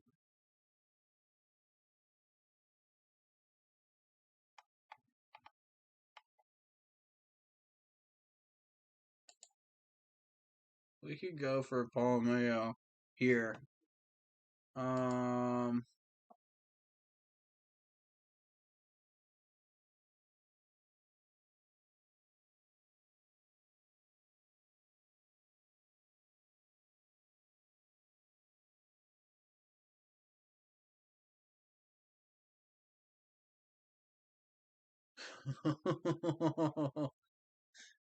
They say despite the size difference, Mayo conjures up the physicality that made his uncle such a terror in the NFL. Ooh. He can lay a hit with the best of them and is registered 121 tackles, 8 tackles for a loss, and 1.5 sacks. Shoo-wee!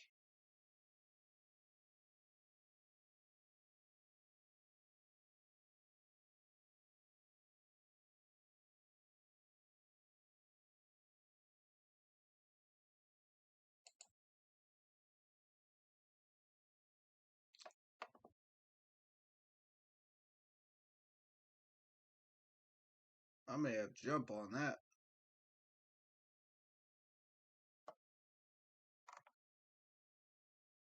Alright, so we're looking at him.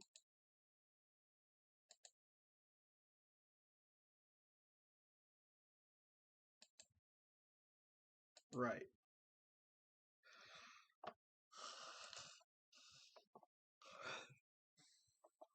We're looking at Tyreek Smith, which is 188. We're looking at Paul Mayo, which is 179.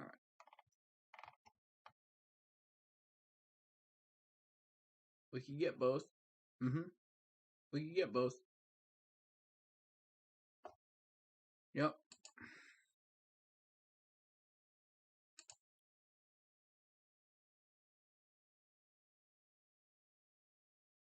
Is that what we want to do?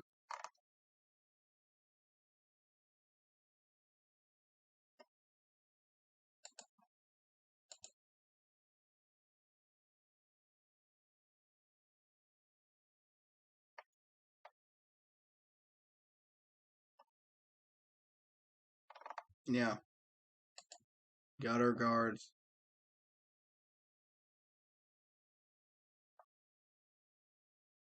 There's Jordan McFadden from Clemson. That'll be our third tackle.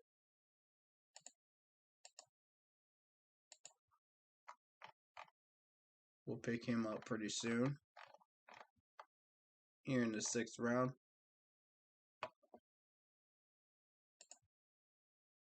Happy with wide receiver. I like the guy that we picked up.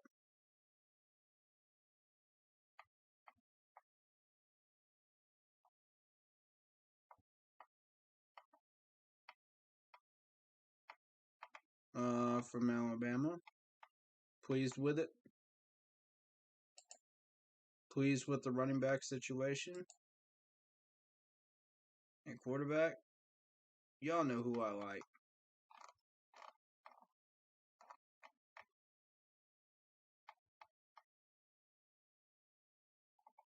Ooh, Chase Bryce.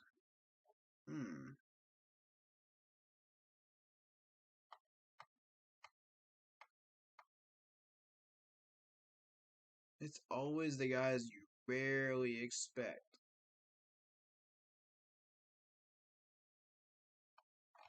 Like Cole Kelly, man. Those are the guys that come out of nowhere and start beasting and feasting for you. Not feeling it. Alright.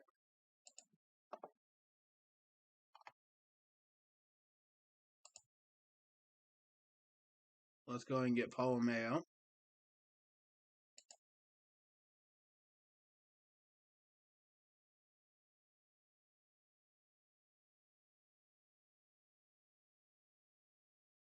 I can guarantee you they're not going after the guys I want.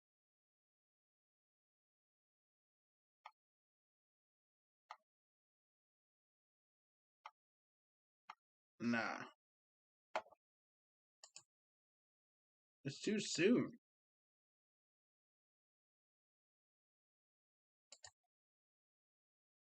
Got Tyreek from Ohio State. Very pleased with that.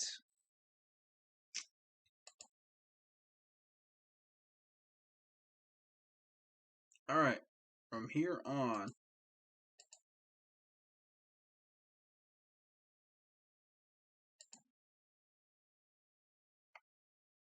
we are going to go after Pat Fields as well and have a 3-way safety battle. Now,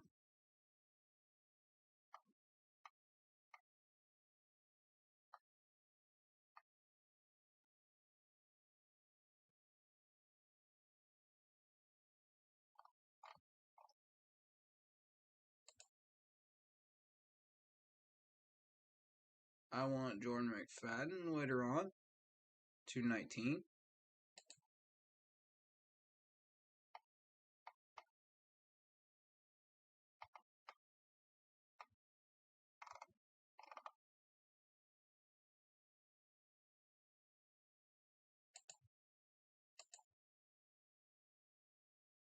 And then we go after the edge rushers.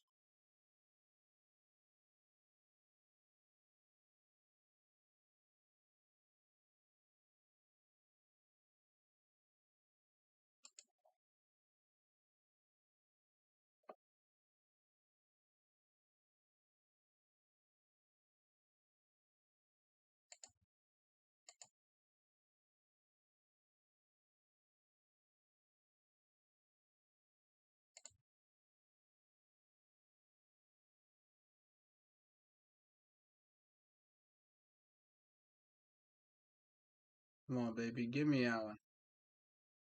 Give me Allen. That's what I'm talking about. Pair of edge rushers. Let's go.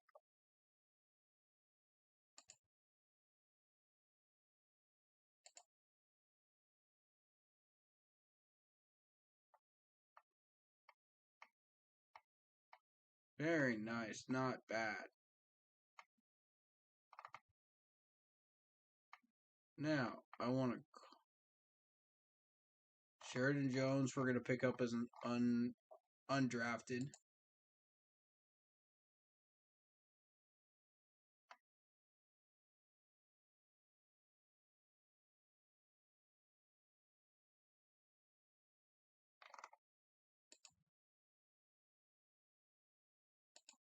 So we have our edge rushers. We have our linebacker.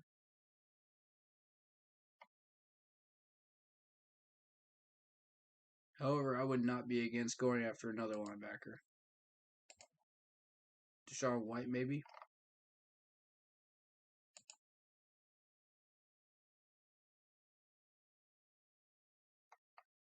Another defensive tackle couldn't hurt.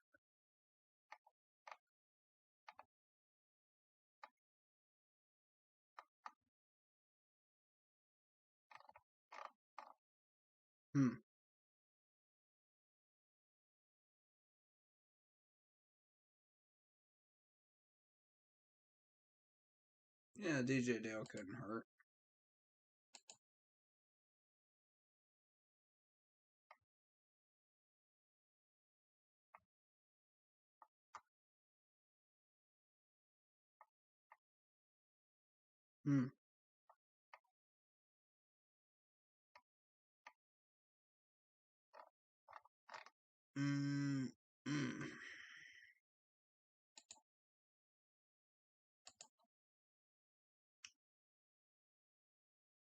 Ooh, let's pick up a tight end. Because Ian Thomas probably won't be there anymore. Let's go for Brandon Galloway.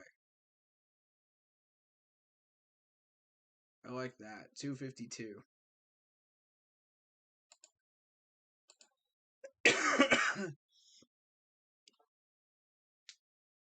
Let's get a DJ Dale.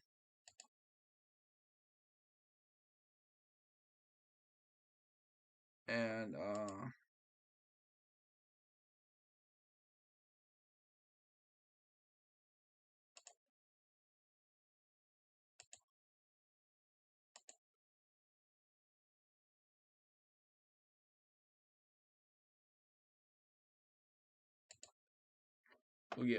we'll get Brandon Galloway. Braden Galloway. I kind of like that.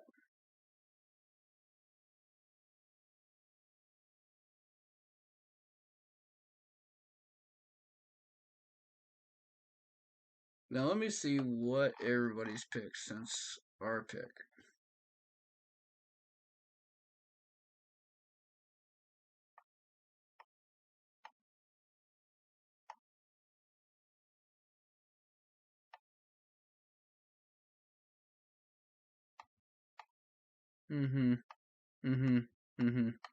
Okay. So these are our last two picks. Got it. I kind of want a corner.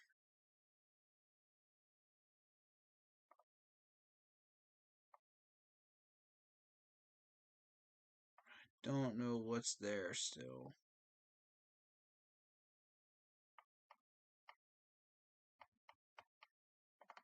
I'm still really feeling Sheridan Jones. I really do think Sheridan Jones is it.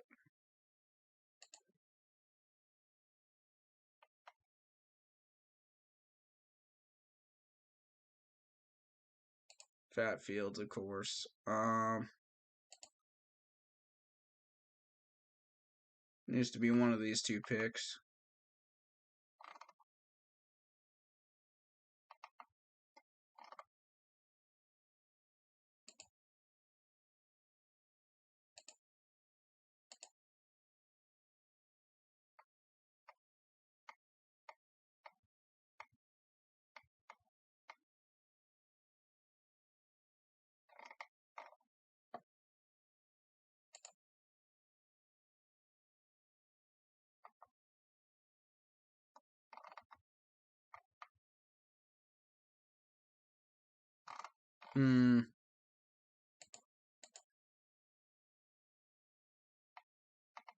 The center.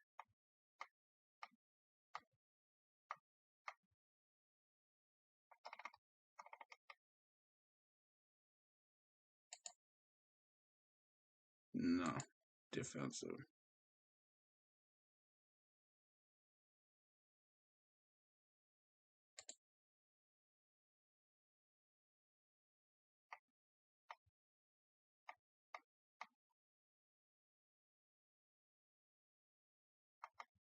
I'm really feeling a corner right now, and I don't know why.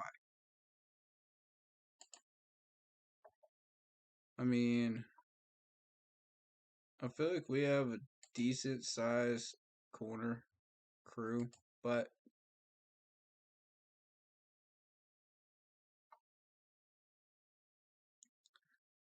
how y'all feel about Kyler McMichael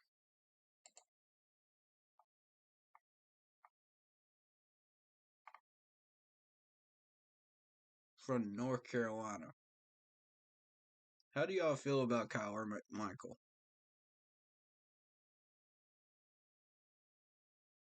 Let's get a local guy, man. You know what I'm saying? Like, I want a local guy. If we're gonna go corners, I want a local guy.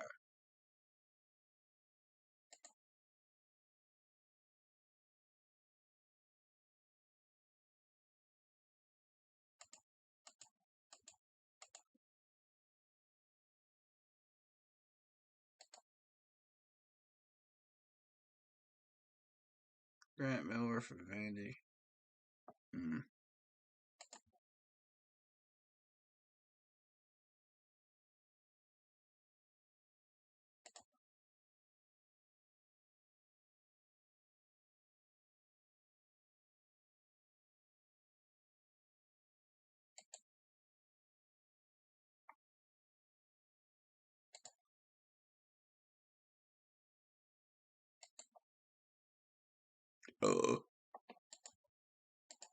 Yeah.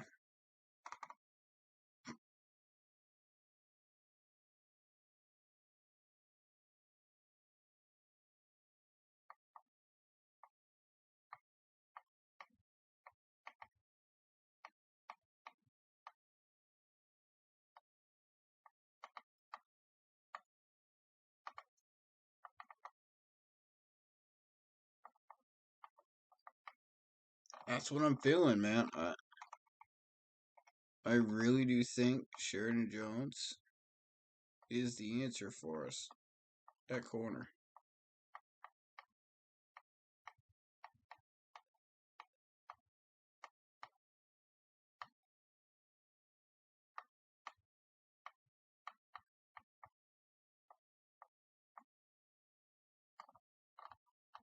Why is his name not showing up?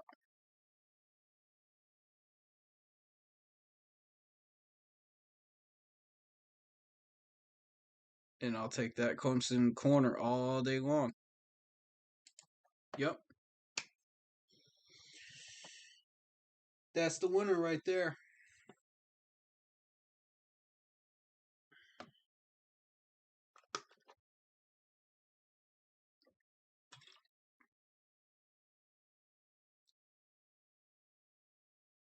overall, I'm pretty happy with how that draft went.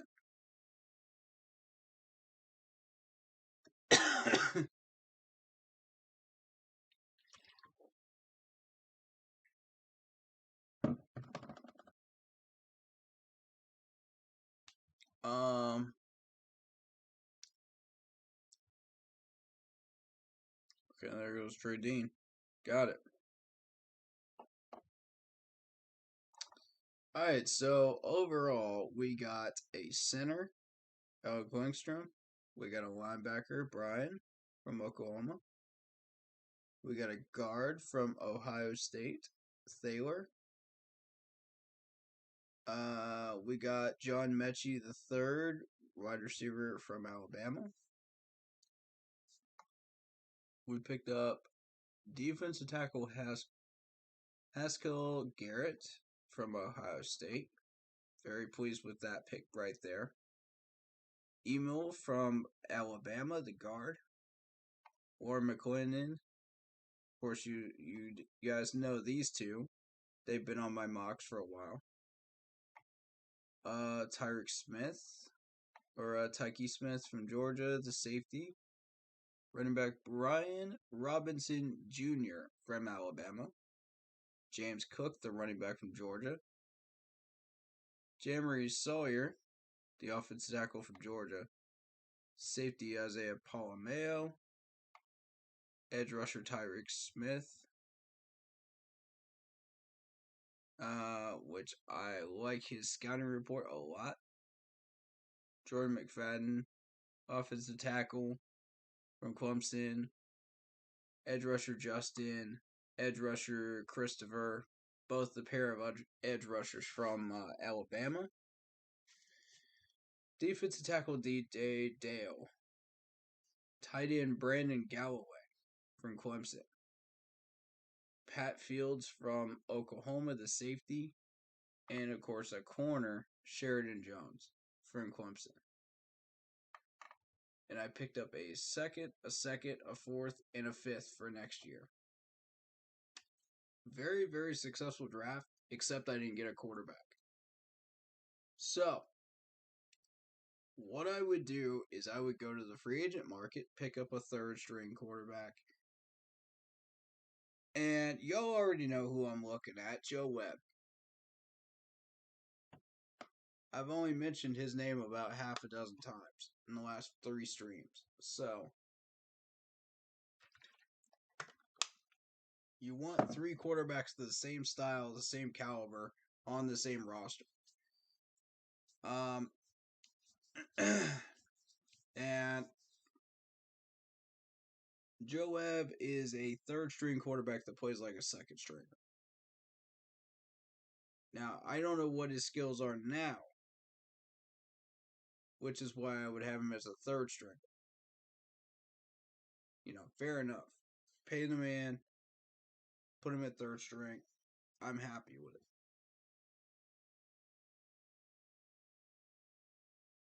I think it's the right move. I'm pleased with what I'm seeing here. And, we got 2 strong running backs to battle it out for the power back position.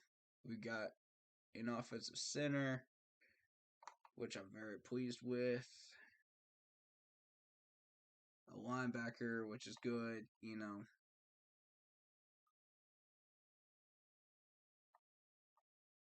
a few guards, a few tackles, a couple of edge rushers, some safeties to battle it out for Sean Chandler's spot, and defensive tackle, of course. We even got Brandon Galloway, the tight end, for Ian Thomas's spot, and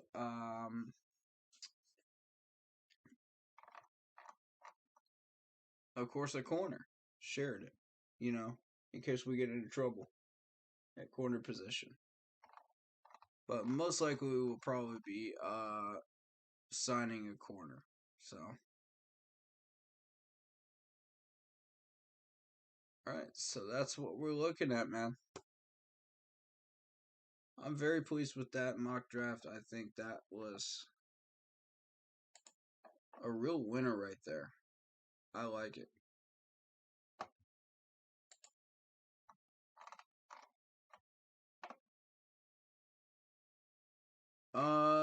As far as the Buccaneers are concerned, we need to be concerned with Mike Evans, Gronk, of course. We gotta keep an eye out for OJ Howard,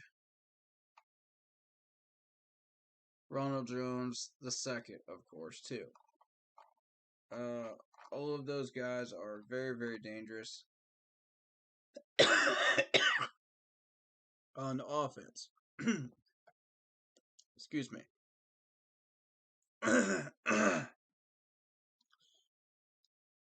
Watch out for Sue on defense.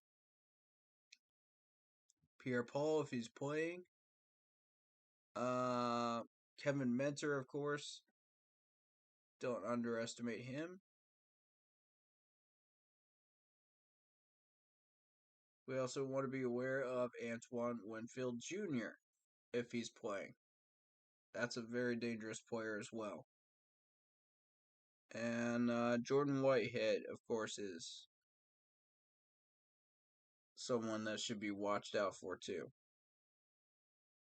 Richard Sherman especially, though.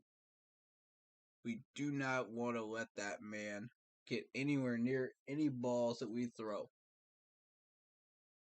And I'll say that again. We do not want to let that man get anywhere near any balls that we throw.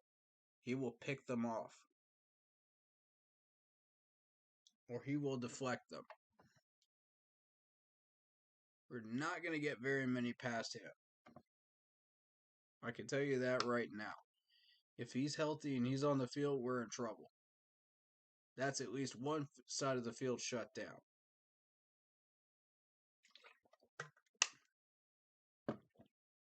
Now, the rest of these guys,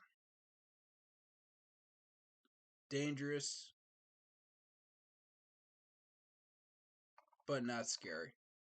You know, Tom Brady, Gronk, of course, doing what they do. But,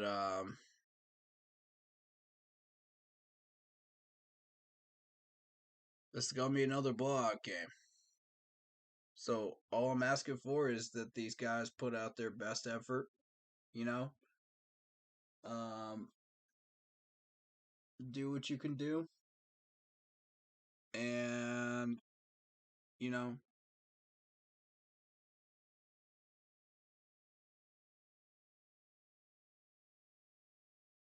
show your skills. Do you want to stay on the team next year? Do you want to go? It's your call, you know? I mean, I don't want to be that person that's just like, well, you can go,